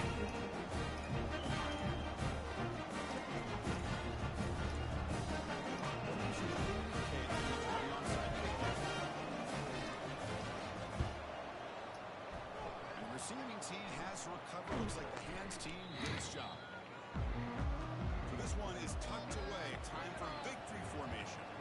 Yep, this one's going to officially be over. So This one wrapped up. The quarterback will just take a knee. Well, this head coach told us we prepared well. We're ready. I'd be shocked if we didn't. So Miami ends up winning 34-23.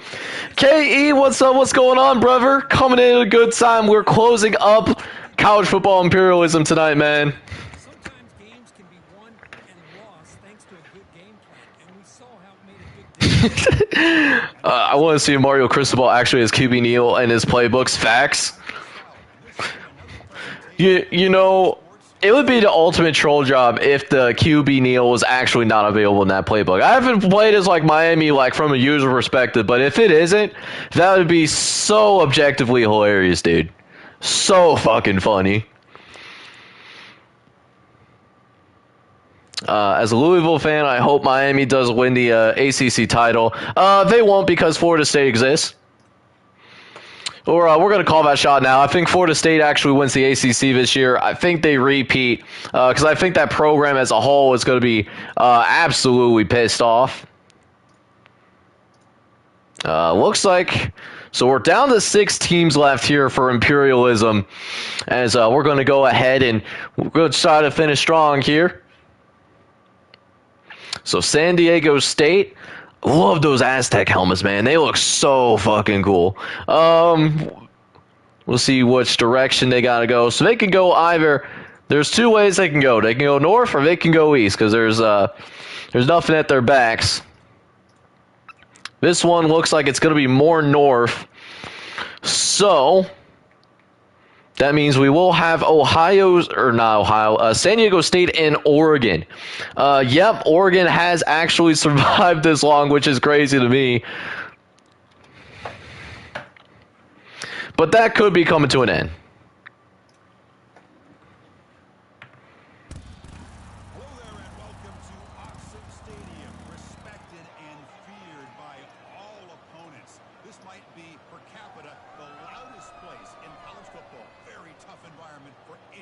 visitor. We've got a terrific matchup for you today. Fans have gotten ready to get this game underway. Texas are the Mountain West. San Diego State Aztecs. They are the fourth-ranked team in the Rated Ducks. NBA Sports College Football. Chris Fowl here in the booth with Quick Armstrong. We'll talk to long enough for let's get this game going. Hey man, I'm just speaking facts over here. I just don't see Miami winning the like the ACC.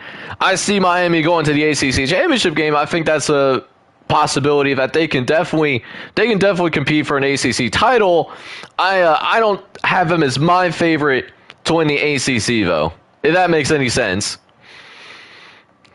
That being said, like thinking of Louisville, I think Louisville actually is going to have a better team than last year, but it's not going to be reflected in the record because I do think Louisville does have a tougher schedule than what they had to deal with last year.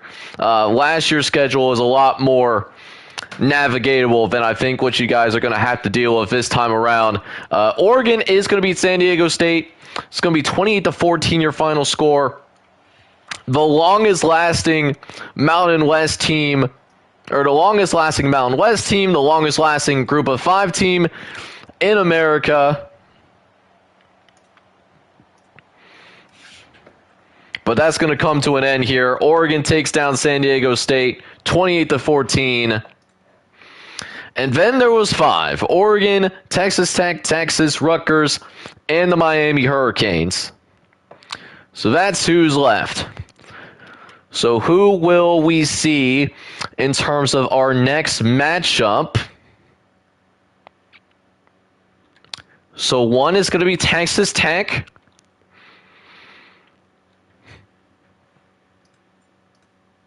So Texas Tech can play just about, well, everybody but Miami. Texas Tech can play everybody but Miami.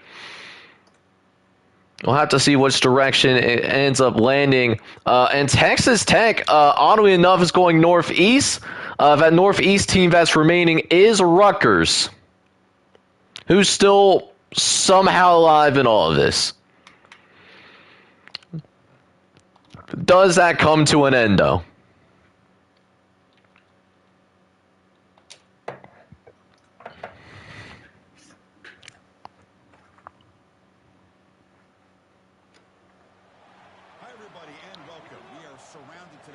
Yeah, I mean, like Texas is in the south. Texas is southeast of Texas Tech. Rutgers is to the northeast of Texas Tech, though, which is where the arrow pointed.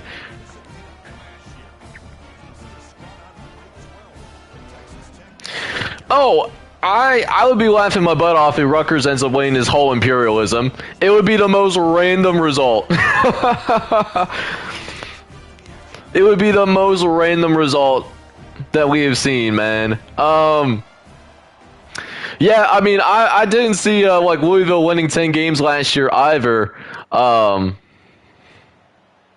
which is crazy to think about because the previous year you lost your coach to us Bearcats, and then year one put up a much better record than Cincinnati. So we're at halftime. Texas Tech's got a 10-point lead.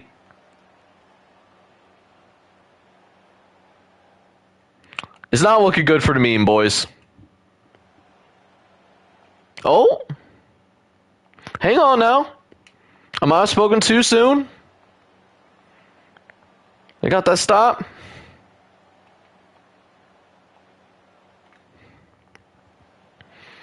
Alright, so Texas Tech and Rutgers are in a close one. We're going to jump in. We're going to watch this one.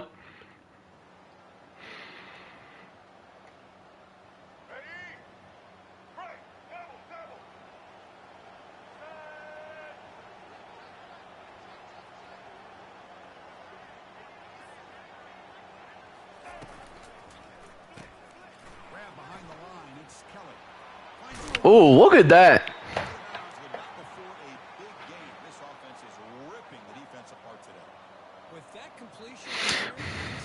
Well, I figured y'all would be happy about that given how last year went.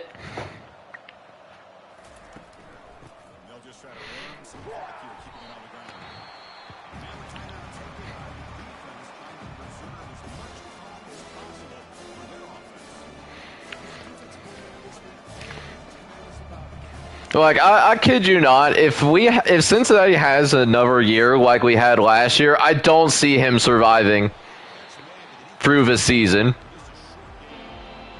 Because it's one thing to go 3-9, right? Like I didn't even have that high of expectations for my team last year. But not only did we go 3-9, but like we lost to Miami of Ohio, bro. Like we can't do that. That's just not acceptable. Oh, they're still tossing that thing around, slinging that magic beam. That's their final timeout. Yeah, I think the meme's gonna be dead, boys. Carry on, something.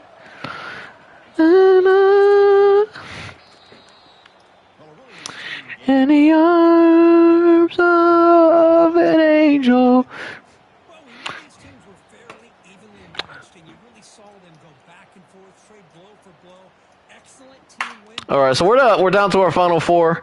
Press F in the chat for condolences to Rutgers, the birthplace of college football. Will not win the very first Imperialism done here on EA College Football 25, but they were close, mainly because they kept out of it most of the time. But that's shows business, baby. 4 teams left. That's all we got. 4 teams left. So let's see what we got in terms of this 4-team matchup. Who's going to be the 4th place game? Is it going to be... It's Miami. It's going to be Miami. So Miami's going to be on the road. They can't get to Oregon directly. So, either we're looking at Texas or we're looking at Texas Tech. Which one of those schools is it going to be? One is a Big 12 school. Oh, I just lost my spinner. All right, spinner came back. It's pointing to slightly more northwest. So that means Texas Tech, they gotta be up again. They will have to be up for a second time. This time they're being attacked.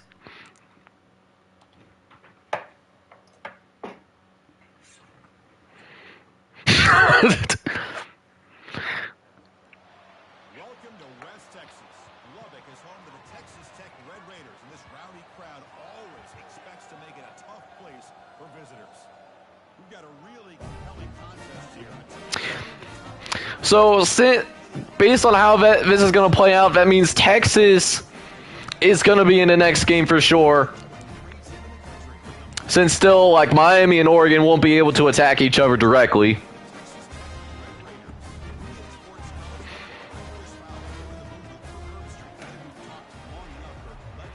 Just for those following at home. Let's see. F. Rutgers. Damn, what did Rutgers do to you? What you got against the little engine that could, man?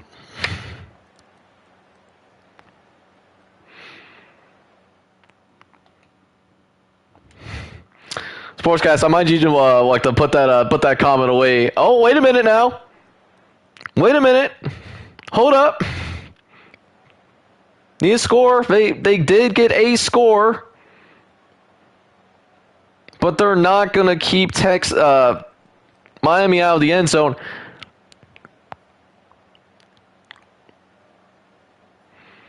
They do, however, make it an 8-point game.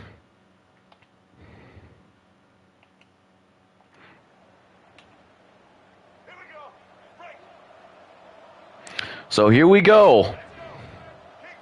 Oh, I thought you were saying F Rutgers, like screw Rutgers. My bad, dude. I'm tripping. That's on me. You right.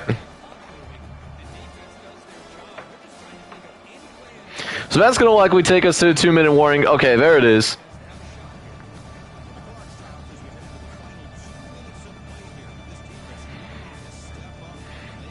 You know, if Texas Tech can get this stop, you know, wouldn't it be so poetic to see Texas Tech win this game and be one step closer to winning Imperialism? And that will help.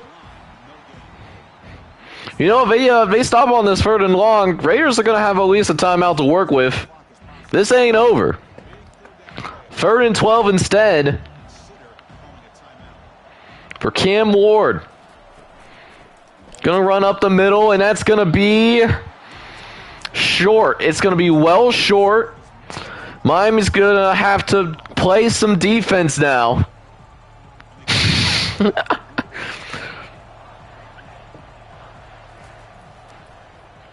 See, that's what I thought. You can't hide that from me. Come on now. Come on now. Ooh, what a hit, though.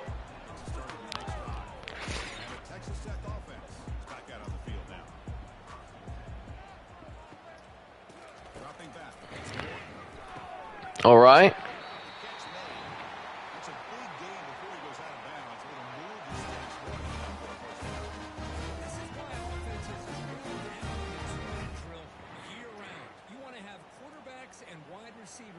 Completely dialed in on down and distance, and especially the clock. You got to get out of bounds when you can to preserve it, and do a really good job of that right here. All right, 1st and 10, looking over the middle, and that's going to be caught. Come on, Morton. Do it for Leach. Pickup here on 1st down. The quarterback hits the safety valve that time. The big tight end. That'll bring up a 2nd and manageable here for this offense. They'll have to hurry now. 2nd down with the clock ticking. Do it for Leach. Do it for the culture. That was almost intercepted. Ooh, man, if that broke a little bit sooner, that corner was taking it to the house. The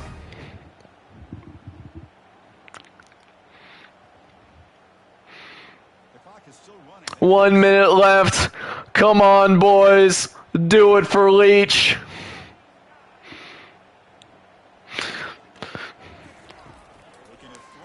Here we go, Morton. Oh, that was spicy. That was a little dangerous. Frustrated. He's got an open receiver. He makes a good throw with a good route from his intended target, but this defensive back makes a heck of a play on the ball and knocks it away. 2nd and 10 here. Here we go, 2nd and 10. Morton looking over to the left-hand side. It's caught. Not getting to the 1st down marker, though. You gotta go. We gotta get it moving. We can't wait any longer. They crank up the tempo here for this important 3rd down play. 3rd and short. They're not spiking. Gonna throw quickly, though. That's caught. Able to get across the 20-yard line, and that's when they decide to use the timeout. Here we go, lads. We're obviously picking favorites at this point. Been so attached to this Imperialism all week. Let's go, Leach. Let's go, Leach. Let's go, Leach. There's only 12 seconds. They might be cooked. They probably got a couple of shots at the end zone, though.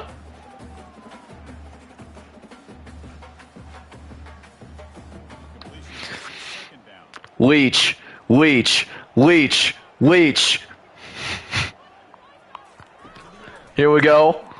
Come on, Morton. Oh! He had a man open in the back of the end zone. He overthrew him. Oh! No Diddy on the on that last sound. Probably should have pointed that one out. All right, 3rd and 10. 3rd and 10. All right, come on, Morton. Come on, Morton. Oh, I think he was just throwing that one away. All right, end zone or bust. Well, this is exciting, isn't it, Chris? One last play here. It's tough enough. You got to try to put the ball in the end zone for the touchdown. But if you hit it, now you got to hit the 2-pointer as well for the conversion. All right, 4th and 10. But that's not what matters. They got to get to the end zone. The game on the line. Morton firing. Intercepted. It's over. And Miami's going to win. The pain. The agony. It's over.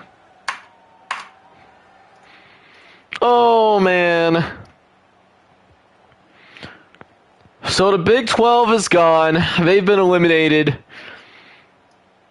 So 3 teams left from 3 different conferences.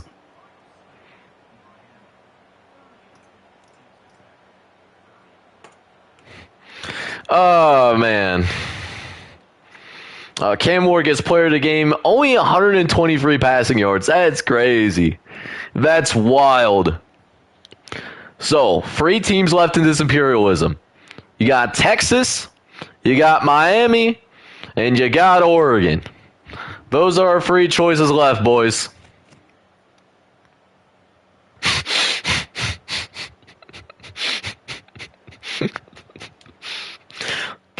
Yeah, you tell them, Sports Cast. You leave that sweet prince alone. All right, man. 3 teams left here in Imperialism. We'll see who ends up having to go play who next. And would you look at that? You know, we can see Miami's going to have another road game. Justin might be on to something though. I don't remember. They had one home game. But they've certainly played a lot more than just one game.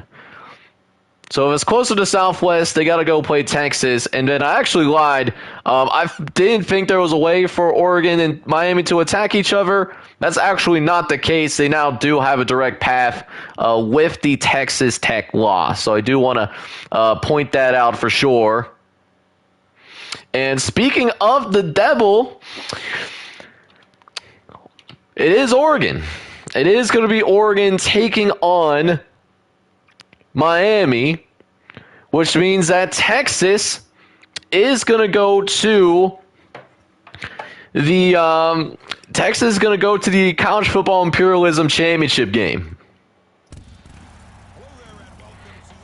Question is, who have they got? Who will they face? This might be, per capita, the loudest place in college football. Very tough environment for any visitor. Today we have a top 25 matchup on here. 2 of college football's premier teams preparing to battle against one another. As we see the number 23 team in the country, the Miami Hurricanes. Your friend likes Oregon, so I want them to lose. You know what? Diabolical. The diabolical work right there. Just the type of person to watch the world burn, I swear. Alright, here we go man. Here we go. This is for a trip to the Imperialism Championship. We know that we are going to see Texas. But who will Texas go up against? And it looks like we're getting a bunch of field goals here to start this game out. I'm sorry, I didn't realize it was a Big Ten West game for a split second. Oregon does take a 19-13 lead into the half. Very close game here. We got a very good matchup here between these 2 teams. Oregon got a safety, so that's new. But they failed a 4th down conversion, and now Miami does score. And look at that. We're looking at a 3-point game here. We're going to jump into this one as well, obviously. You already know what time it is. Special teams on the field now. Here comes Special teams. Special players. And I shanked that.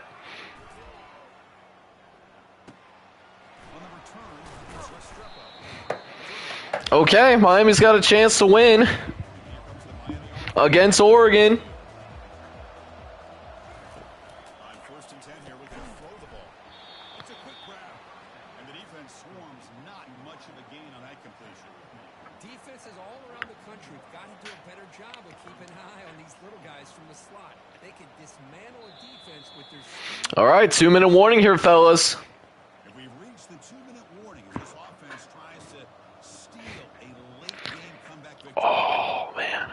Getting set. Here's 2nd down. Feels so good to stretch the legs out. Oh. Looking to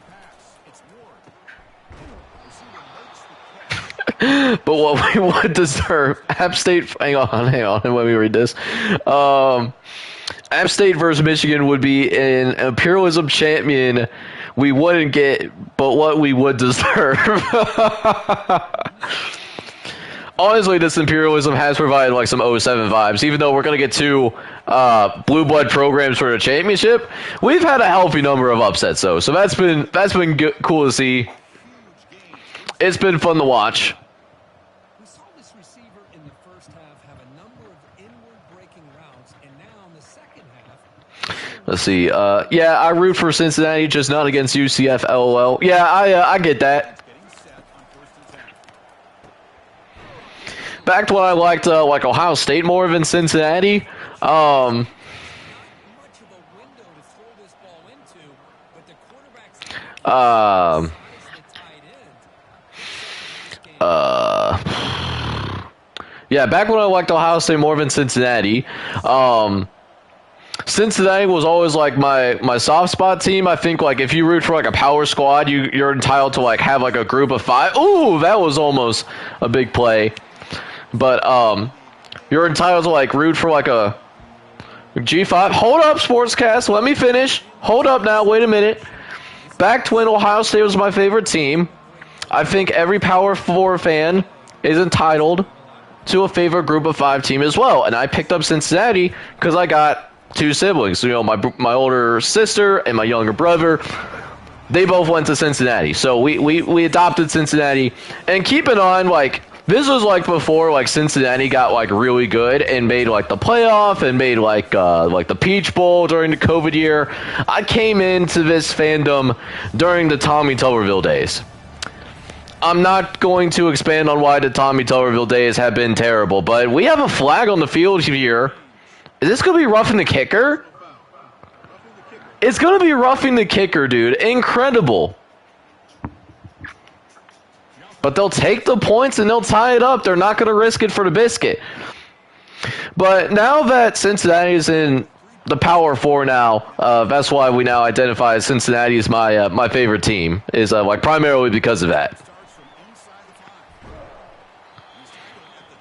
I still follow Ohio State though.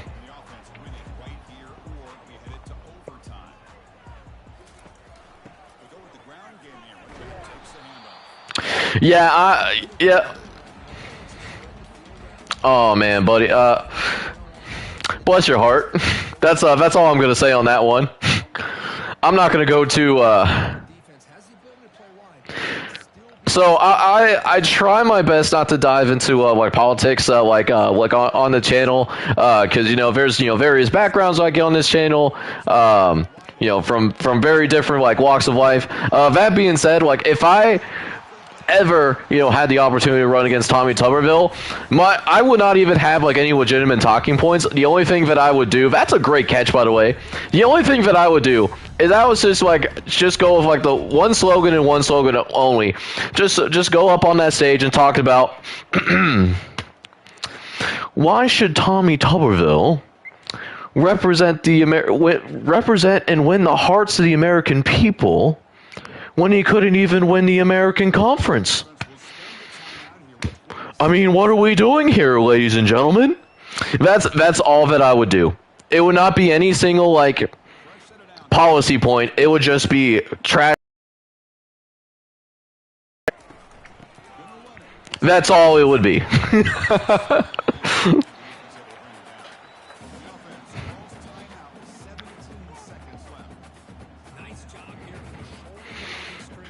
All right, so Oregon got themselves in field goal range because they had a massive pass there.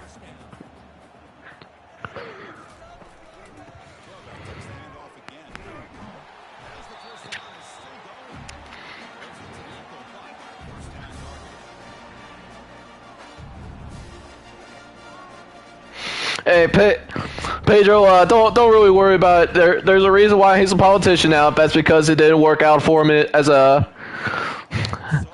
because he couldn't make it as a football coach. It is what it is, though. The timeout is taken. Just 3 seconds left. Time for one last play.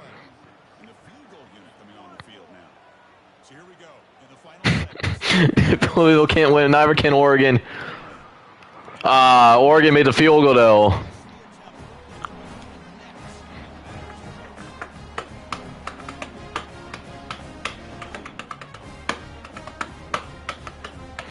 There's still like 3 seconds left, so there's a chance.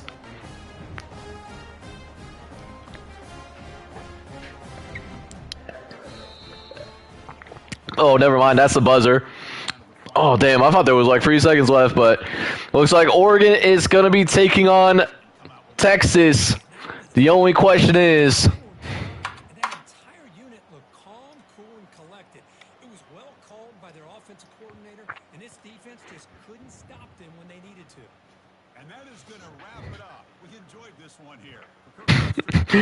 All right, Texas, you need to TCU versus Georgia now.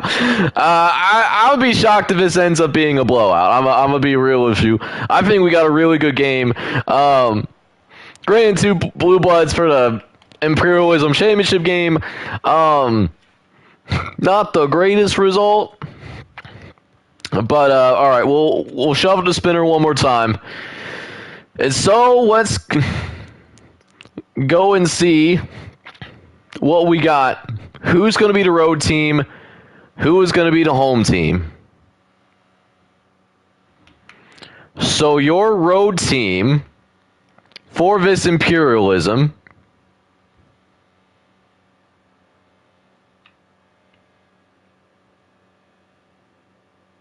is actually going to be Texas. And your home team will be back at Autzen Stadium for this one. It's going to be the Oregon Ducks. So this is our matchup. Texas and Oregon. This is to decide Imperialism. Who's going to be the college football Imperialism champion?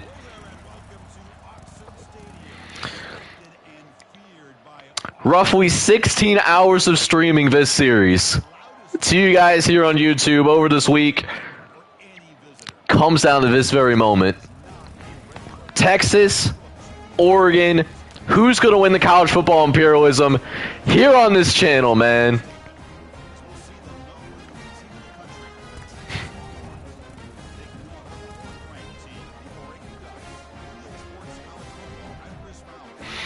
You know, James, if they had a chance, Cincinnati did have a chance to play against Kentucky at some point, but the problem is that it did not work out that way at all. So here's what we'll go ahead and do. We'll simulate the first quarter. It looks like Texas is up 10-0 early. Oregon responds with a couple of touchdowns of their own. They actually have we actually have a lot of scoring here in this half. Oregon is up 28-17 at the half. And it looks like Oregon might pull away and win Imperialism. We thought about jumping in earlier, but this is too much of a blowout. Oregon puts up 55. What became a beatdown. We were not expecting this at all. And wow, it's a head start. So what's crazy is that Louisville was not the team that eliminated Cincinnati. It was Miami of Ohio.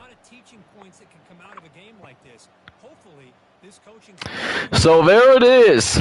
Your Imperialism champion, the Oregon Ducks, who end up dominating Texas 55-31. Congratulations to the Oregon Ducks here, man, in terms of winning college football Imperialism. 134 teams.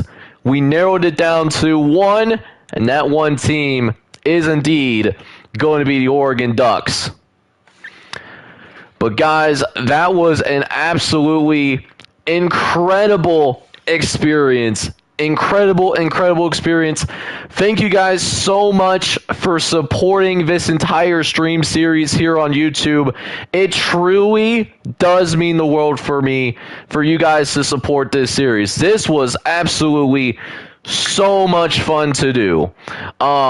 I do want to do like some more one-offs like this in the future with maybe like other ideas. Definitely have some other ideas working in the background.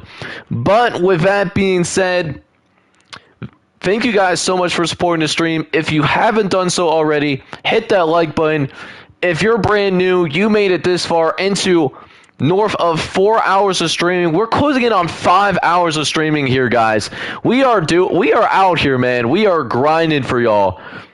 And if you enjoyed this stream, man, make sure you hit that subscribe button. You know, love to include y'all in the community for sure, man. But with that being said, tomorrow, a brand new series starts on the channel. That is indeed going to be happening. Can't wait to see you guys there for it. We'll probably make it a premiere so that we can all enjoy that at the same time. That'll be dropping at 6 p.m. Eastern tomorrow. But until then, I'm going to get ready for bed. It's been a long stream. It's time to go to sleep because I want to get this content out for you guys for sure tomorrow. So hopefully you guys are all out there taking it easy. And with that being said, this is John JK on the mic signing off. Hoping you guys are all out there having a good one. Take care, everybody.